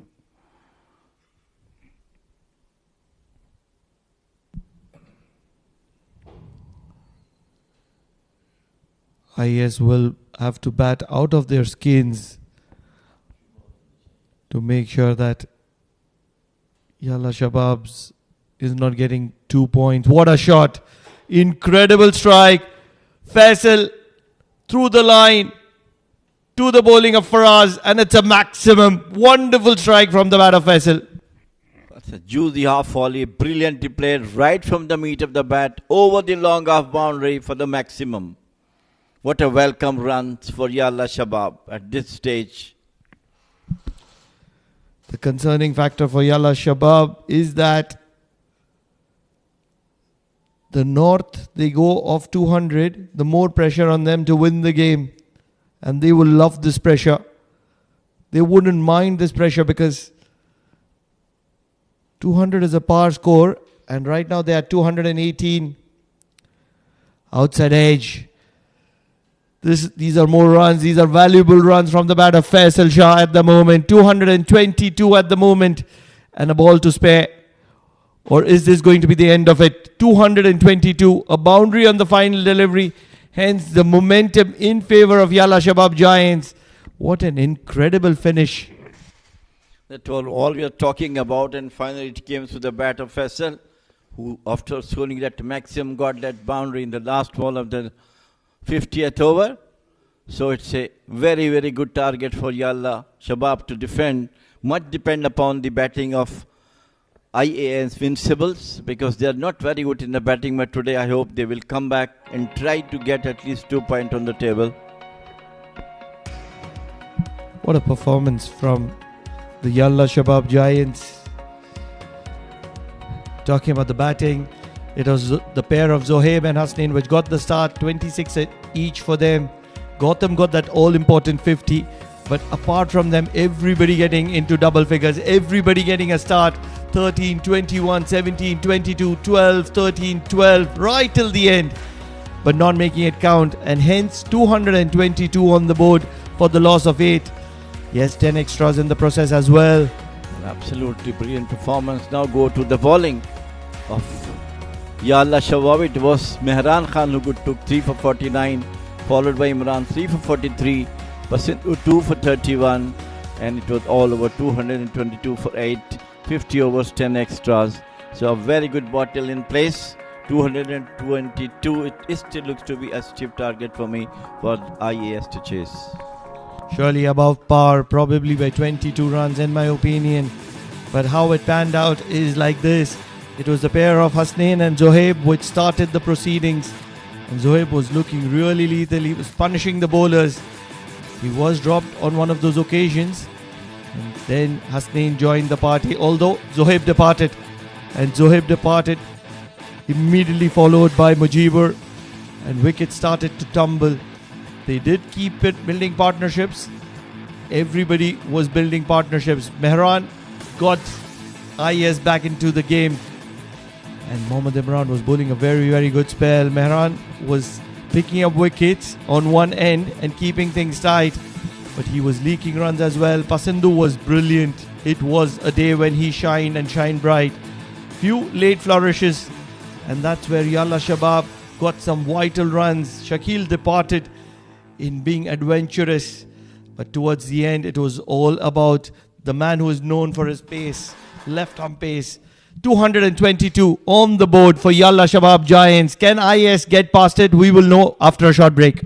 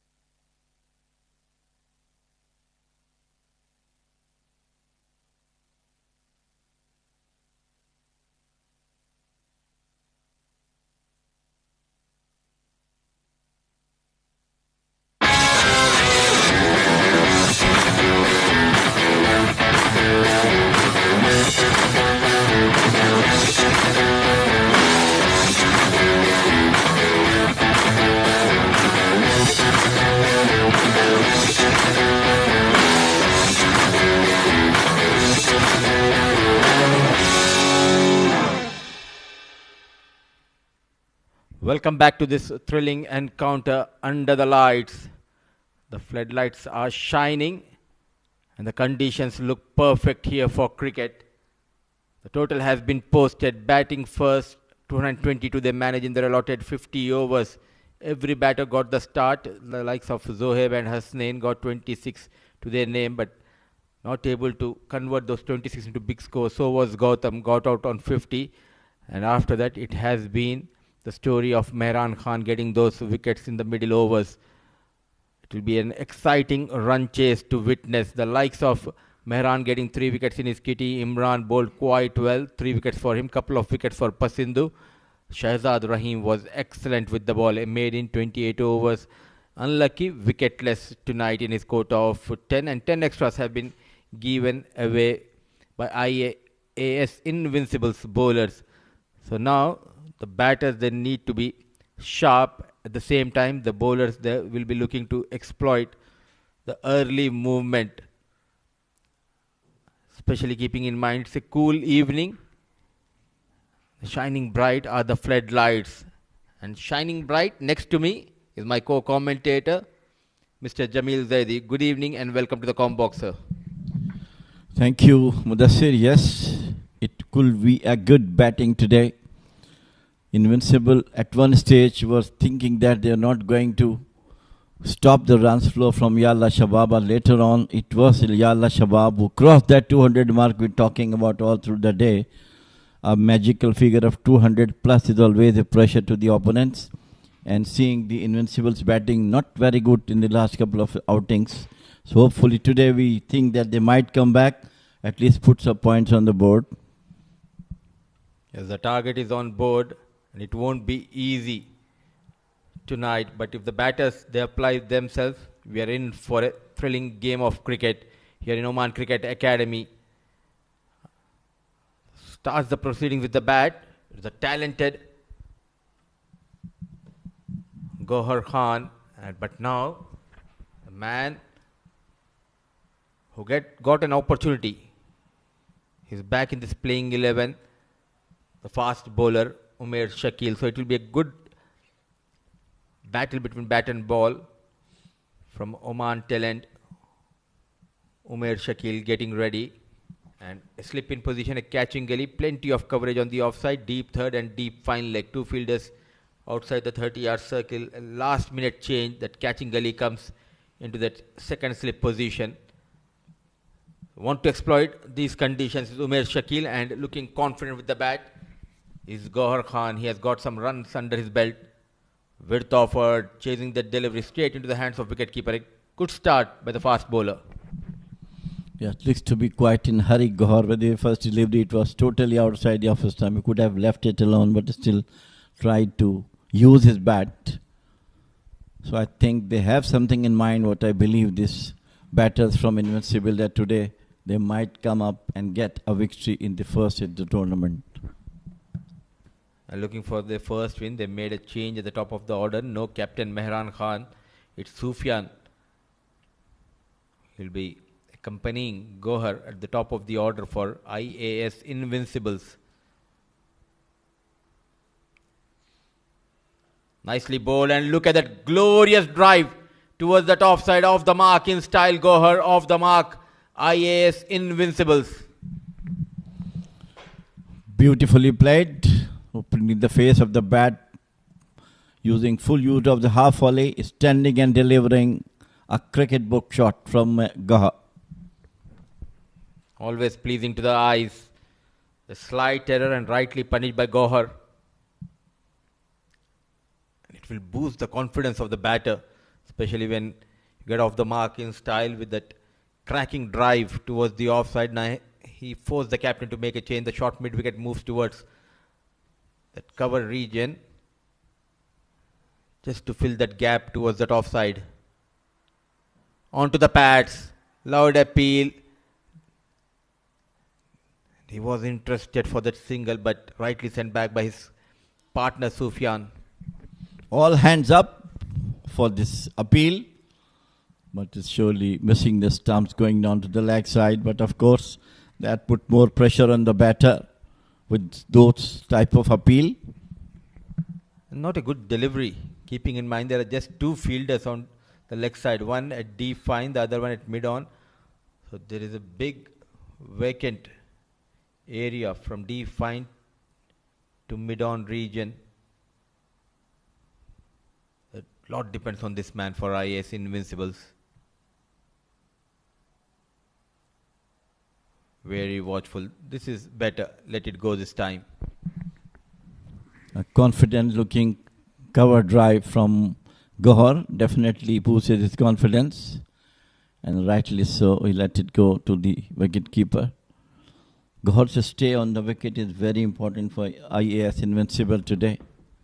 He couldn't get runs in the last match, but today I think he has all the chances. If he keep his cool, keep playing singles and doubles, boundaries, definitely it will be good for the team and for him as well. Another cracking drive and half stop from Sai Shiv.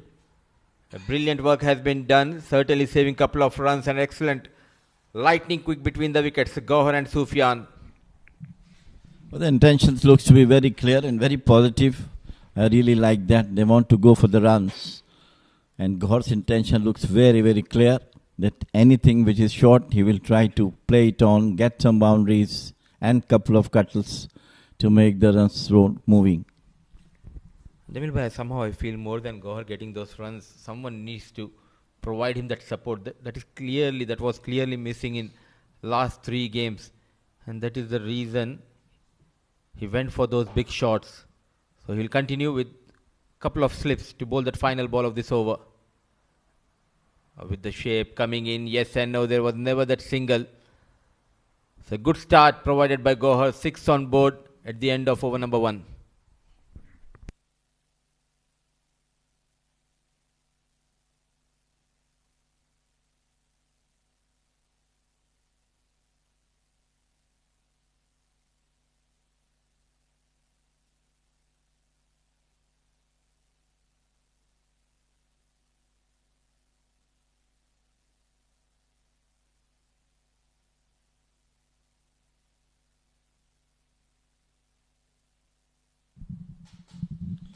So a good start as far as the Invincibles is concerned.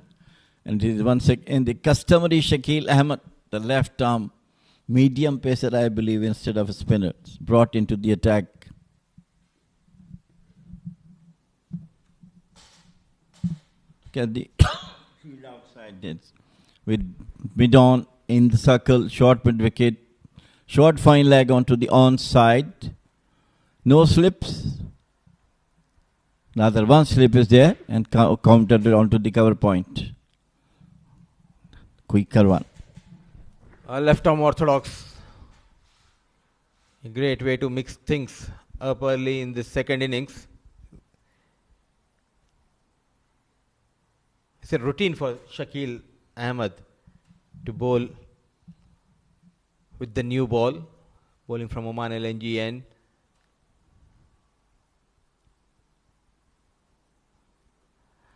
I just wanted to ask you a question out of curiosity. We define the bowlers with their run-up, whether he is a left-arm orthodox, or we define them with the pace. Because with the run-up we can say he's a spinner, but with that pace he looks like a fast bowler. What about Anil Kumble?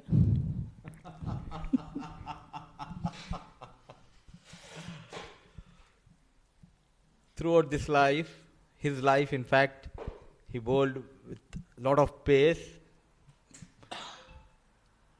but I never understood why he was called as a leg break bowler. The only thing, maybe the run up they are using, that's what we can say. Like Shakil Ahmed got short run up, but bowling medium pacers. Anil Kumble has got little, I think, long run up rather than Shakil. But that's the reason he can be called a medium pacer. Quick. Always make sure to dart in with those quick deliveries. Shakil.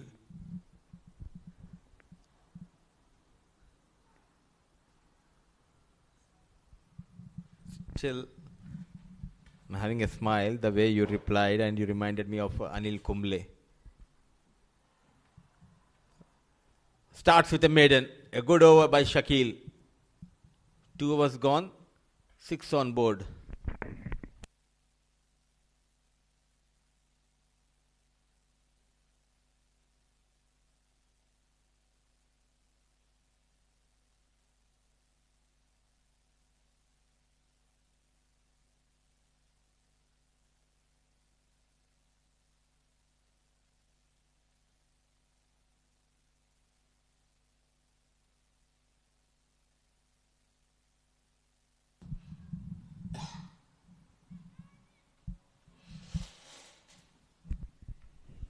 Busy time here in Al Amirat. The Oval 2, we are having a game, a domestic game as well. But all focus is here in Oval 1. It's Umair Shakil getting ready to bowl the third over. Got an opportunity in place of Abdul Khaliq.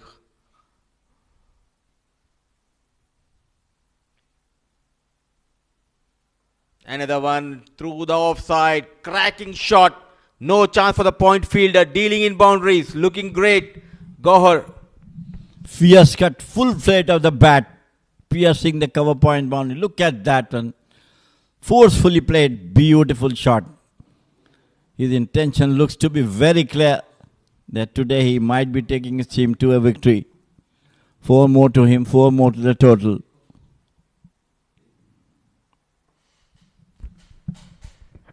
Umair Shakil getting an opportunity in place of Abdul Khaliq. No Mohit Patel. They have got Sai Shiv in place of Mohit. Coming into the right hander. He's looking a bit aggressive. He needs to just calm down. He started off really well. Those cracking boundaries, played with lot of authority and with lot of control. That is taking off the pressure from the bowlers. That's the right thing to do. And all the shots which they played, absolutely copybook cricket shots. Especially the last fierce cut. Absolutely beautiful. In no time it crossed that boundary. He started with a glorious cover drive. And in this over, got towards that point region, a boundary. Another one. An excellent effort coming from Mujibur Ali.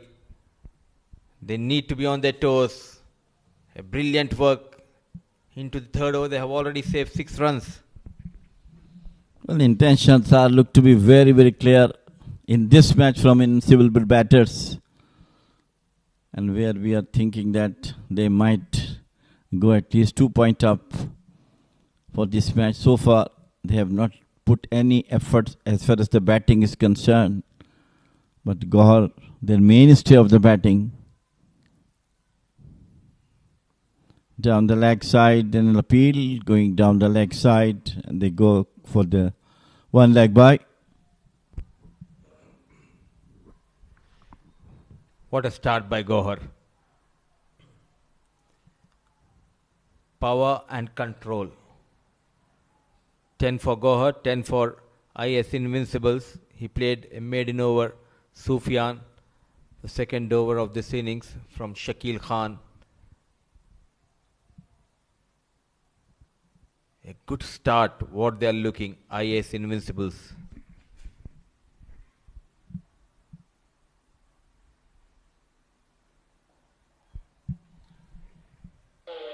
Nicely played.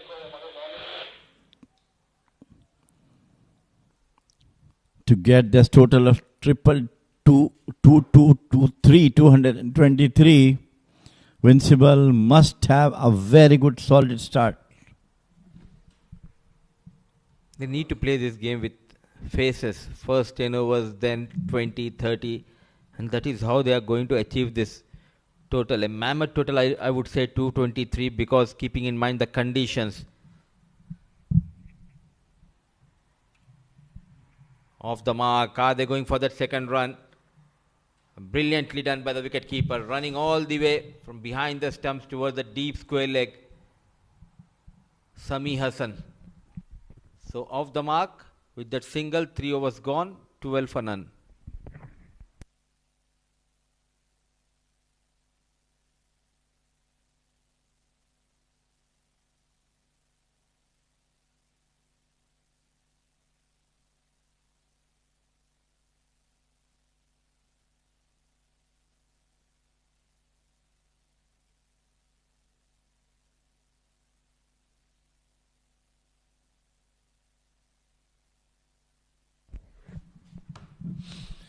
Shakil Ahmed will continue with his medium pacers.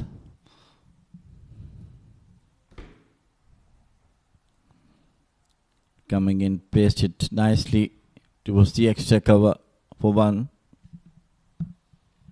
Now this will be a very good battle because he's very strong towards the offside, and wherein Shakil, he loves to dart into the right hand batter.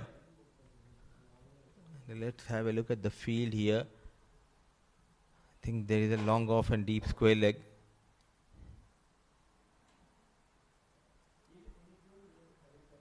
There you go, driving like a pro. What a master class in driving. Getting those boundaries at will, Gohar Khan.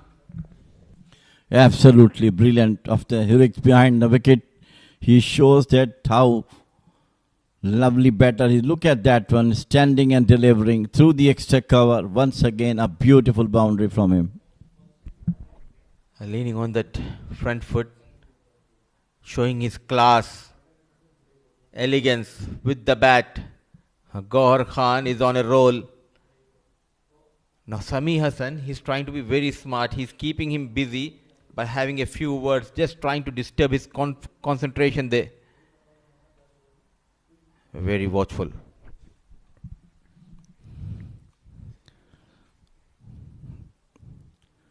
Both hails from KPK, Gohar and Shakil Ahmed. So a good contest is on between the two from the same province. From the same province, but I'm not sure whether Gohar is from Mardan, because Shakil hails from Mardan, where the Pakistan top order batter Fakhr Zaman hails from the city of Mardan.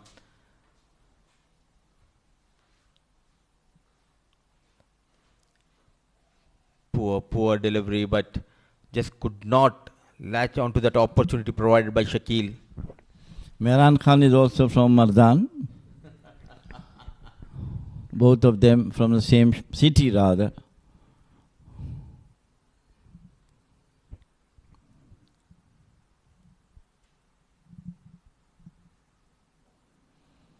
Nicely played.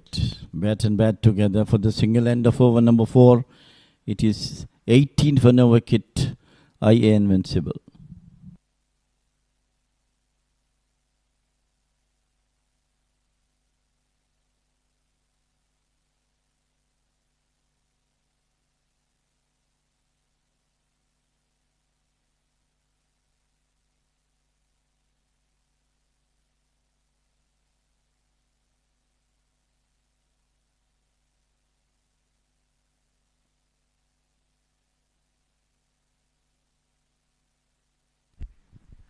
Some entertainment and energy has been provided.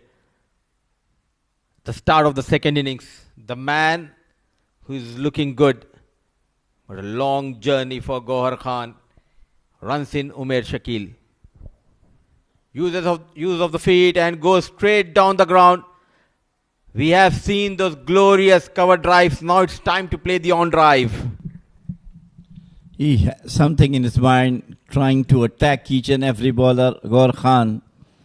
But none of them playing beautiful cricket shot down the wicket. How much hard it was, you can see the batter on the other end just bat down. Otherwise could have been hurt with that blistering stroke. Oh, just in time, going down Sufyan. But now as a bowler, someone needs to talk to him. Oh, pitching those deliveries. And he'll be punished.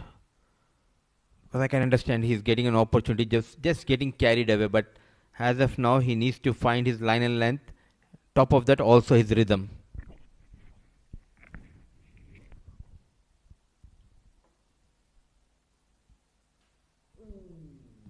Plays it once again with brilliant power. Got down edge and going through the third man boundary, 4 runs. He is on fire tonight. Gohar Khan, back-to-back boundaries. One down the ground, the other one going past that first slip. Played delicately and deliberately towards the third man region. Good to see someone like Gohar Khan playing for the first time here in Oman, but showing his class because he has that experience of playing around 72 first-class matches back home in Pakistan and displaying his batting skills. Good comeback, good comeback. This is much better. Not only the pace, but there was also movement in the air. That is the right area for Umar to bowl Gaur Khan, who has something in his mind to take the team to a comfortable position with his blistering batting so far.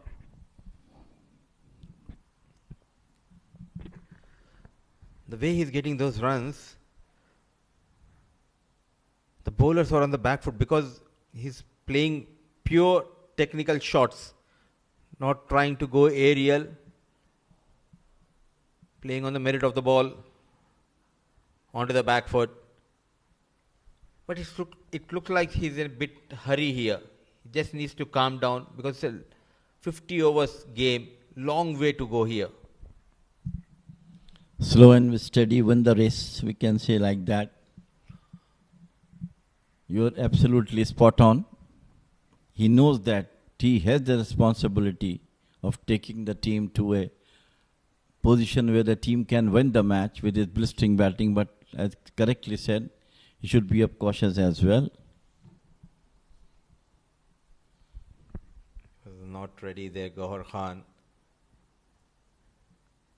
Straight away, an apology by Gauhar. And the fielders on the ring towards the 30-yard circle, they are on their toes because anything towards them from the blade of Gauhar, it will be like a tracer bullet. Going for that quick single. So not only it's about the boundaries from the blade of Gauhar, but also now he's making sure to rotate the strike. The moment he hit the ball, he ran for the run, and the right thing that because it was not played softly, it was a powerful punch, but he managed to get the single. We have seen a bit different Gauhar today compared to the last matches he has played, though he's got runs, but not in the way as he's doing today.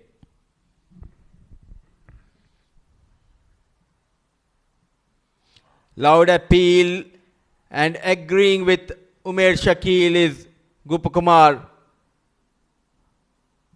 What an incoming delivery. The first wicket going down. Quite loud appeal from Umar, and umpire Gopa has no hesitation in giving him out. So the first breakthrough that was looking like Yalla Shabab finally got out to Sufyan. 2 runs of 10 deliveries.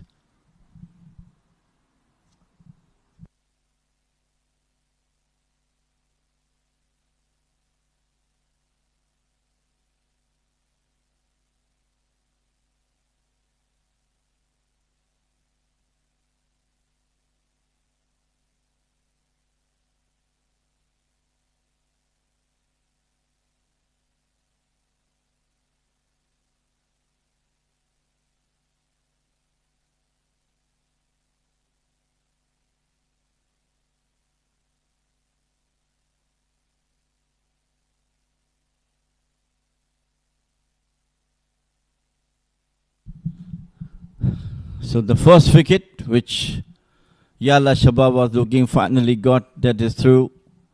An LBW to 27 for 1, and in comes Sufyan, who do also have a couple of runs in his hand. But today is the time, as we all talk about. It was Gauhar Khan who has got 24 of 27 runs. Absolutely in great touch.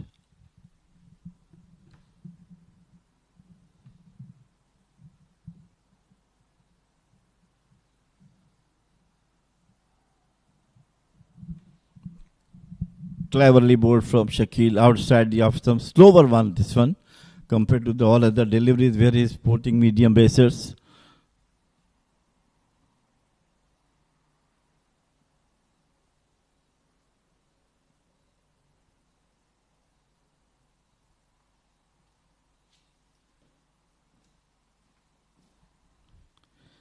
that was coming into Gohar, and he very cautiously played it back.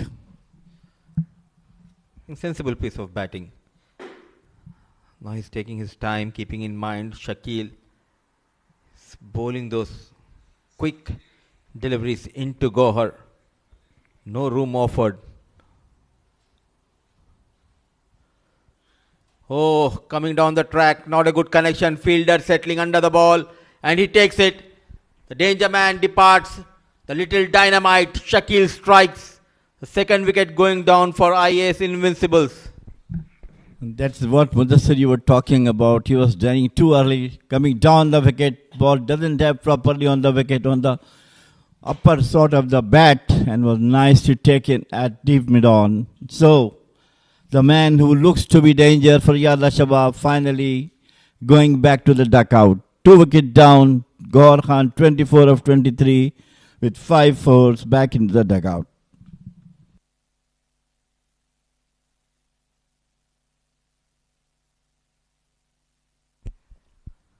They started off brilliantly, but Yalla Shabab Giants, they know how to strike back, and they did pretty quickly. 2 quick wickets going down, one in the previous over, the second one now. Likes of Gohar was looking dangerous, but trying to be too aggressive led to the fall of Gohar Khan, and in comes another talented top order batter, Mavia. Correctly said, yes, it was too early to exit for Gohar Khan. He should have been there. But what I think they were having in my mind that go to attack the bowlers in the first couple of overs. And if they can achieve the target of 30-40 runs, they might go for single and doubles.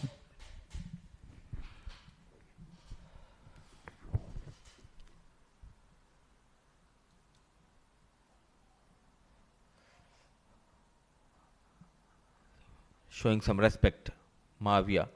And this is what happened in the previous over. A loud appeal and convinced was Gopakumar.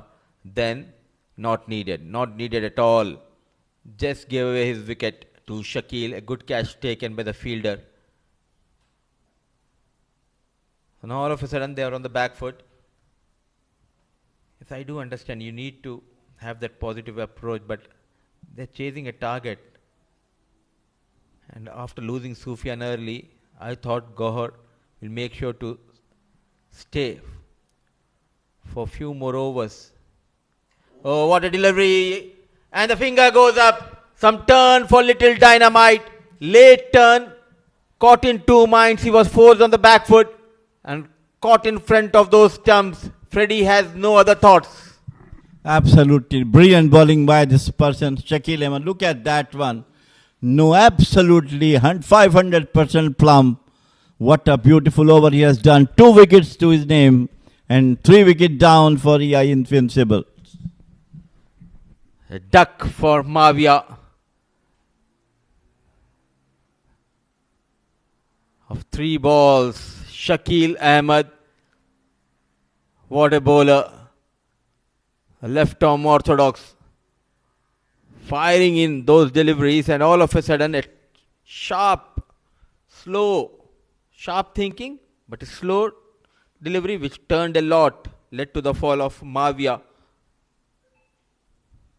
Yet again, they find themselves under trouble early in this innings. What a brilliant ball it was. Fast turning one. How quickly it turns, in the last stages of the ball, coming near the wicket, it turned a lot.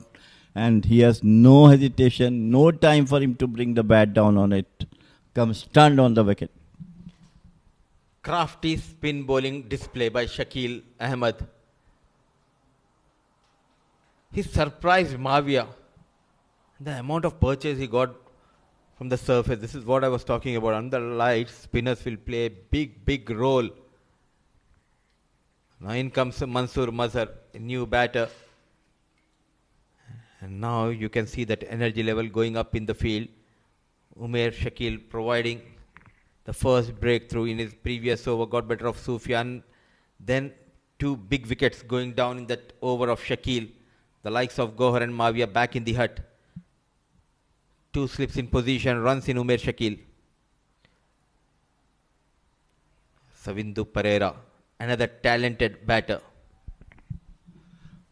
So in the span of 2-3 overs, 3 wickets down, huge blow to Invincibles. And again, these Savindu, Mansoor, and the batters who come, the skipper himself, Mehran, must show some class at this stage of the game, where things goes out of their hand in the first set of 10 overs.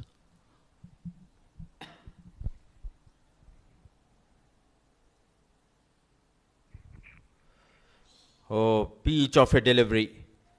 Now finding his rhythm, asking some serious questions with that pace. It is as good as a batter when hitting boundaries. He feels so much confident. And as good as a bowler, if he got a wicket, he come back with the same confidence. Because he was totally dismantled by Gohar Khan.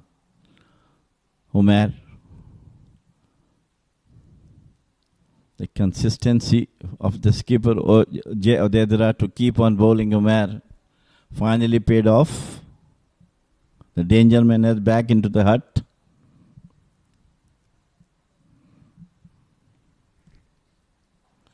Short, good delivery, short of the line, lifting delivery onto the onside. And Savindu got off to a single. It's all happening here. In a flash, the batting side have lost 3 wickets. Spinner got a couple of wickets in his kitty, the likes of Shakil Ahmed. The induction of Umer Shakil into the side, providing the depth in the fast bowling department. Still Faisal Shala has to bowl the mainstay and main fast bowler for Yalla Shabab in the earlier matches. Today has been asked to wait, giving chance for the Umer to come back in the remaining matches. They want to see how the bowler is going to bowl. A good recovery by Umer Shakil. I would love to see Gautam Sagar, especially under these conditions. Cool evening here in Al Amrat, Oman Cricket Academy. Windy conditions with that pace. Gautam Sagar, he can be lethal.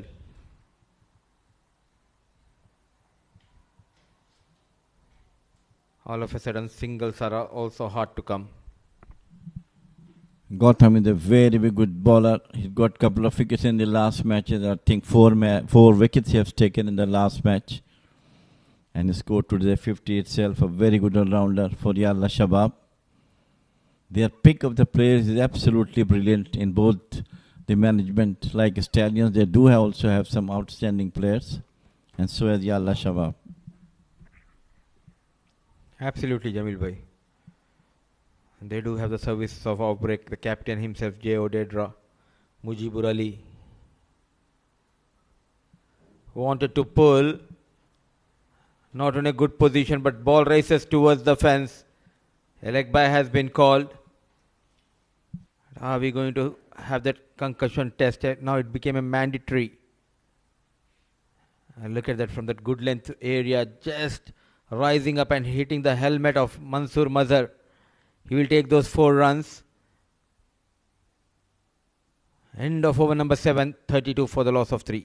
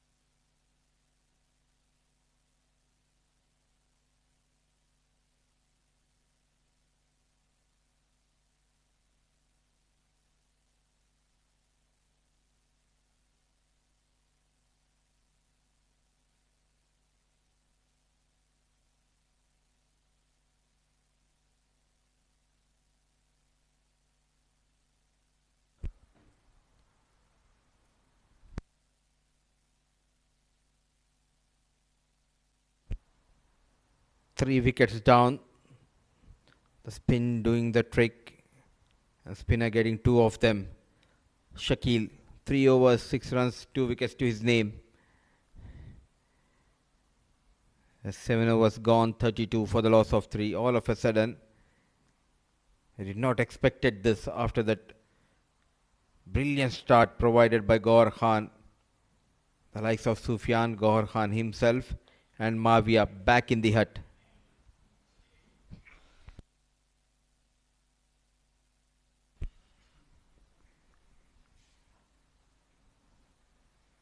There's no change in the bowling, but there will be change in the com box. Joining me is the owner of the new car, Pranav Mehta. Good evening, Pranav. Very good evening, Mudiba. Always brings a smile on my face joining you in the com box. Full of humor, full of life. And look at what has happened here. Gohar was looking to dominate. The wrong bowler. He's a little dynamite. And this one, no two thoughts. Squared the right-handed Mavia. And no chance whatsoever. Such an important bowler for any side. The national team, Yalla Shabab Giants, picks up wickets and picks up wickets at will. And look at what he's doing to the batters at the moment, under lights. A little dynamite, the little magician, Shakil Ahmed. A fighter. Charged up after getting those 2 wickets.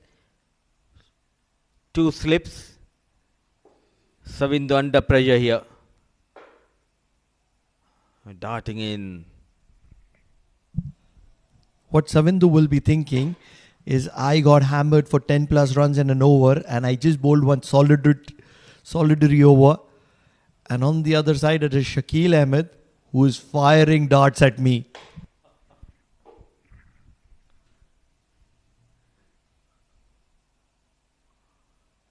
Driven, but straight towards the fielder. What do you think will be the speed of Shakil? 150, 155, 160? I think somewhere around 110. A lot for a spinner.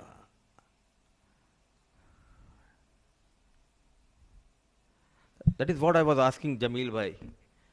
You define a bowler by his run-up or by his pace. You see Jasprit Bumrah, just a few steps and fires 145, on some days 150 and so lethal. And here is Shakil Ahmed. He told me in one of those interviews, we'll talk about that in the next over. 8 overs done, 32 for the loss of 3.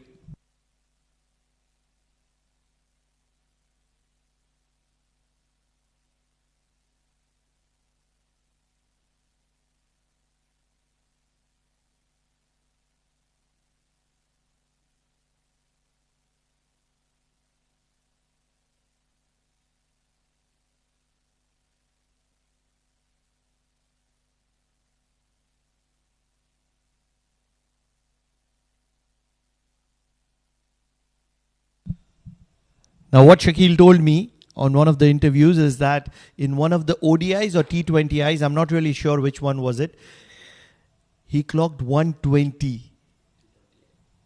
120. Believe it or not, 120. That's some serious pace. Big heave. Keeping all eyes wide open. A terrific stunner has been taken by Mujibur Ali.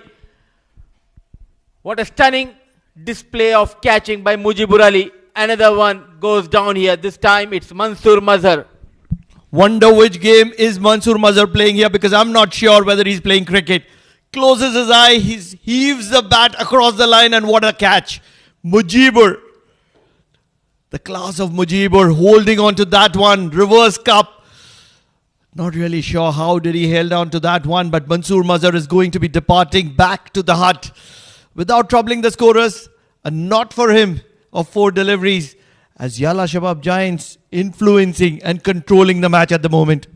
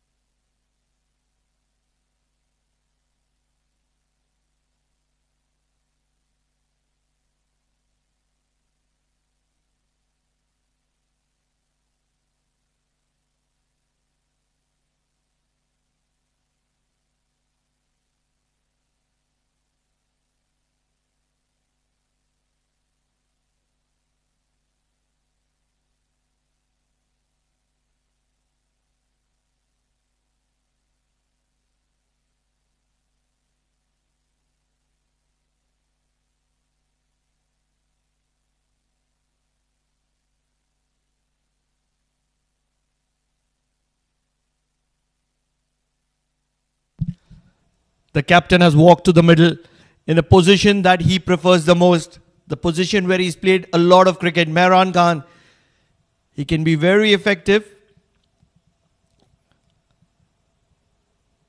If it is his day, 223 will look like a mockery. On other days, it is going to be Umair Shakil and his quality. This was the first wicket for him, and the second one, Mansoor Mazhar.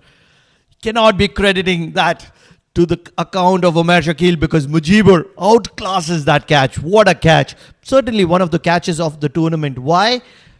Running behind, dark skies, light, wind, so many factors against him, and still holds on to that one.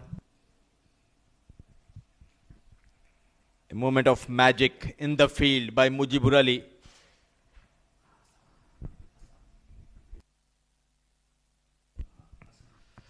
Oh, 32.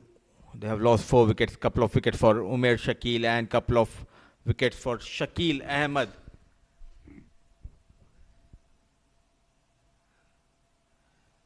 They have changed the complexion of this game. The starting 10 overs. Savindu and Mehran Khan out there in the middle. They continues with couple of slips. Onto the back foot. Oh, what a collective team effort we are witnessing tonight. On one side, it is Ias that had a lot of mishaps in the field. They weren't like spot on.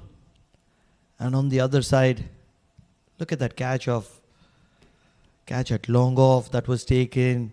This catch of Mujibur. These are some difficult catches in the dark sky when the lights are shining bright. And it's not just the lights on this ground. There are 2 grounds parallel to this, and all of them have their lights on.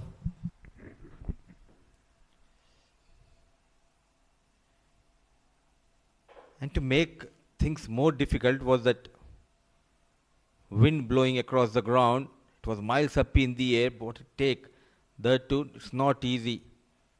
Turning around and watching the ball under this night sky. Brilliant effort. A catch to remember. Mudiba, you would have seen it on so many occasions. Similar catches go up to the wicketkeeper, and you would have seen wicketkeepers making a mess out of it, even though they have the gloves. Those gloves have grip, and still they make a mess out of it. And over here, it is the bare hands of Mujibur. Mid-wicket comes in place for Mehran from the slip.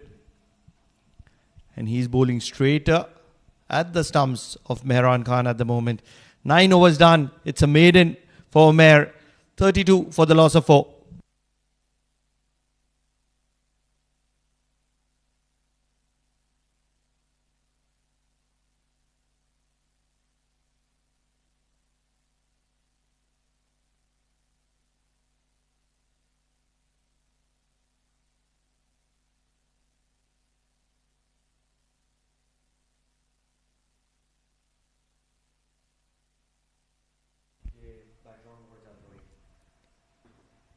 A dramatic collapse here.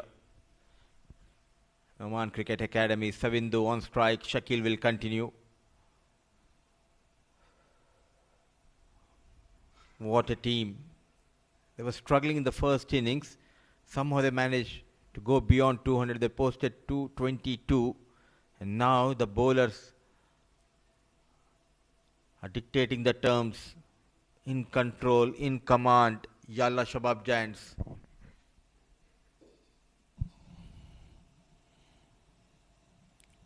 Inside part of the bat, they will rotate the strike. This is going to be a very interesting contest. Shakil versus Mehran. Mehran does like to bat with the big back lift, and that's where Shakil will be a little more difficult, because he's not going to have a lot of time to play this ball or adjust to the ball.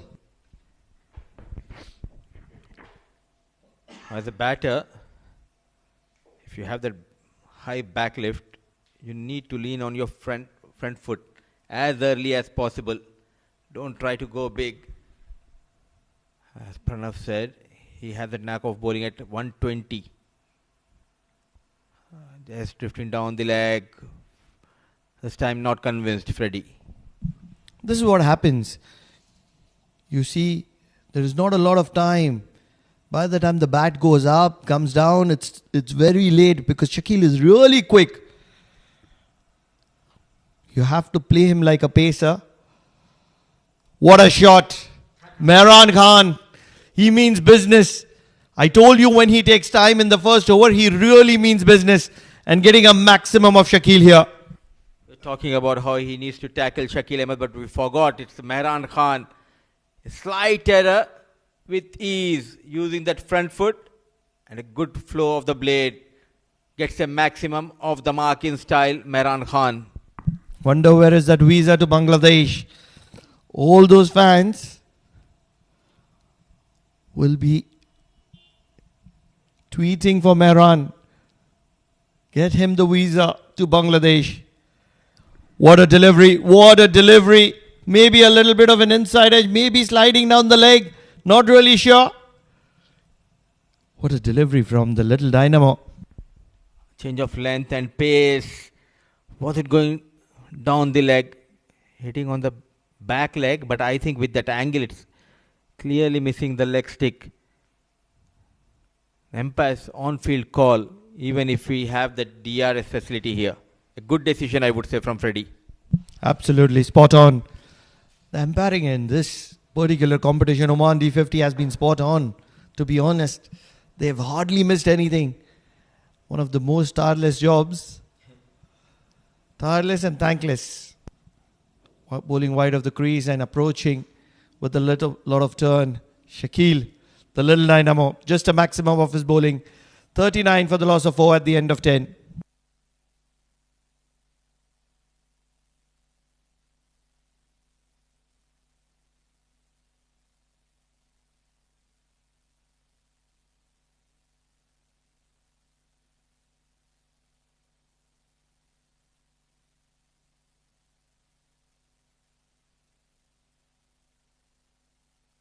So we can see that signal coming in from Gopu Kumar. That's the end of first set of 10. 39 for the loss of 4.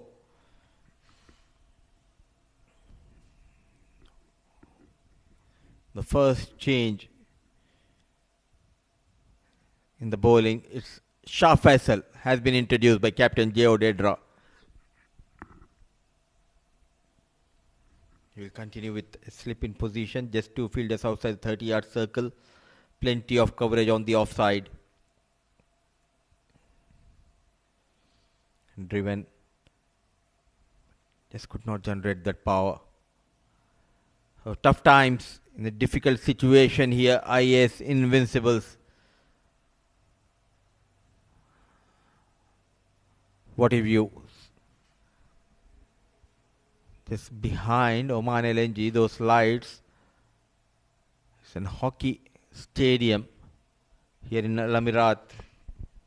Last year they hosted 5-a-side World Cup. Here in Oman, Hockey World Cup. You talk about tourism, you talk about sports. Under the leadership of the new Majesty, Oman is right in front. Talking about cricket, His Excellency Pankaj Khimji, he's been playing a very crucial role in the development. And he has a good team around him, which works in day out. And that's where you would see a lot of development. It all started with Sheikh Kanak Khimji, late Kanak Khimji, his father. And he's only added feathers. What a wonderful drive through the covers. Savindu. They mean business here, Savindu and Mehran. If it was the maximum from the bat of Mehran in the previous over, this time through the covers from Savindu. Savindu, masterclass in driving. Leaning on that front foot and goes towards that offside. A brilliant shot.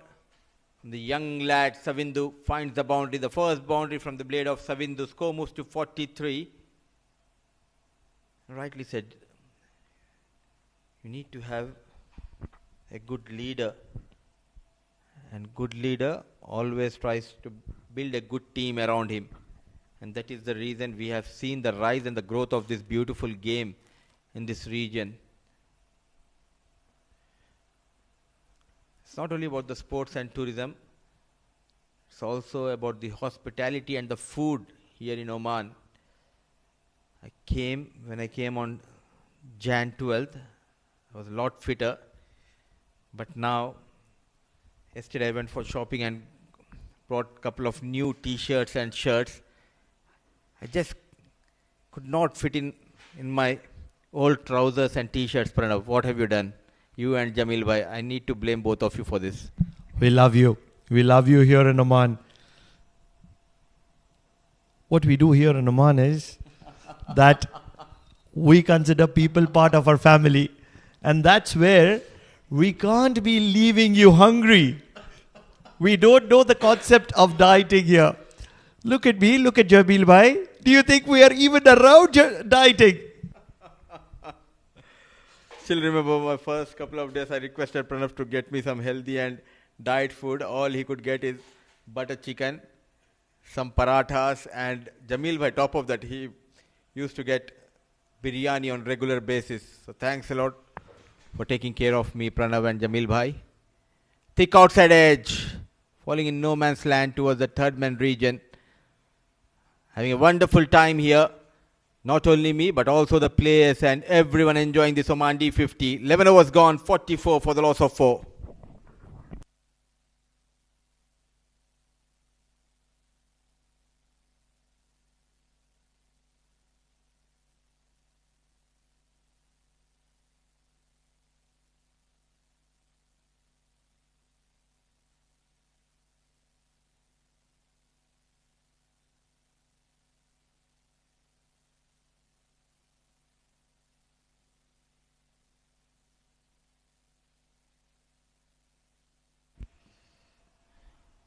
Shakil Ahmed will continue from Oman LNG and he continues to have a slip in position. A solid front foot defense from Savindu Pereira. So much of this will come down to these remaining 5 overs of Shakil Ahmed. If they can be watchful and they can save wickets, I think half the battle is won, because the other half is going to be against the bowling of Jayo Dedra and probably the leg spinner. This is the best way to survive against Shakil. As of now, don't look for those scoring shots unless and until a loosener from Shakil Ahmed, then you can play those attacking shots. Wait for those looseners. Slow in the air, variations, pace, mixing up his deliveries quite well under the lights. Number 25. What a talent.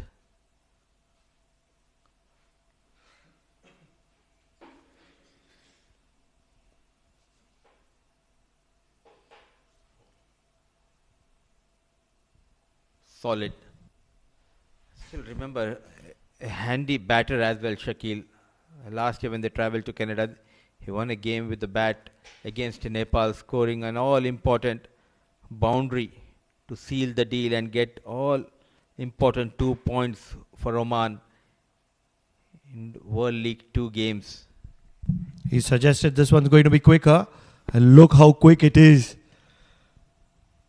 Wonder how do you play him? You can't be playing him as a spinner and then one of those deliveries will turn you square. As if he's doing throwdowns, giving them the practice. And maybe he has a sidearm attached to his arm, because that's the kind of pace he's generating. Look at the turn which he's extracting, and this is the newer delivery. And a maiden over from Shakil. 44 for the loss of 4 at the end of 12.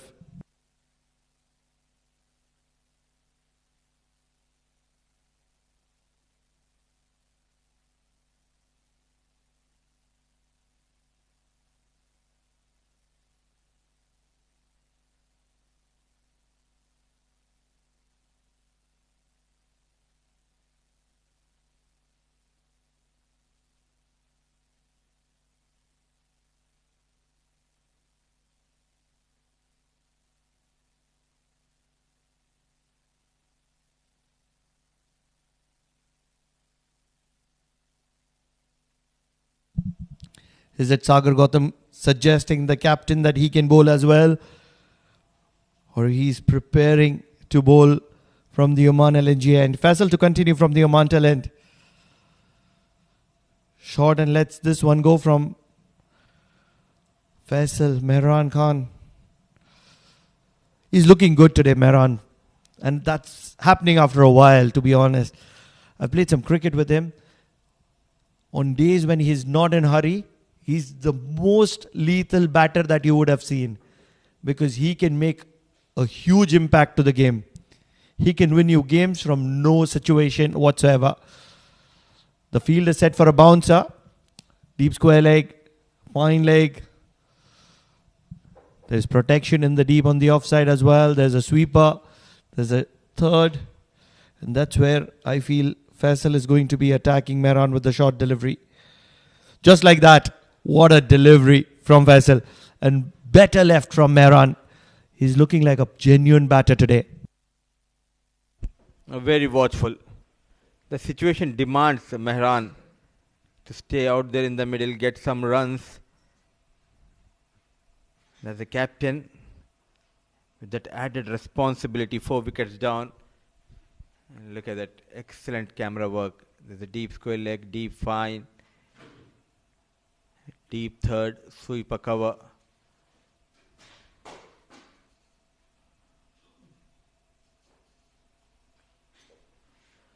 Goes straight over the bowler. Mehran Khan stamping his authority a bit fuller.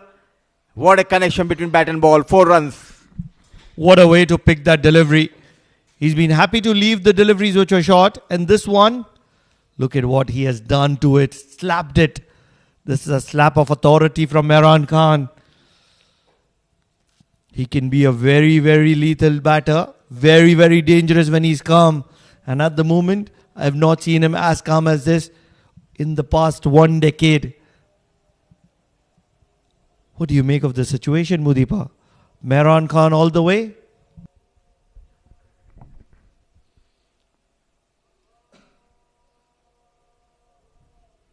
Sensible piece of batting. He has that ability. He can win the game for your side. Single-handedly he can win the games, and this is what happened. Slight error. It wasn't a bad delivery, but how quickly he adjusted and went straight over the bowler. A brilliant hit by Mehran. And what you notice in that shot is that he's not giving the full swing of the bat. He's only punching the ball through. And that means he's completely in control of the situation. I'm very impressed with the quality of Mehran. He's not using the high backlift. And this is very rare. Very, very rare from the likes of Mehran Khan. It's all about the mindset. Yes, he has that ability.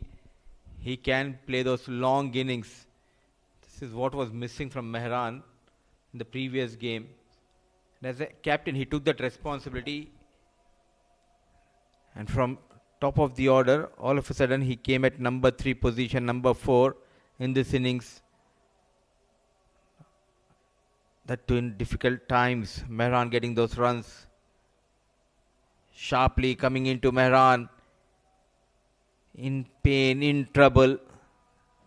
The strong Mehran Khan. But what a reply by Shah Faisal to end over number 12. In fact, 13-48 for the loss of 4.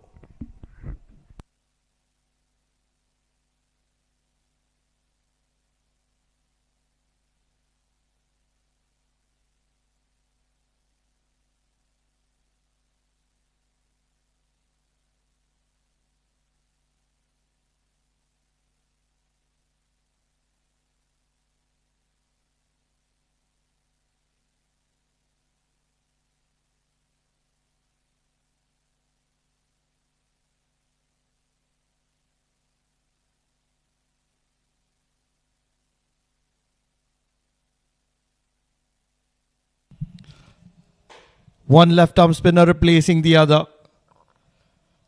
Can he do justice to the quality of Shakil? Because the expectations has been set really high from Shakil. Mujibur comes into the attack.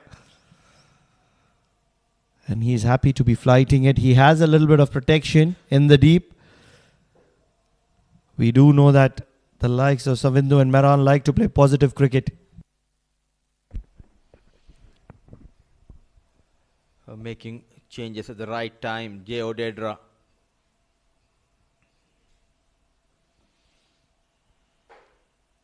Left, both the right-handers out there in the middle. The fielder is having a tough time running all the way from mid-wicket towards the top side, and the fine leg comes towards the short mid-wicket. The weather has been kind. The players are enjoying their outing here. I'm just waiting for someone like Mujibur Ali to qualify and represent Oman at international level. A pure talent. For sure. Mehran Khan is looking very lethal, very dangerous. Look at the way the ball travels. Not got the middle of the bat, but still traveling like a trace of bullet. And such is the quality, impact, power of Mehran Khan. And that's why he's so dangerous. Not a proper connection, but lightning quick outfield. Ball races towards the fence, but look at that effort coming from Aman at a full and dive. Saving some runs.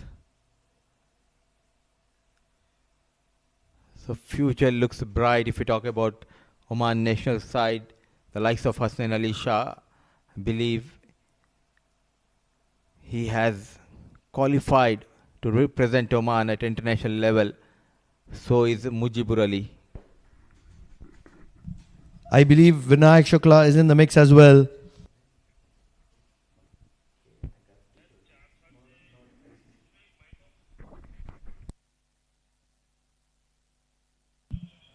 Bowling a beautiful line here is Mujibur, and he'll just leak 3 runs from it. 51 for the loss of 4 at the end of 14.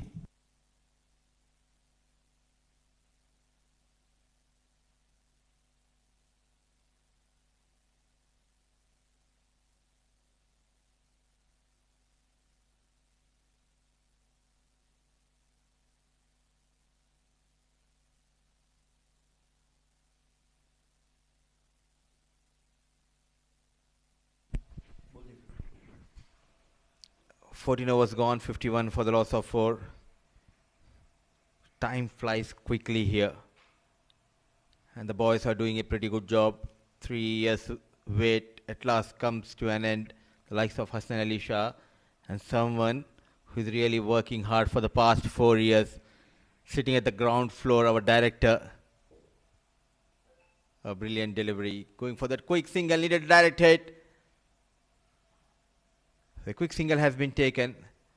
Just want to look at his resume.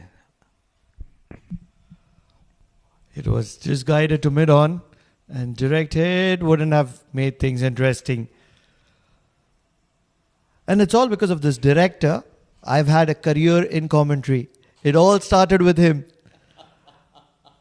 He's the one who shortlisted me, and that's where a lot of credit to him. I remember I was playing the D20s. I got injured, pulled my hamstring. My team qualified for the next round. And because one of the commentators wasn't available, I was called to do an over. And it's all courtesy of the director. He gave me a lot of confidence, and that's where I'm here, where I am. So at last I came to know it was you. Because of you, they did not call me for that season. It was not because of me, because I came in only in the semi-finals. I walked in only in the semi-finals. I was playing that game, rather the tournament. I was doing well as well. And that's where I pulled my hamstring, couldn't play round number 2, where my team qualified, and I was called. Believe it or not, the first person to give a trial lasted only a few deliveries. And that's where I was so scared to walk into the comm box. But credit to all the co-commentators, the production crew. They're so welcoming. It's a learning phase for all of us. And credit should be given to my production team because they were the one who backed me when I started way back in 2022. I used to be a Hindi commentator back in UAE, and all of a sudden, thanks to my production team and the head of the production, Mr. Soeb Irfan, he encouraged me to step in as an English commentator. And now after 2-3 years, I can proudly say that thanks to Soeb Irfan and his team, I did couple of Asia Cup Under 19 tournaments, couple of Women's Premier Cup, couple of Asia Premier tournaments, Asian Cricket Councils, and plenty of Oman D series as well. I will rephrase that. Thanks to Shoaib Irfan, Mudassir Ali Qureshi is one of the leading commentators in the Gulf. Thanks for the compliment. So nice of you, Pranav. But we need to remember, and just we cannot forget the people who helped us, especially when we started our career. Those were the tough days for me. Not knowing much about the commentary skills, especially in English, because throughout the years, I was known as a Hindi commentator. The encouragement which I got from Soeb Irfan, it always helped me. And I pushed myself. I still remember my early days here in Oman. I used to have my own struggles, but thanks to all of you who always helped me and encouraged me to, whenever I made a mistake, you were the one, and alongside me was Shoaib Ahmed, always backing me. It's all about the teamwork, I believe, and that is where you will learn how to grow in this field. We already heard you in Hindi earlier today on air when you were at the toss talking to Mehran, and you were flawless. And now you're astonishingly good in English as well, and you're doing extremely well for yourself. And hats off to that. 15 overs gone, 54 for the loss of 4. Mehran and Savindu are putting up a fight here.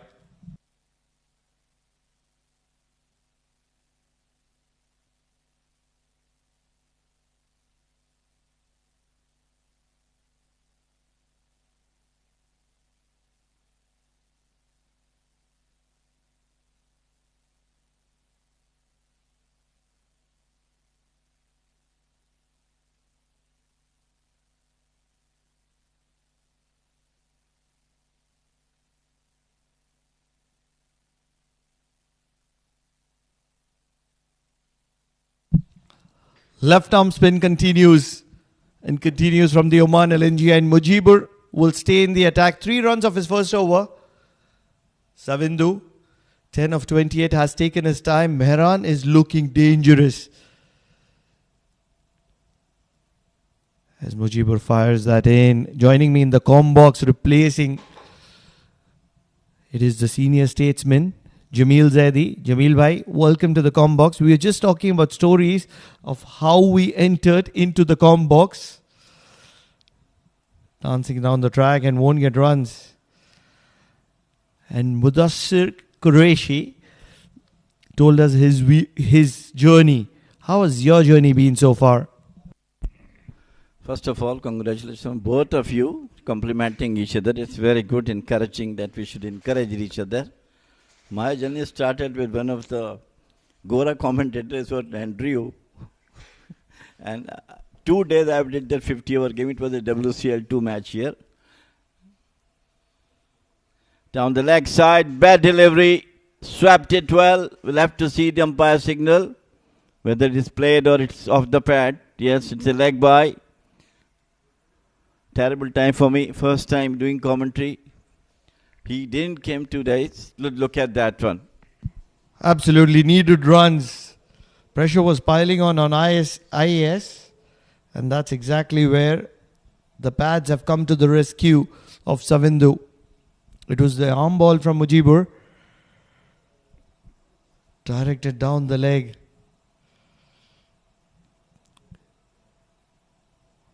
What a moment in the game. These two are very lethal, very dangerous. Have the capacity and capability to take IAS home. Can they do it? Oh, it's a no ball. Everything is happening in the middle here. Wonder what has happened. Probably he's overstepped.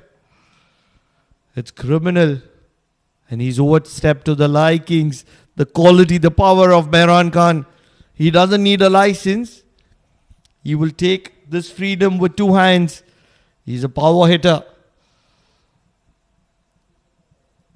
He'll be expected to go for a big one. Change in field.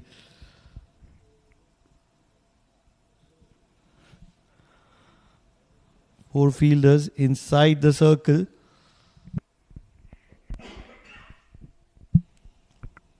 This is going to be short and wide. He's struck it big. It's gone high. Is it handsome? Brilliantly done. Believe it is the likes of Zohaib Amanat. He's been in the mix of things. And in the process, they will get a couple. Umpires will verify if things were okay. Looks like it's okay. What an outstanding effort. Look at that certain maximum.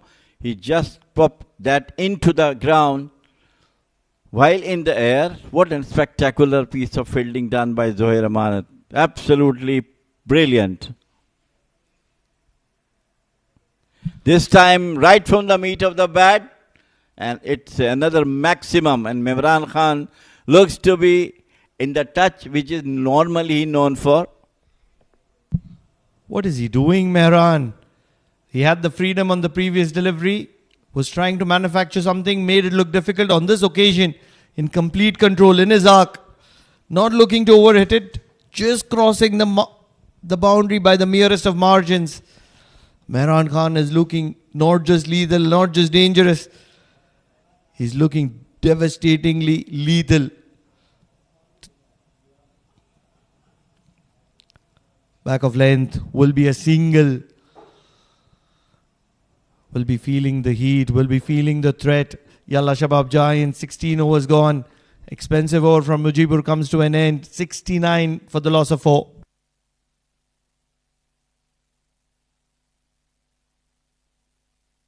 It's time for drinks.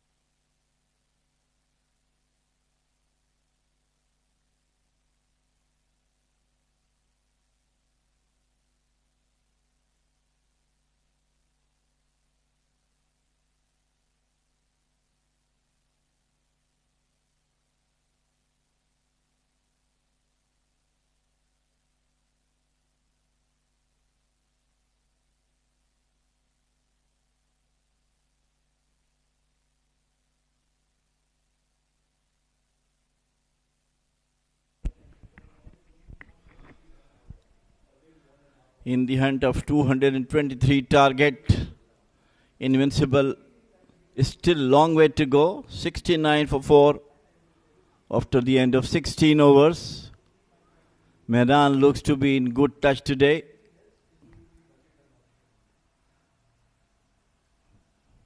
Even if stay at till the end of the inning, they might got 2 valuable points to their name. But all depends how Mehra is going to play the next couple of more overs. As long as he'll be there on the wicket, things will be a bit in favorable of Ias.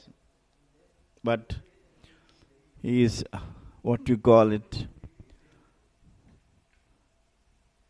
sometimes when he thinks that he's coming good, he just loses his wicket.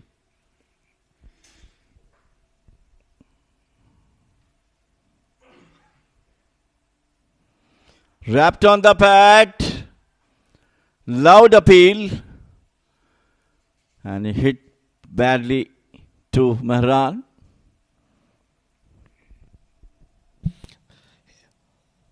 What all has happened in that one particular delivery, pitched outside the leg stump, probably in my opinion, maybe could have impacted outside the leg as well, given as not out. And then Mehran was struggling with an injury outside the crease, and the fielding team affected the run out. Although the ball didn't impact the stumps, and as a result, they were able to take one leg by. Look at that. First, pitching outside the leg, impacting on the back leg. That's where the huge appeal was. But never in consideration because the ball pitched outside leg, story over. If you would have seen further ahead, you would have realized that they did take that one leg by. And that's why Savindu is on strike now.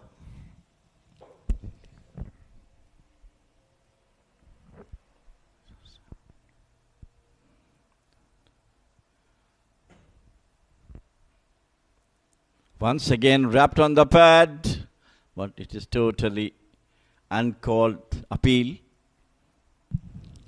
What we've noticed here, Jamil, by under lights, all of a sudden ball starts moving, turning, the impact being too high for sure. Not one of the tallest in the area, Savindu, but still the height being a factor. It has been from last 3 days, we have seen the ball is turning in the second innings, and whoever likes to turn the ball with the flighted deliveries getting turned, and the wicket which Shakil Ahmed took the earlier one was absolutely a brilliant one, turning so quickly the batter doesn't have time to even put the bat on. Generally what we see is that the wrist spinners get a lot of turn, but here under lights the finger spinners have a huge role to play. Pulling back of length. And won't be a single. For a moment there was a mix-up, and Sai Shiv suggesting that there was no backup, otherwise I would have made the throw.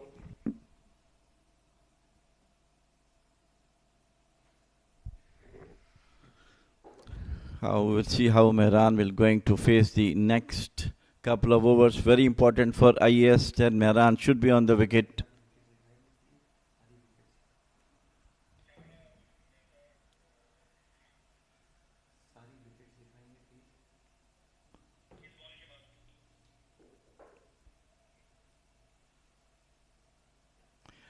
Chand flicked away beautifully off his toes. Over to the mid-wicket boundary. 4 runs. Lovely timing. This is exactly what happens when you are not looking to hit the ball hard. Using the pace of Faisal. Just getting in the arc. And all that Savindu had to do is give it some air. And sufficient air time to bounce on a few occasions and roll over the boundary.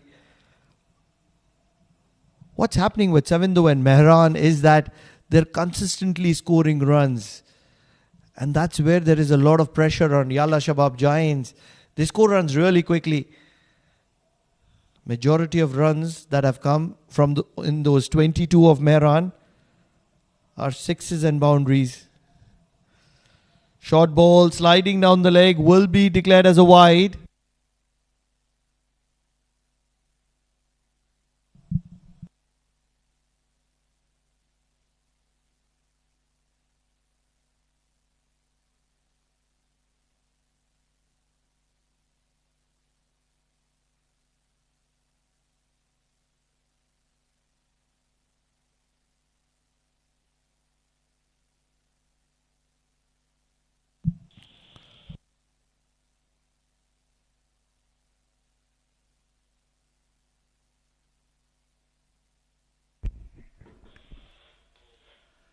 Once again into the wicket.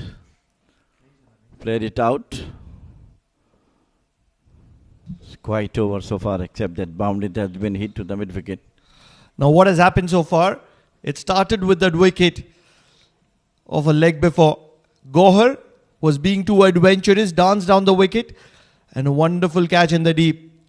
Shakil joined the party. And 1 wickets bring 2 for Shakil. And Umair, a second one for him as well, courtesy of a wonderful catch by Mujibur. And those wonderful opportunities which were collected in the field created all that buzz. Yes, Yalla Shabab Giants have bowled beautifully, but they've held on to the opportunities created by Ias Invincibles, and that's where they are in a leading position. Although at the moment, they are having a counter attack back at Yalla Shabab Giants. 17 overs gone, 75 for the loss of 4.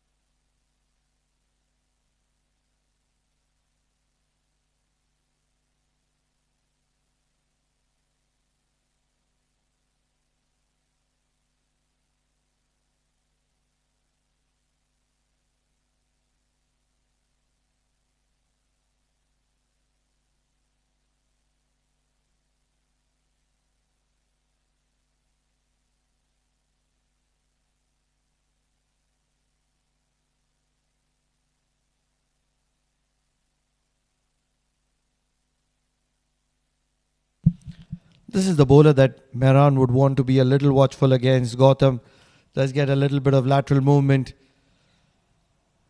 And that's where Mehran would want to be a little bit careful, because he's a tricky customer. He's here to pick up a wicket, Sagar Gautam. And he'll be extra spirited, especially because he's got those runs with bat.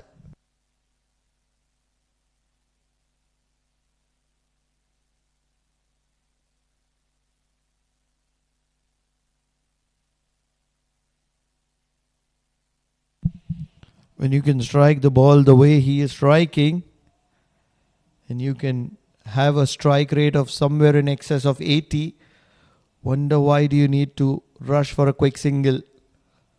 Yes, it's great if you can, but if you can't, it should not affect, because he's striking maximums and boundaries at will.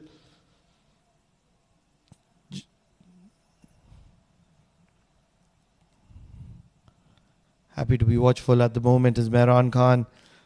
He does realize Sagar Gautam is a very dangerous bowler. Most opponents, they attack Sagar Gautam, considering him as the weak link. And obviously anybody would, with the likes of Faisal Shah, who's a prize bowler, Shakil Ahmed, Jay Odedra.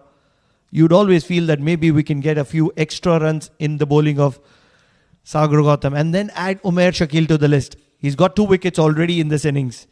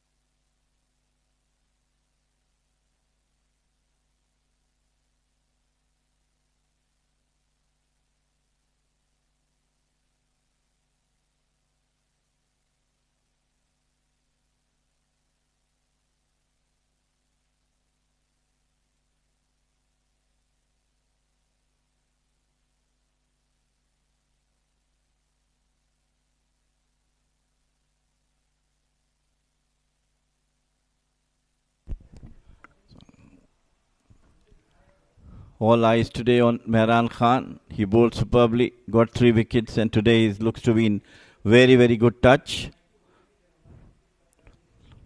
But lots of responsibility on him. It's still a very long way to go.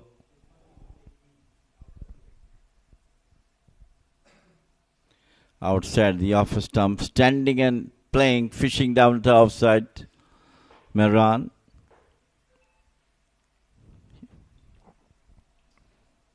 He has to got some patience in him. Seeing the situation today, how long he can be on the wicket, that's the only question we have. I assure you one thing, Jamil bhai. If Mehran can stay till the 50th over or even close to the 45th over, on most occasions, that is 98 times out of 100. I'm just leaving those 2 occasions out of 100 when IS will go down. On other 98 occasions, IS will be home and home comfortably. Maybe they might get home sparing 3-4 overs, maybe 5 overs. 18 overs done. We'll talk more about that. 78 for the loss of 4.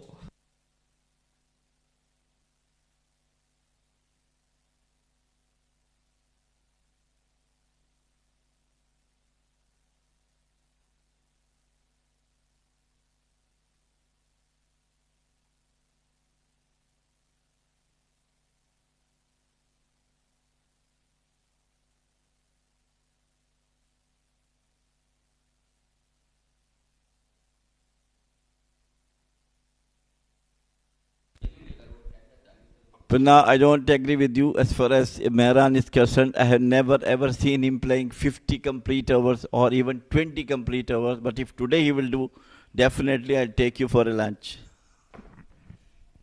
So the lunch is confirmed for tomorrow afternoon. And Mudassir Ali Qureshi is invited in the party. And so is the director and the production crew. Yes, absolutely. Everybody is listening to me. It's for me. The venue is to be decided. Mehran Khan, you have to be playing the 50th over or probably getting IS home prior to that. And we have a party from Jamil bhai. But all said and done, he's batted beautifully for his 25. We need to give him that credit.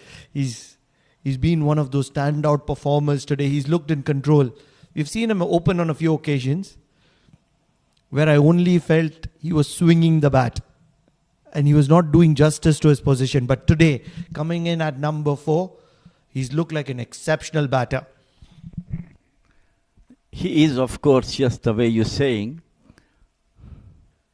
Coming down the wickets, hit the wickets on the non-striker's end. But again, the main cause for Mehran Khan is his patience. How long he can be there? What I've really liked about Mehran today, yes, that ball ricocheting off the non-striker stump. Mehran Khan not moving at all, well grounded inside the crease.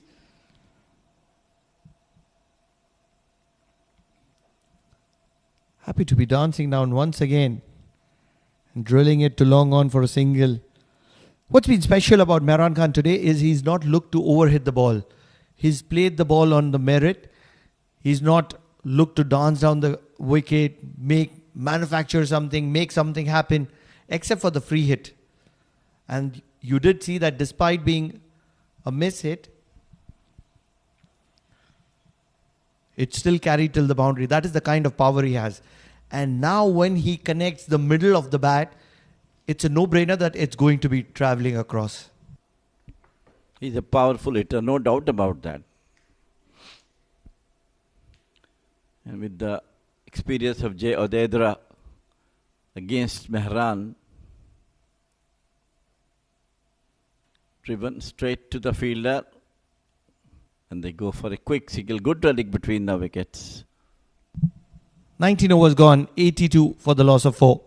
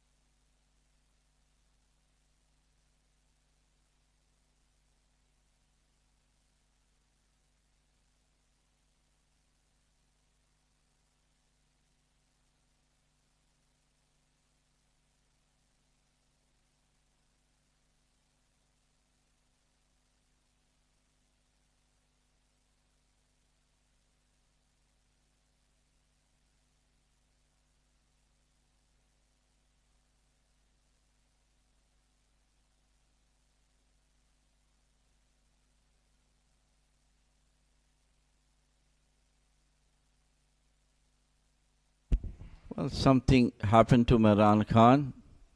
Everybody is running on. Maybe he got injured. The ball he hit on his knee and the one who hit on his ribs. So a lot of attention from the physio for him. Hopefully he will be okay. Doesn't look at all comfortable, Pranav. Yeah, he looks to be struggling, but talk about modern cricket. All these cricket teams have a huge support staff in terms of physio. He's struggling to get on the front foot. Probably some problem with the hamstring as well. Once you cross 35, you get injury in one place and it affects the other. Ask me about it. It's only a matter of time because I'm certain that the umpire won't give him a lot of time to recover. Either he has to go back, get the treatment and walk in at the fall of the next wicket or maybe later, or he has to get going and bat because runners are not allowed in the modern cricket anymore. That's suicidal if he goes out and somebody has to come. The rhythm which has been put by him, I think he's planning to go back.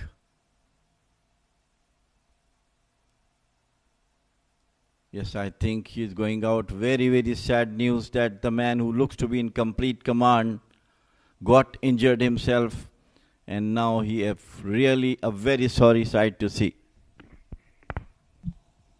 It's going to be critical for Ias. He's in a lot of pain, and that's where people watching him in BPL will be worried about him as well. His fans, his franchise. You're supposed to be traveling to Bangladesh very shortly, but at the moment, he's in a lot of trouble. Wonder who is going to be the batter walking in next, and can he have the same kind of impact? Because at the moment, the scoreboard might say 82 for 4, but it looks like 82 for 5. Very, very sad situation for Ias, losing 50%. Imran Khan looks to be supreme touch. We are talking about him, and unfortunately he got injured. I think the two severe blows he had got, one is on the knee and the other one on the ribs in the early stages of the game. And he was struggling, as I told you, when I was taking the singles. He was just lingering around. But now it is Pasindo who came to replace Imran Khan. We are all pray that he should come back quickly after recovering from his injury and bat again with some blistering maximums. It's Gautam who is continued to bowl. Just pushes it defensively to the third man for the single. Sad situation for Ias. Certainly. But look at the positives. The two rhyming brothers are right in the middle, Pasandu and Savindu. And that's where Ias would believe that they would have batted a lot together. And that's where these foreign recruits, Ias would believe that they should take Ias home. It's a game to lose from where they are placed here. Ias, can Savindu and Pasandu bat positively, bat sensibly and get Ias home? Fishing, Pasandu. This is poor cricket. He should have been prepared. He should have been expecting what Sagar Gautam does. Certainly not good news for Ias Invincibles. Especially about Mehran. We all feel sorry for it. That we should pray that he should come back again and play his role, what we are talking about him. As a professional cricketer, you don't want to be seeing a foreign recruiter opening the face of the bat. And at the moment, he's just fishing. Sagar Gautam outside the off stump. He will stick there. He will stick to his plan. He would want Pasandu to make a mistake here. He's a very, very good thinking bowler, Gautam. He got 4 wickets in the last match he has played, and today he scored half century for his team and bowling well also. Not very much fierce space he has got, but he's moving the ball away from the batter for the right-handers. Fast bowling all-rounders are a rare commodity. From the likes of Hardik Pandya, Jack Scarless, Sean Pollock. Always priceless. What is Pasindu doing at the moment? He's completely out of control because he's chasing everything that is outside the off stump. On this occasion, it was a wide.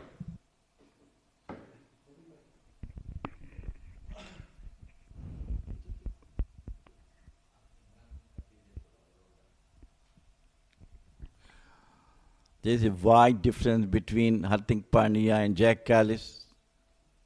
Maybe 15 years. Imran Khan, one of the top all-rounders of all the time in the cricket history. Kapil Dev, yes. So many others. Castled. Pasindu never looked comfortable. And Sagar Gautam is going to be having the back of him without troubling the scorers. And this is poor cricket from Pasindu here. Brilliant ball. He doesn't know what to do. Come forward and then think that is off his stump, uprooted. Brilliant delivery from Gautam. As I told you, he's a very, very good bowler. So finally, the wicket number 5 went down for Ias Invincibles. Pasindu out for a duck.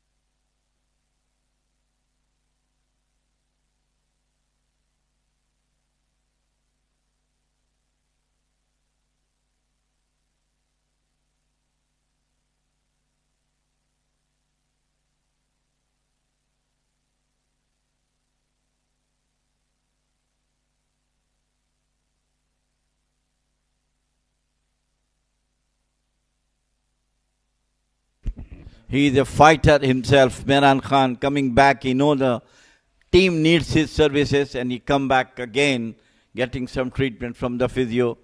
We give all the best that he should remain there as long as Pranav is saying that he might bring 50 overs playing and get the match done in favor of Ias. Tell me the logic behind Mehran going out and coming back for 3 deliveries. And in the process, he sacrificed that wicket of Pasindu. And Pasindu will be asking, if you had to just go out for 3 deliveries, why did you sacrifice my wicket? Spot on, yes, that is what I was thinking also.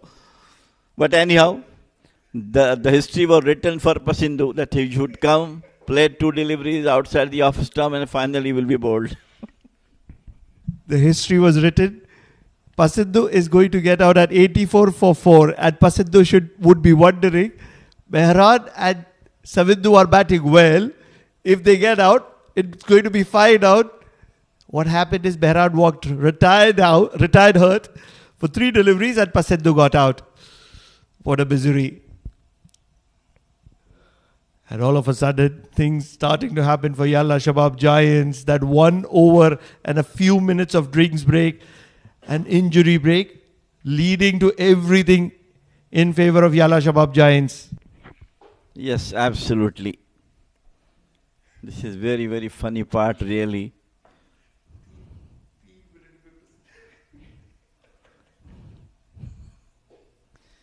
Something very never seen like that, and it comes here at the Oman Cricket Academy ground in the Oman D50.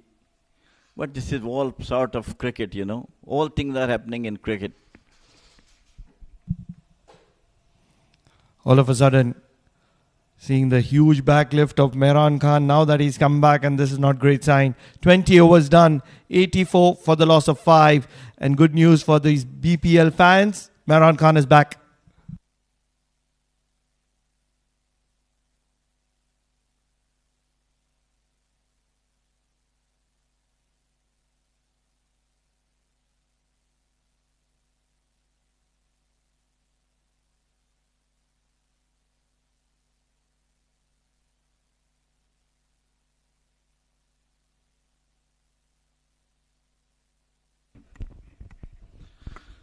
lot of responsibility on now again Mehran. It is Savindo who is batting on 19.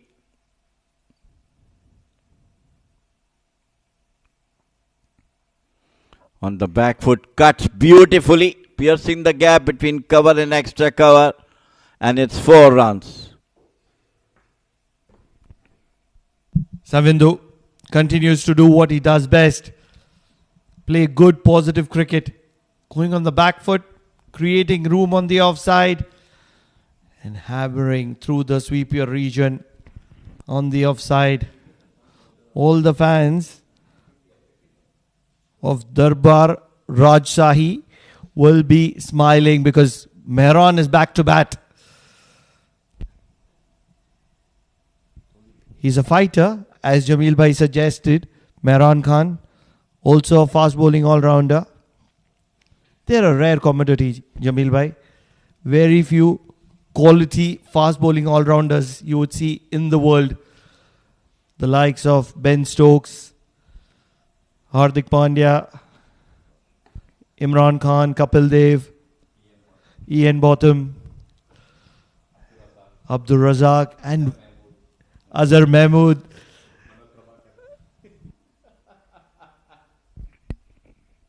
Coming down the wicket, and well stop at the short mid wicket.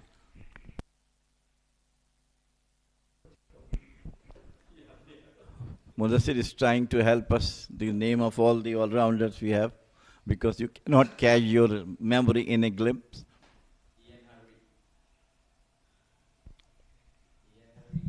We can add Darren Sammy to the list as well. Sir Richard Hadley, Sir where you will take? Absolutely. So hence a rare commodity. We are not able to think of many, and hence a rare commodity because we have gone from 1950s and 60s to 2020s. Keynes also New Zealand. Keynes, Chris Keynes.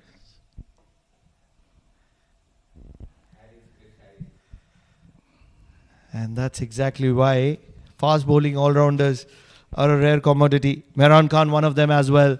21 overs gone, 89 for the loss of 5.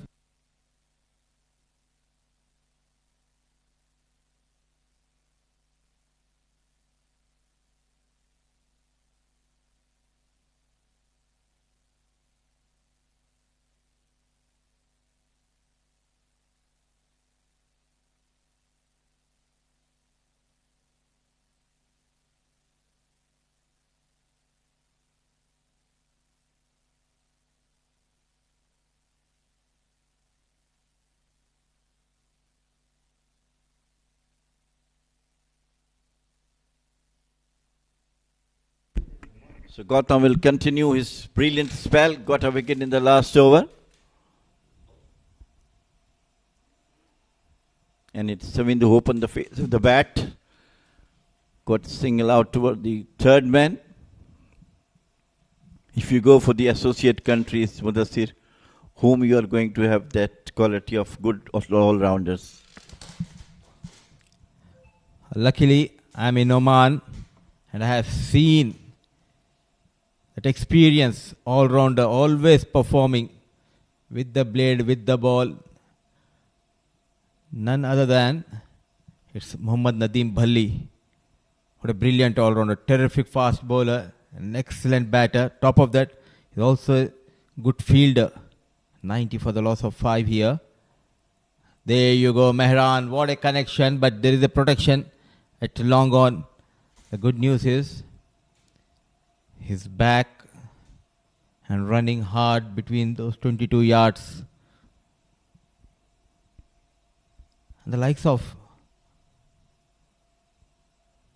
Mohammad Nadeem and Oman team was always blessed to have good all-rounders in their side. Not only the fast bowling all-rounder department, but also if we talk about spinners, also the likes of Amir Kalim, he is doing a wonderful job. Who can bowl, who can field, who can get those runs.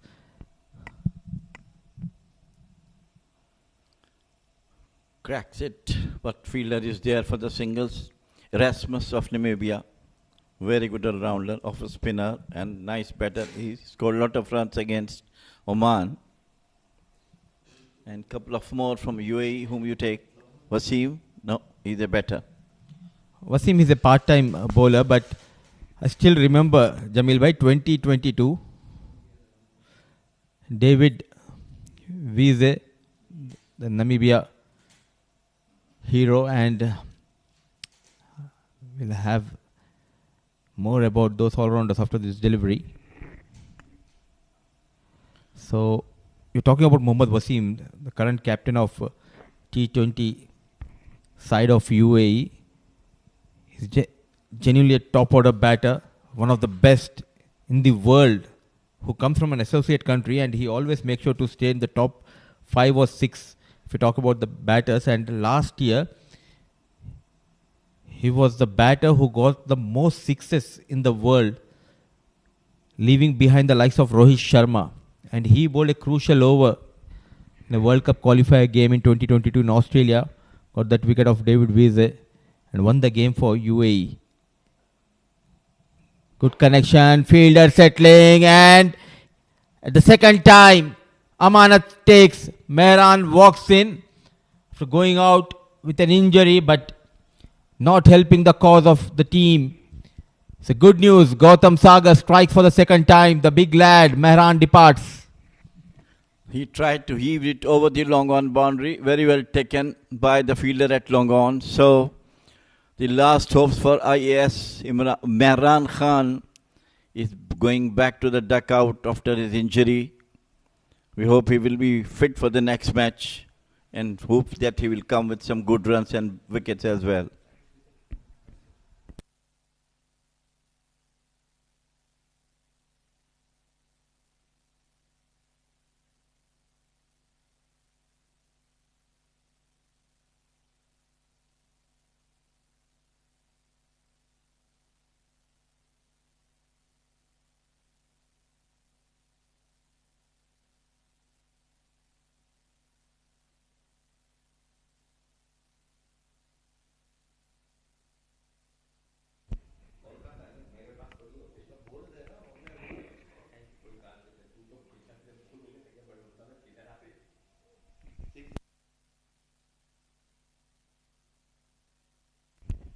So new man in Shehzad, who bowled superbly today. 10 overs and given away only 28 runs.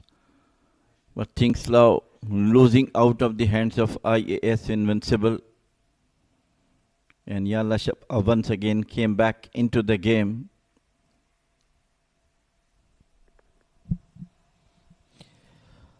What a sight to watch. This young lad with headband on, with that flowing hair, effortless style, running in like a superstar. Gautam Sagar got better of Mehran. The new batter Shahzad Rahim on strike, a slip in position, got a brilliant 50 in the first innings. Gautam now, it's back-to-back wickets. Sagar strikes for the second time, an inside edge, hitting onto those stumps. A golden duck for Shahzad Rahim. He is a very dangerous bowler. Look at that one. And Shehzad played on to his wickets. 2 wickets in 2 deliveries. I still remember he got absolutely brilliant bowling in the last match where he got 4 wickets. And today he scored a half century. And I hope he is one of the contenders for the player of the match.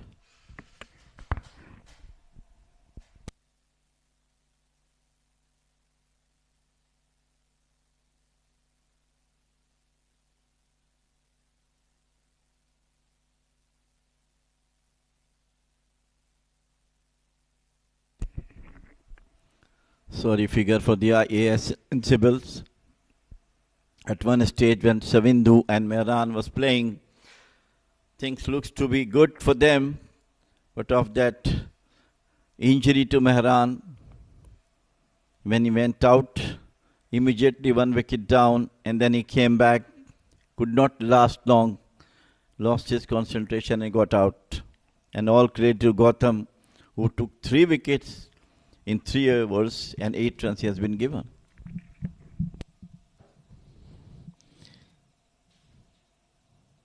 Shining star, Gautam Sagar for Yalla Shabab Giants. Yet again, IAS Invincibles. They find themselves in deep trouble The big time batting collapse. A lone warrior, Savindu. He has been joined by Asif.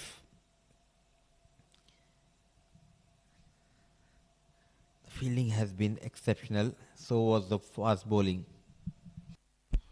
Yes, Yalla Shabab, complete team, fielding, bowling and batting, so as their senior team Stallions as well. Onto the back foot this time. Jay Odedra is bowling his third over. Well, this is all part of this beauty of this cricket game. Of uncertainty is called for at one stage. One team is going well and suddenly in matter of couple of deliveries match changes. Similarly, a batter comes and he changes the game with some lusty and maximums and force.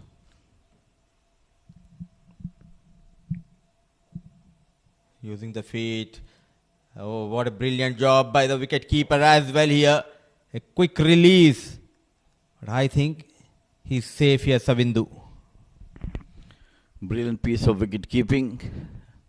Smart athleticism by the fielder. That replay.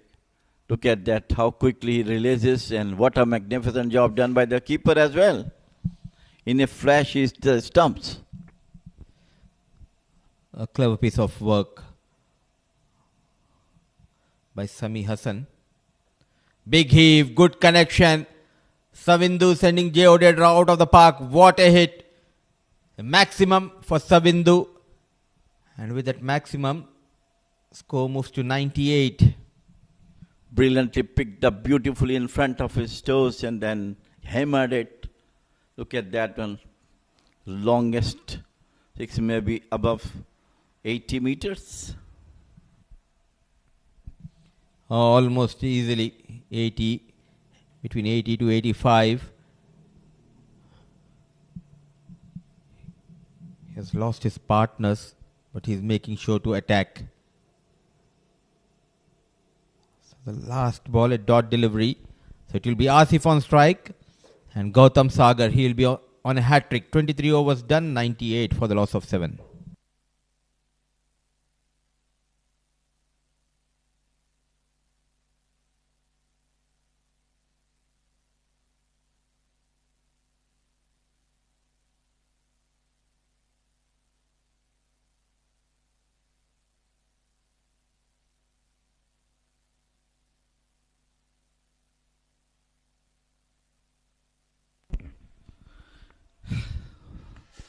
On a hat-trick, it is Gautam who got 2 wickets in the last over.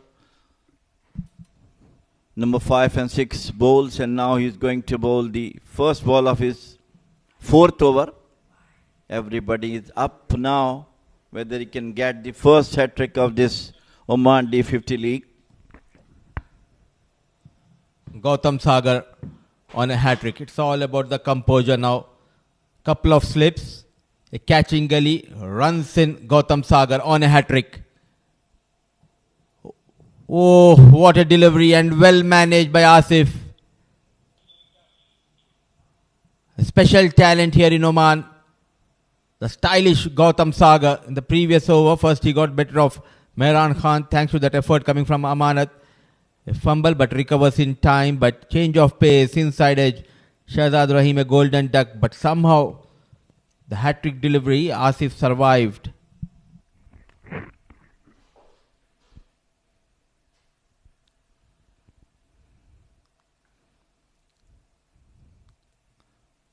Nice run up. He's trying to play out to the offside. Slower one. Asif, the owner and the sponsor of this Ias Invincible. All credit to him, to be honest with you. He is such a passionate cricketer that he keeps his team in both the Premier Leagues as well. They are not doing well. They are losing a couple of matches they won normally, but he always keeps his team alive, bringing recruits from outside Oman.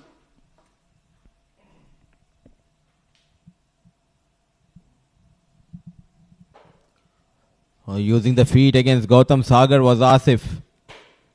But what a day this young lad is having. Gautam Sagar making a name for himself here in Oman domestic circuit. A true match winner, pure class, pure talent. Got a brilliant 50 with the bat in the first innings, now doing wonders with the ball. Can he add a couple of more wickets in his kitty?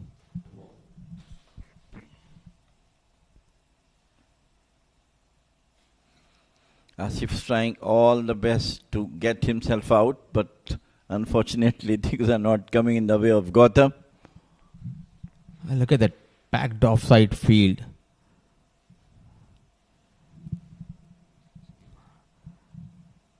A slip in position.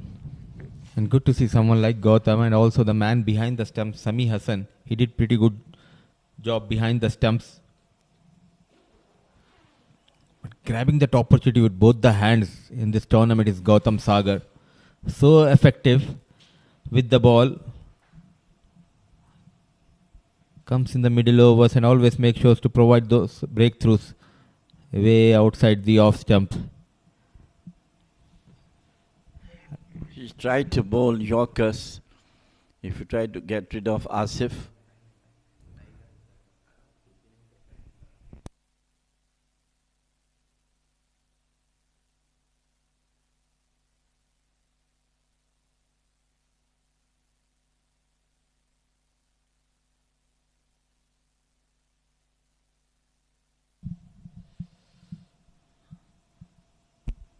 Always treat to watch youngsters coming in and performing and cementing their place.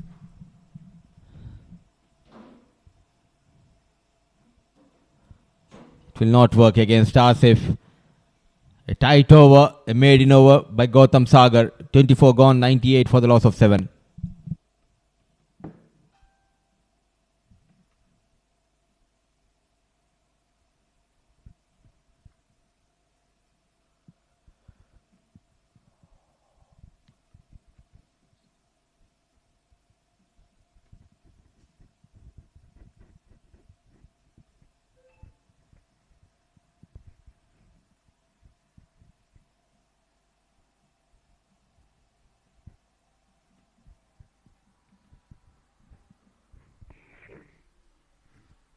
It is Savindu who is doing his heroic at the one end.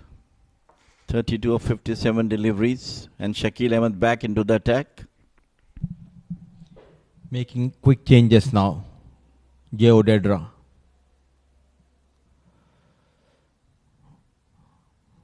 Now not only he needs to get those runs, but also he needs to make sure to keep maximum strike with him. There's deep square leg and long on towards that leg side, short mid wicket and a fine leg. It won't be against Shakil Ahmed to get those quick runs. A slip in position here. What a dramatic change we have witnessed in this game. Yes, this is all the beauty of this game, that tilting towards anyone. Coming down the wicket, he hit it, and it's going to be 4 runs. This is what he's looking for, keeping the strike with him, getting some runs for the team. 100 comes up for Ias Invincibles with that counter-attack boundary from the blade of Savindu Pereira. Good use of the feet, reaching the ball and keeping it away from the reach of Shah Faisal. Chasing 223. They just lost the plot. 36 of 60 for Savindu. Are they going for the single? No chance of that. Gautam Sagar. What a talent to have in your side, who can bowl, who can bat, who can field, who can take those terrific catches.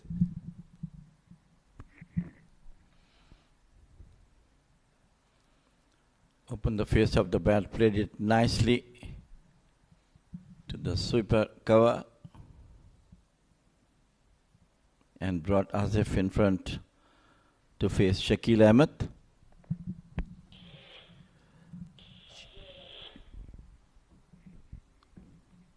18 runs, couple of wickets, bowling his final delivery of this over.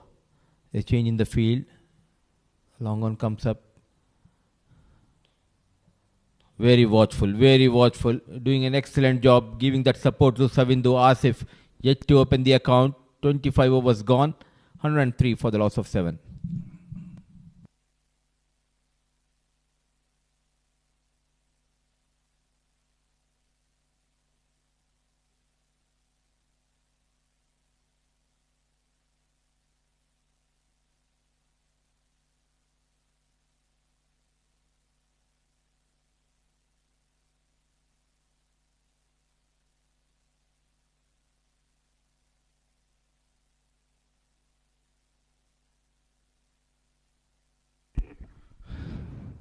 Gautam will continue to bowl his 5th over. The last over was a maiden over. Look at the figures. 4 overs, 8 runs, 3 wickets. What best when a bowler can achieve that target?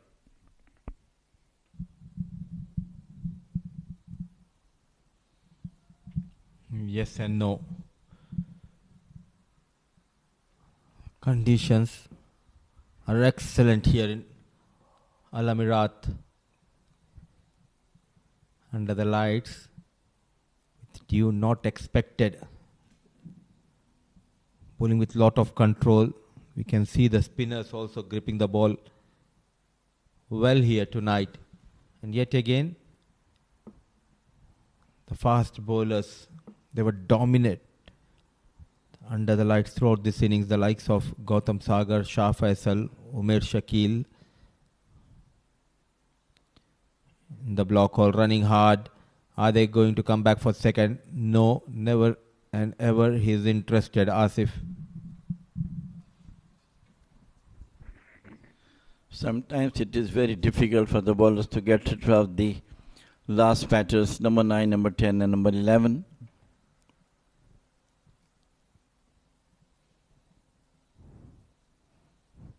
Only thing I think he should bowl Yorker, that could be possible for him to get rid of Asif. Even a change of pace kind of a delivery, cutter, bowling wicket to wicket, fox him. Using the feet against Gautam Sagar. An all-important single has been taken by Asif. Nice to see him coming down the wicket. His confidence is boosting. And Savindu also has got confidence in him that he will keep playing singles and doubles so that he can carry the other end with him.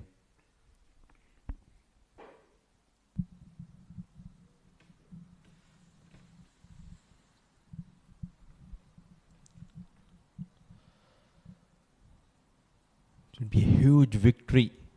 They can get remaining 3 wickets in next couple of overs. Yalla Shabab Giants, but in between is Savindu. Good hit, good connection. Did he manage to clear the fielder? Yes, couple of bounces, 4 runs.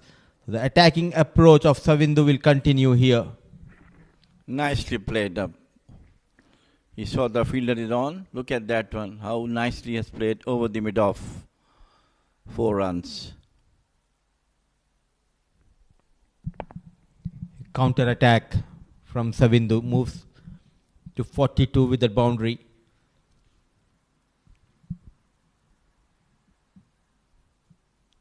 Can we see a memorable script in this chase by Savindu Pereira?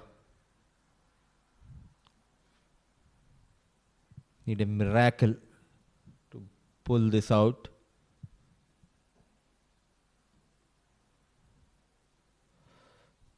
A single. So Asif will be on strike. Gautam Sagar, he'll be looking to attack Asif.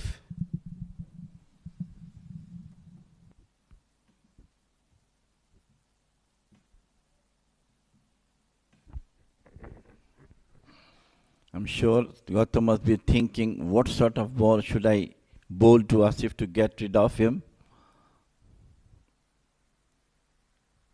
Last ball of his over, possibly.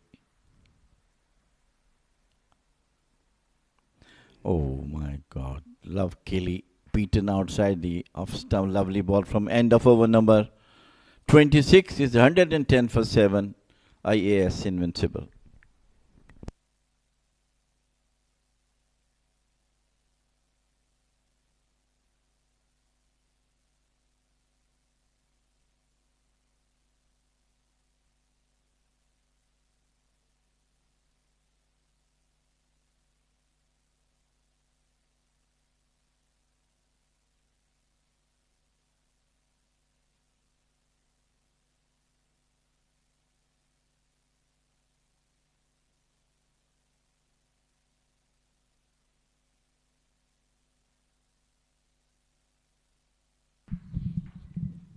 One zero for the loss of 7. 26 overs gone.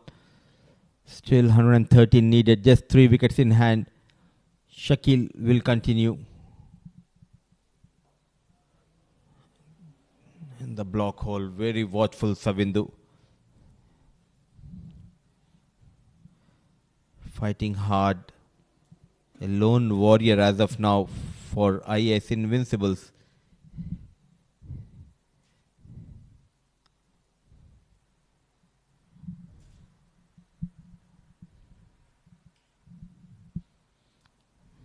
Making room.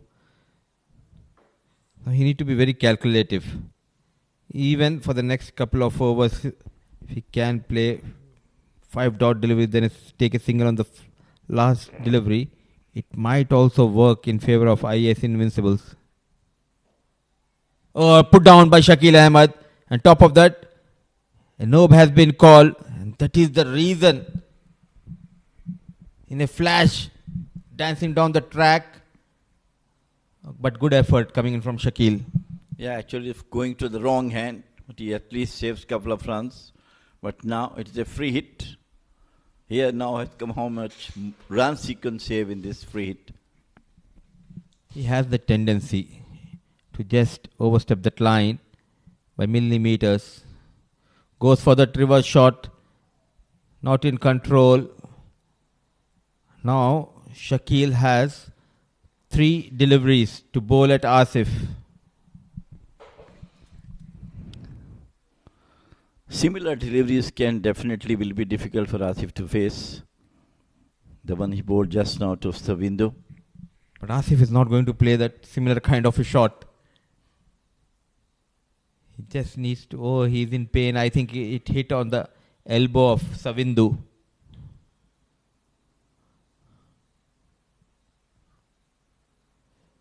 Loud appeal, and the finger goes up.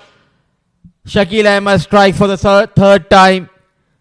The resistance of Asif comes to an end. Very, very close, and it has been given out. So, wicket number 3 for Shakil, and wicket number 8 for Ias Invincibles. Once again, not very good batting performance. Asif out for 1.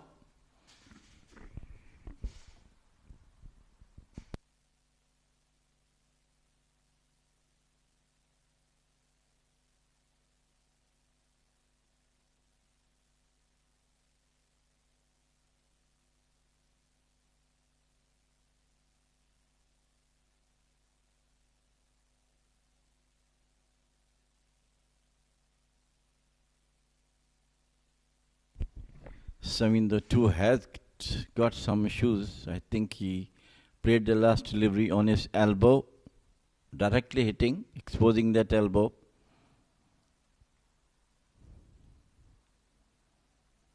Still not comfortable at all. So we have 2 injuries today. One is Venan Khan, who has been hit on the knee and on the ribs, and it is now Savindu who got hurt trying to sweep Shakil Ahmed, who is almost pace of medium pacer, got directly hit on the elbow.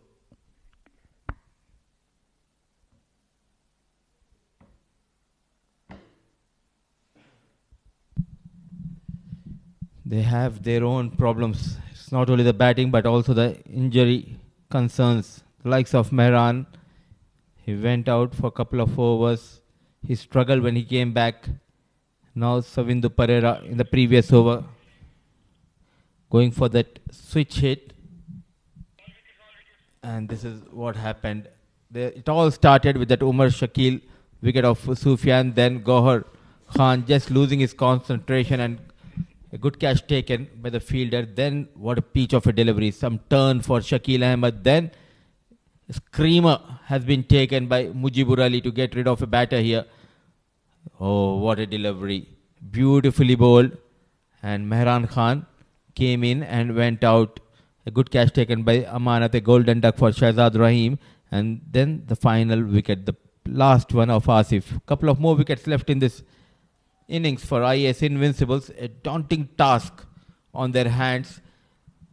Imran, not much known for his batting skills, joins Savindu Pereira.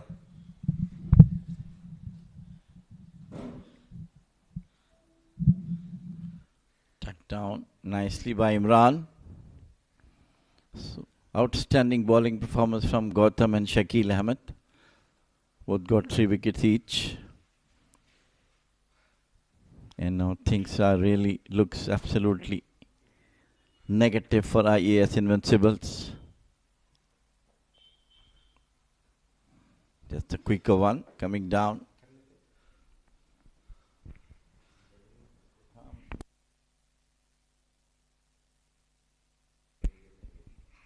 End of over number 27. It is 112 for 8 Ias Invincibles.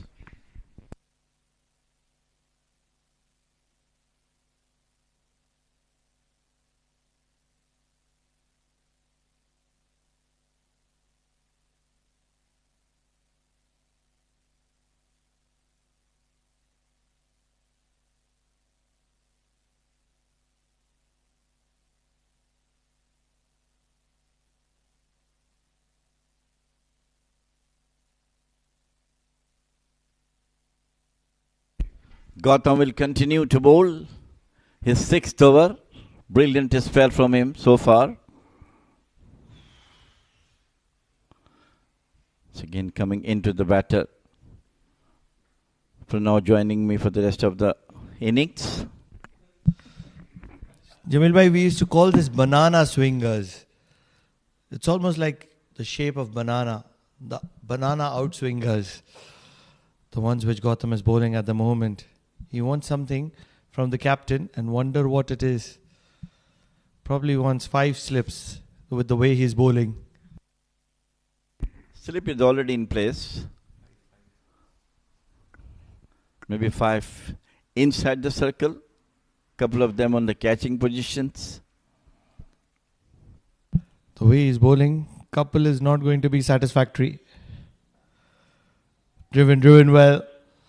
Will get 4 runs. Savindu has been priceless. He's been special for Ias. Just ran out of support, but he's scoring runs at will. So juicy half volley, just placed nicely, open the face of the bat through the extra cover's hand. Beautiful timings on it. 4 more runs to the Ias Invincible. It is Savindu who is between the victory of Yalla Shabab and Ias Invincibles. What can Ias do here? Things haven't been in their control. Looks like they're going to be 3 down in this tournament. Unless and until Savindu can produce something really special. That'll be 50. Savindu, he will celebrate. It's a special knock. Very, very special knock. Onto the pads, flicked it. And a boundary on square leg. What a knock from Savindu. Just when nobody else came to party, he has played a very, very special knock. Rightly applauded by his team from the dugout. Look at that one. Beautifully pegged off his toes to the square leg boundary. 2 successive boundaries. And what a magnificent knock he has played for his team. Together with Mehran, he looks to be quite good. But again, this was Mehran who got out to an injury. Nicely placed. He looks to be a complete, beautiful batter. I'm glad you didn't say all-rounder, because with the way he bowled, you would want to forget the day. But now he's come with the bat and he's shining bright. 51 of 74. He's taken his time. He's played some beautiful shots. Can he produce one of those magnificent days that a player has once in a lifetime? The days when he shines and shines alone. Every player has one. Couple, they've had 175 not out.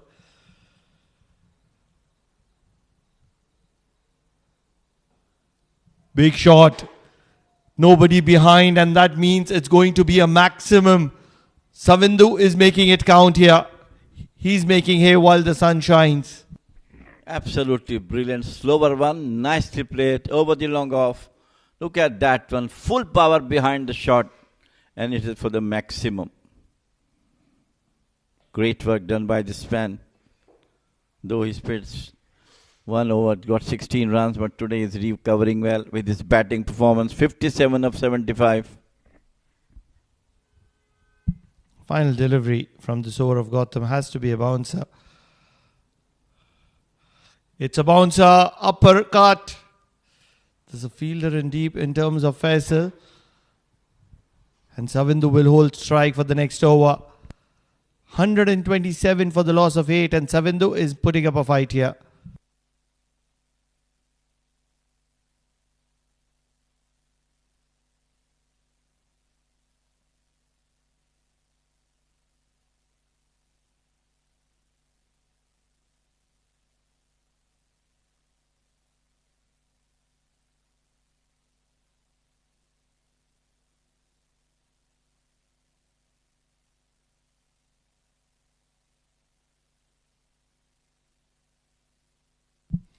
Shakil to continue. He's going to be bowling his 9th. 3 for 19 for Shakil. Can Savindu produce a masterclass here? He's a lone warrior of Ias. And he's against the class of Shakil Ahmed.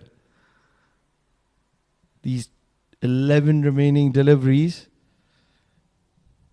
if he can be watchful and he can play them out, there is always an opportunity. Dancing down the track, drilled. Oh my God, he's going to be exposing the likes of Mohammad Imran to the quality of Shakil Ahmed. Believe everybody is going to be coming inside the circle. Everybody except for deep mid wicket.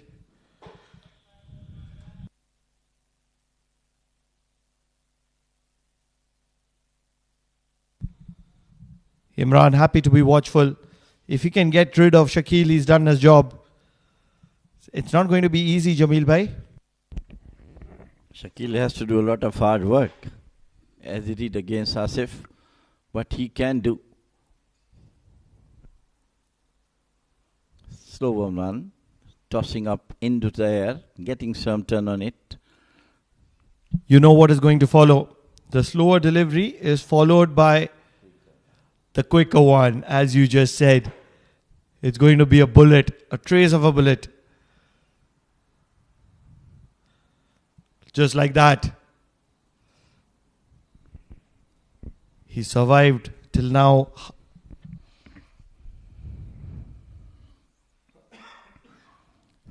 But what a knock Savindu has played. We haven't seen him playing so nicely all through the 3 matches they have played. Down the leg side.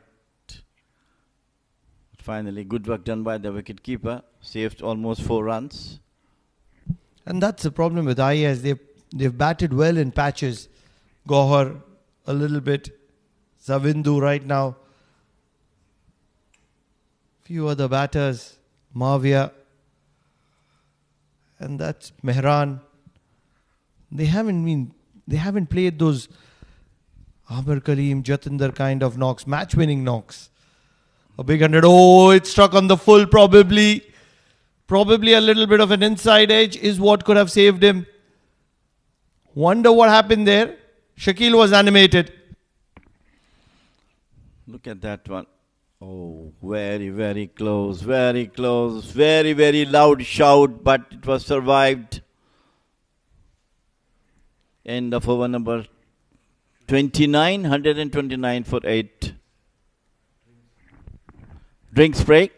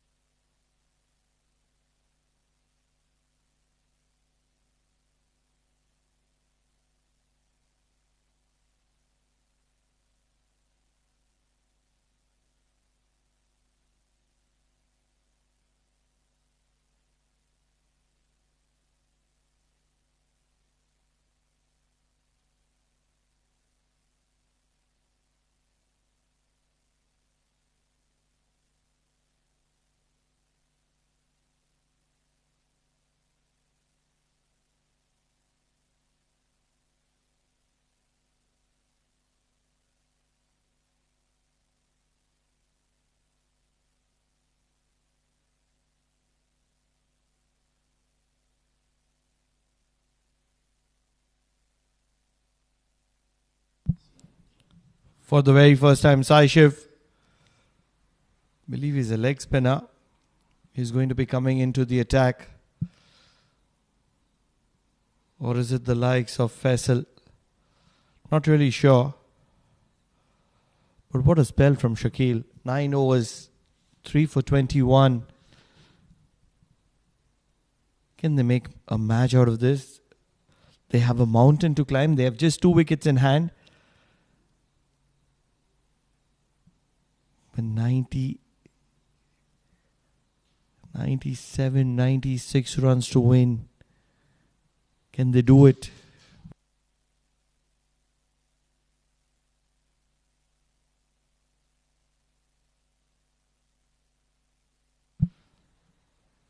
It all comes down to Savindu. 59 of 78.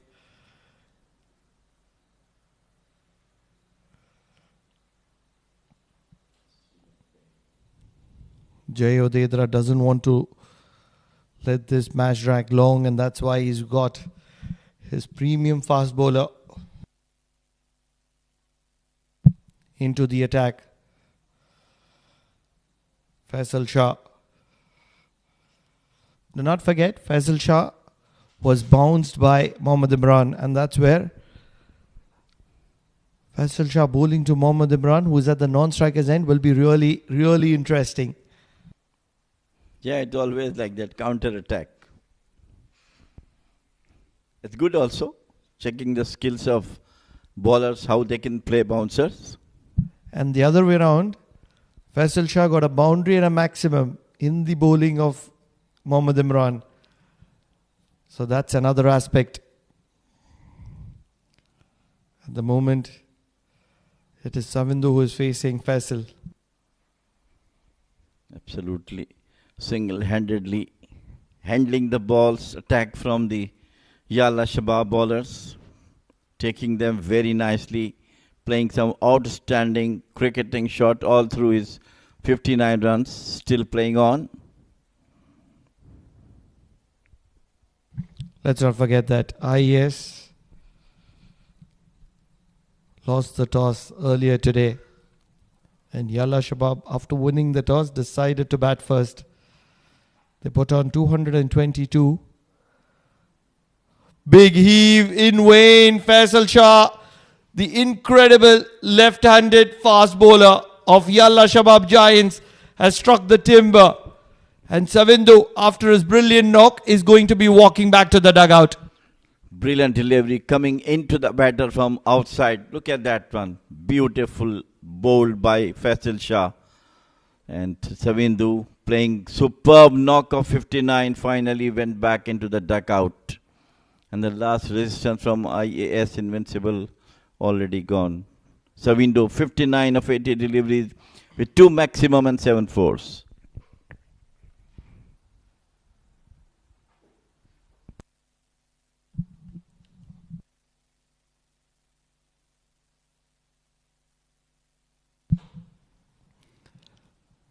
Now it's mere formalities. Faraz and Mohammad Imran, two fast bowlers of IAS in the middle. They're the final pair.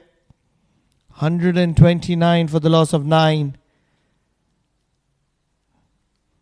What can they make of this? Faisal 1 for 17 and 4.2.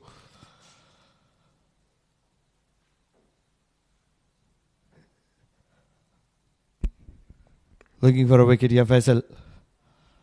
And happy to let it go as Faraz. So all the 3 seamers on the wicket, 2 on the batting side, 1 is bowling. Good contest. The contest between Imran and Faisal, won by Faisal. It all comes down to that innings of Sagar Gautam, 50 runs. And then picking up 3 wickets of IAS. Certainly one of the candidates, the premium candidates for man of the match. Who else can you think of? 3. Let's this one go through. A rare mishap for Yalla Shabab Giants. Well, I don't think so any other contender apart from Gautam at this stage, because nothing is left out. He had got half century to his credit and took 3 vital wickets at the right stage of the game.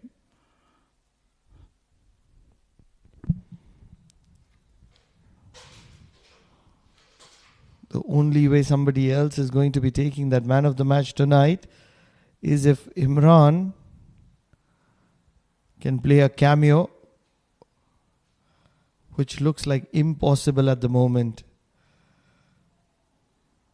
He's letting it go, just like a genuine batter does.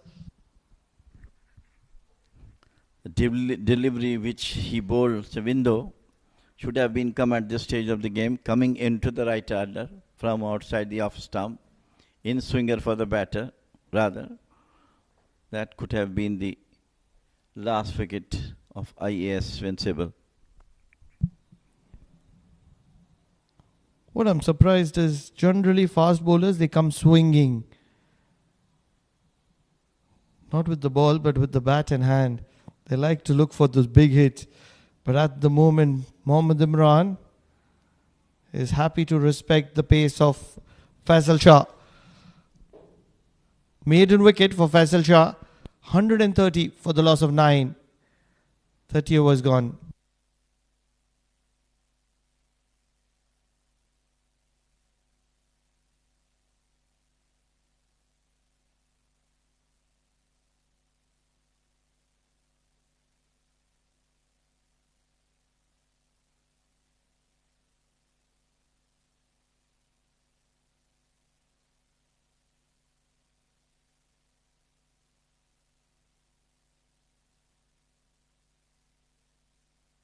Shakil into his final over. He's coming in from the Oman tail end. This is going to be one of those tougher overs for Faraz and Imran to face. Shakil Ahmed with his blistering medium pace of the spinners, you can say on it. Absolutely enjoy the quality of Shakil Ahmed, the little dynamite. Precious. Sliding down the leg, and they'll be happy to rotate the strike. For sure, Faraz would have been telling Mohammad Imran, let's run. I don't want to be facing this fast bowler.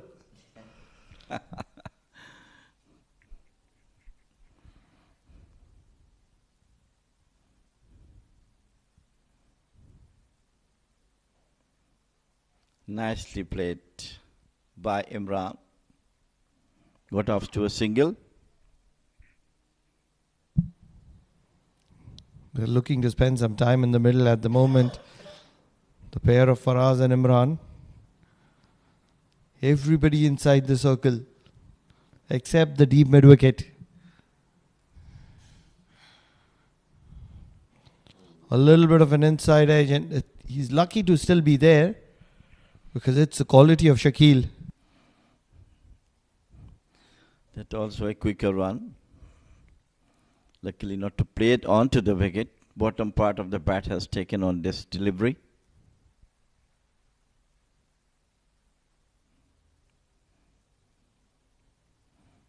Nicely played. Testing Shakil.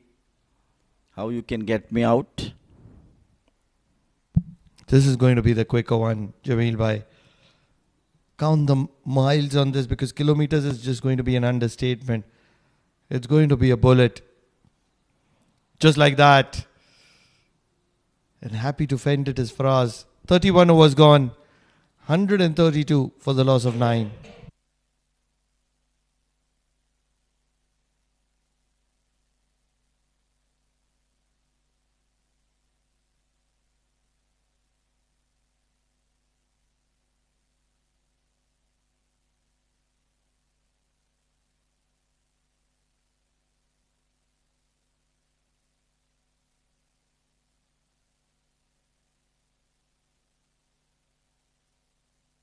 What a spell from Shakil there. 22 for the loss of 3 for Shakil in his 10 overs. Not sure of the number of maidens that he would have bowled, but there would be a few of them there. Faisal will continue. 18 for 1 in his 5 overs. That was wrapped. But we'll have to see the umpire signal. Looks to be a like to played one. 4 runs to the total, 132 now. Guided to fine leg. Just got the merest part of bats. And that's where runs continuing to flow for Ias Invincibles. Need around 80 more. They have 19 overs in hand, but the wickets column is the concerning factor. 9 wickets down. Mohammad Imran and Faraz. What can they make out of this? Short ball, and that's not going to be long before he's going to be testing Mohammad Imran with those short deliveries. He got a taste of it in the first innings. This is slow short ball from Faisal Shah. Just passing away over the head.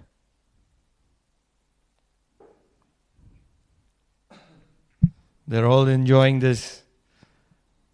It's a chilly evening, somewhere around 20 degrees. And Faisal Shah is happy to bend his back. Bouncer followed by Yorker. Wasim Akram's theory. Away swinger is Faisal's theory. Frustrating time for the bowlers not to get rid of the last wicket.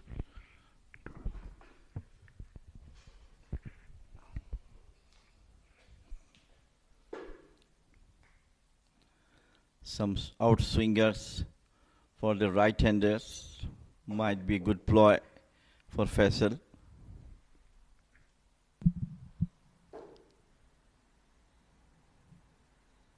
Change of angle from Faisal Shah. He's a tricky customer. He can be skiddy. He can be nippy as well. He can choose his ways. Faisal Shah.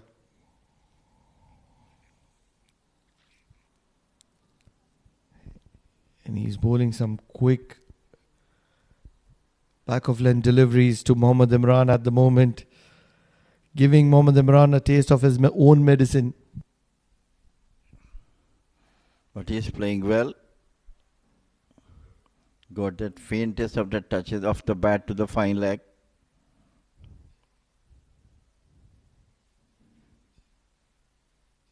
Do you think Mohammad Imran is going to be going after Faisal in one of those deliveries? Can he?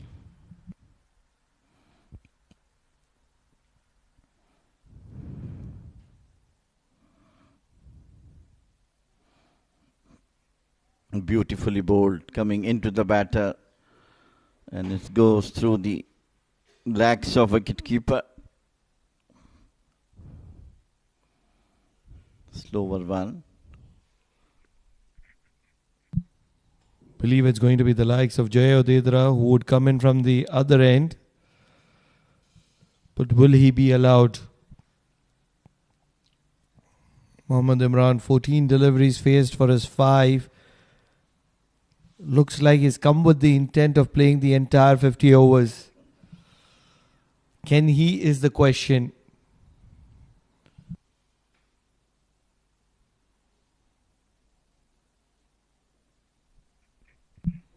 Quick single will make sure that Mohammad Imran will retain the strike for the next over. 137 for the loss of 9 at the end of 32 overs.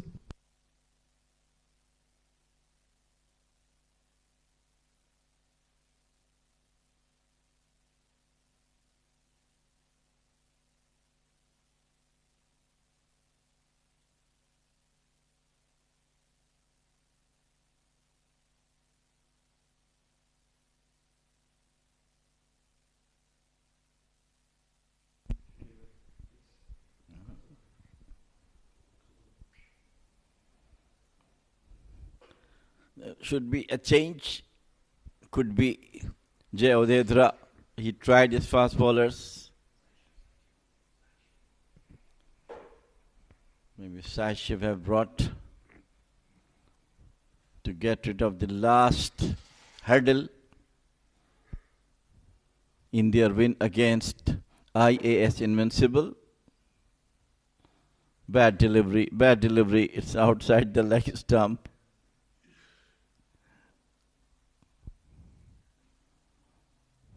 Mohammad Imran indicating to Faraz that this should have been dispatched to Rui.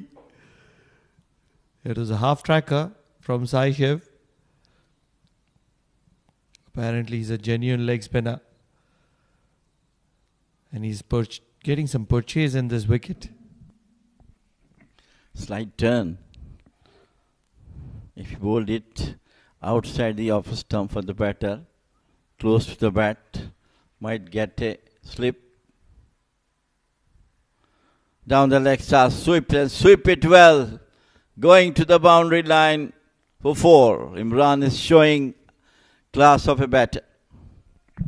On a day when batters have not had the time to stay on the wicket, it is Mohammad Imran who has come with a plan.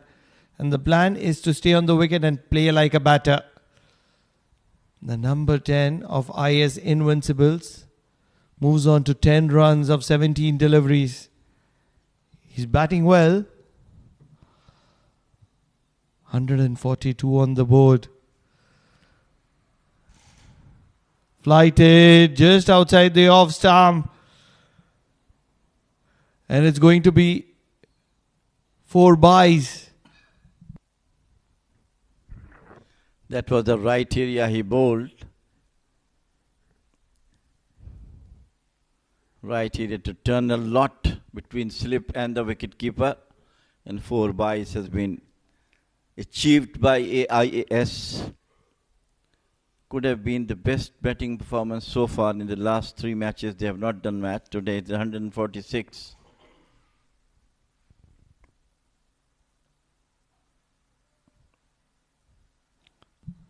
Frustrating offshore for the bowlers not to get this wicket. Imran has those different ideas that he's not going to give his wicket to any of the bowler.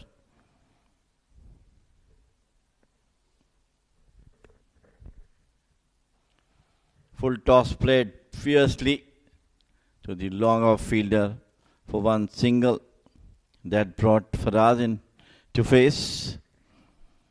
He has not faced any bowler. He's got 7 deliveries of his 1 run. Imran had got double figures. Turning sharply down to the offside, and good take by the wicketkeeper. End of number 33. 147 for 9. Ias Invincible.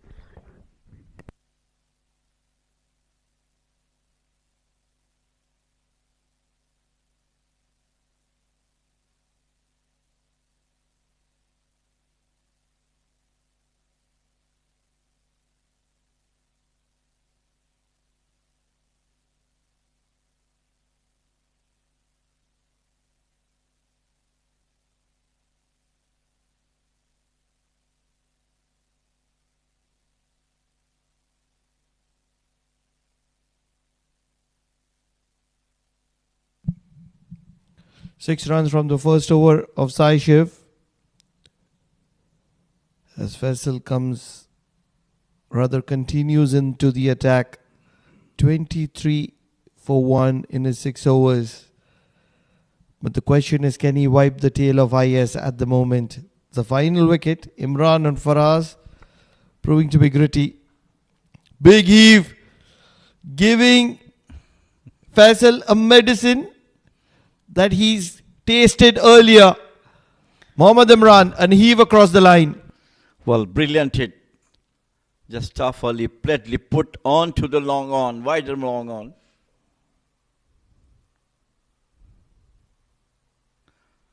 To the maximum.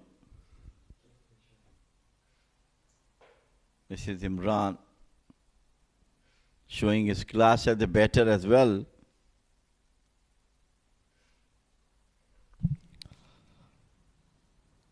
Can he keep going is the question. 150 has been achieved.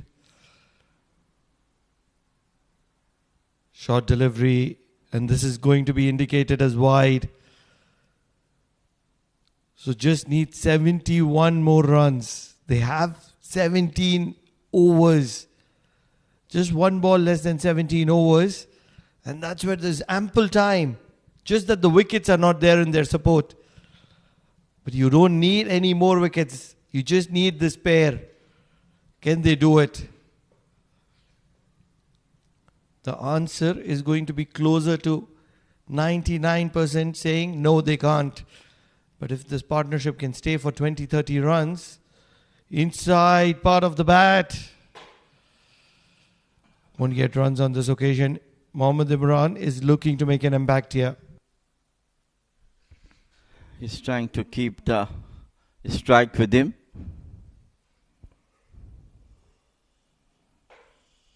Desperate time for the bowlers to get rid of one of them.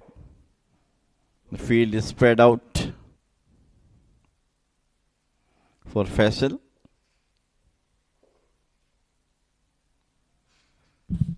Let's just see how it's going to bowl. Sweeper cover comes inside the circle. Long on. Goes back. Faisal to Imran. Block hole and beautifully played. He's looking comfortable in the middle, Mohammad Imran. 15 of 23. Certainly putting a case for his promotion in the batting lineup. Yes. He looks that he is a good batter as well.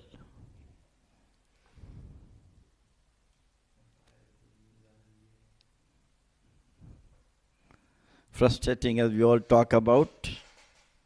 But it's all cricket until the last ball being bowled for now.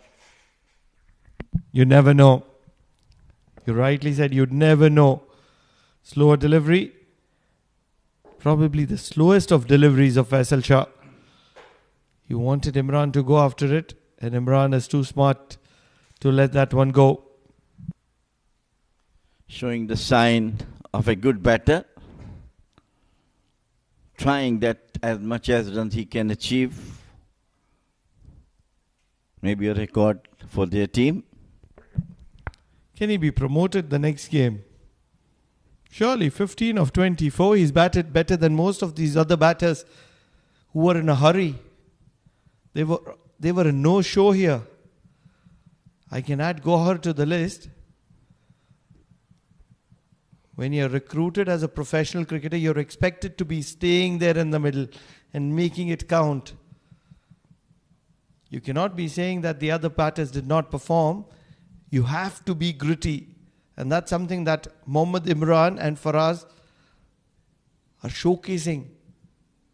It is humiliating if you're one of those batters who have thrown your wicket, because the number 10 and number 11 of Ias Invincibles is showing how things could have been done.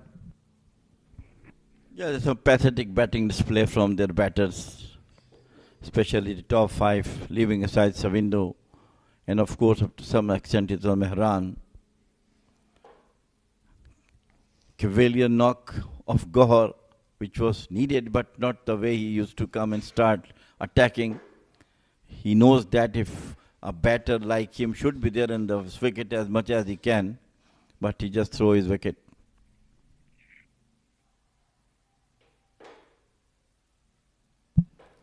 Huge appeal and Wayne. Umpiring standards have been top notch in this tournament. It is the Oman D50 and umpires are completely in control of the situation. 34 overs gone, 152 for the loss of 9. With this, umpires are also not in a hurry to finish the game. It was a good delivery, attacking the leg stumps. But Freddie is very, very accurate, saying, no, it's not out.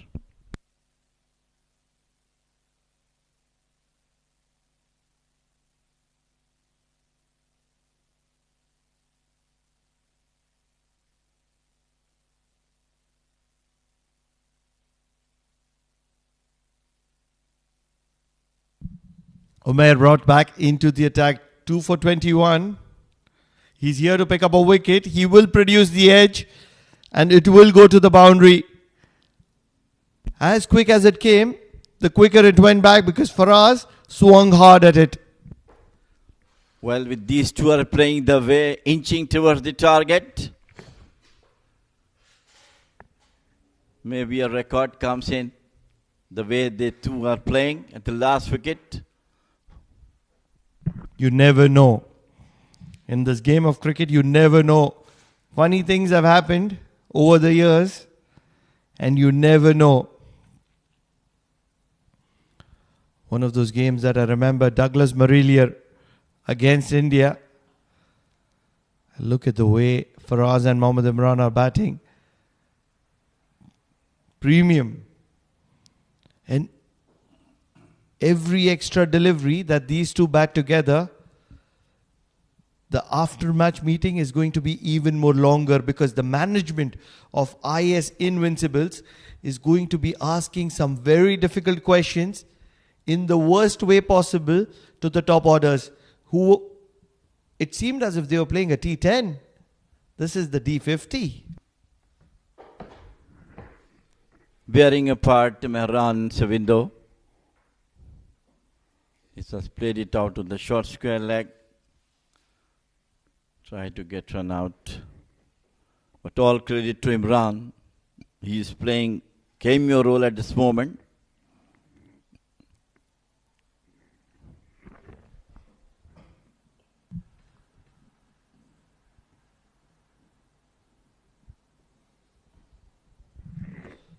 Let's have a quick look at who the batters were. Gohar, 24 of 23. He was in absolute hurry. Sufyan Yusuf, I beg your pardon, 2 of 10. Mahavia, 0 of 3. Mansoor Mazhar, 0 of 4. Pasindu, 0 of 3. Shahzad Rahim, 0 of 1. 4 ducks in the innings. And that's where the question arises. If number 10 and number 11 can spend some time at the Oman Cricket Academy, why couldn't the top order? It was always frustrating for IAS Invincible. They all been let down by their batters in all 3 matches played. It was comes loud appeal through the legs, but straight to keeper. It's been given. It's been given. Mohammad Imran never looked like getting out, and he has been given run out. He will have all kinds of exchanges of words with the umpire, but the decision stands that the match has been concluded because Mohammad Imran has been given run out, courtesy of some good, smart thinking from the wicketkeeper. Yes, that sort of things are always good for the team. Frustration has over for the Yalla Shabab team. We have another look at it. It's come down the wicket. They were calling for a caught behind, but the wicketkeeper says he knows that he's standing right on the line which belongs to the umpire, and it was a good decision. Freddie Lonopan suggesting that Mohammad Imran was out of his crease, and that's the reason IAS Invincibles are all out here. But what a gritty effort. Need to appreciate the efforts of Faraz and Mohammad Imran, who stayed tall and stayed tall for real long, and that's where a lot of questions on the top order of IAS Invincibles is going to be raised. Absolutely. It is only Imran who can be applauded for his brilliant effort in the bat as well. After bowling fantastically, he got out, came at a time where everybody was thinking that they will go out, but he stayed on the wicket so long, take the score to pass 156, which was the highest score I believe IAS done in the last 3 matches. What a performance from Yalla Shabab Giants. They did realize this was a tricky wicket and they were happy to spend time. They stayed long, they invested, and as a result, at one point, when the question was whether they can go past 200, they went to 222, courtesy of those 2 boundaries on the last 2 deliveries. Appreciations for one another, spirit of cricket, so much we talk about, and that's exactly what is being exhibitioned here by IAS and Yalla Shabab Giants. So finally, victory for Yalla Shabab, adding 2 more points to the top of the table. It is Gohar started with 24, and it was Savindu who batted superbly of 59, Mehran 27, and in the last is Imran, who stuck between Yalla Shabab and Invincibles. Finally 157 all out with 35 overs and 23 runs extra. It was a disappointing effort from IAS Invincible, especially the top order who were in a lot of hurry, and that's where you would see very good economies and very good performances from the Yalla Shabab Giants. 3 wickets apiece for Shakil and Gautam. But look at those maiden column, 4 maidens for Shakil, 2 wickets for Umair and a wicket for Faisal. And that's where they were spot on. Yes, they did concede a few extras, as many as 23. And that's something that they would want to correct as they move forward. But all said and done, brilliant bowling display from Yalla Shabab Giants. See some highlights of the game.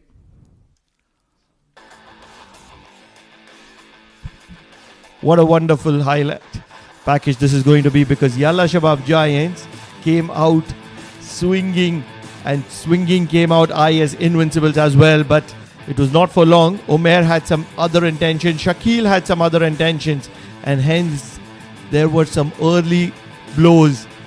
The wickets falling for the courtesy and quality and fielding of Yalla Shabab Giants. 4 wickets down early, and that's where Mehran and Savindu stitched a very good partnership. Pasindu came in for a few deliveries and he walked back, and then in a hurry Mehran also followed. So did the other batters. Savindu continued what he does best, striking clean, scoring runs very quickly. He did get to his 50. Asif Al-Balushi also couldn't contribute much, but Savindu stayed in the impact and that's where they were doing really well. Faisal was also impactful right towards the end, but it all came down to Umair and a wonderful delivery which was collected by the wicketkeeper, and finally the gritty knock of Mohammad Imran and Faraz came to an end courtesy of a run out.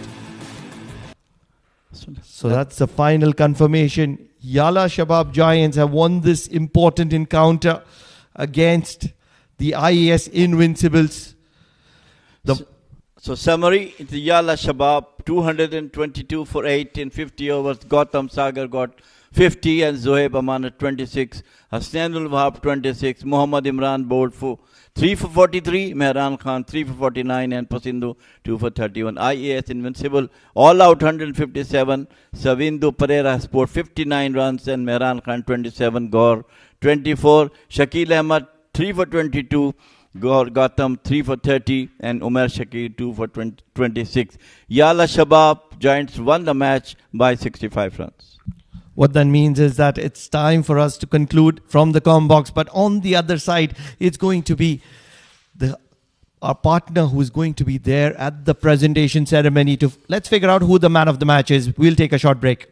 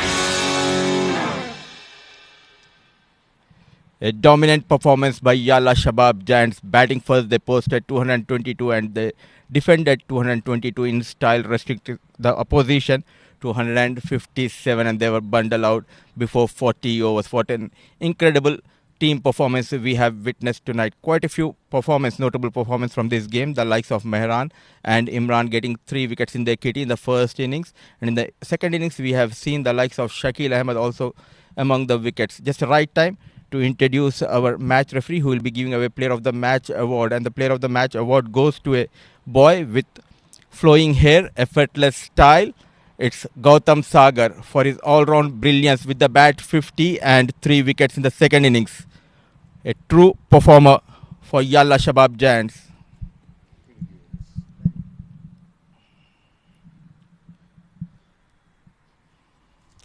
Gautam, a fantastic performance. What was your mindset coming into this game? My mindset would be like to bat all the long, like 50 overs, and I'll trying to stay positive as possible, as like looking for singles, boundaries, punishing the bad balls. And you have been contributing consistently well, both with the bat and the ball. So which part of your game do you enjoy more? I enjoy both. It's not like I enjoy less one or nothing like that. I'll enjoy both. It helps the team in every way, so it's good.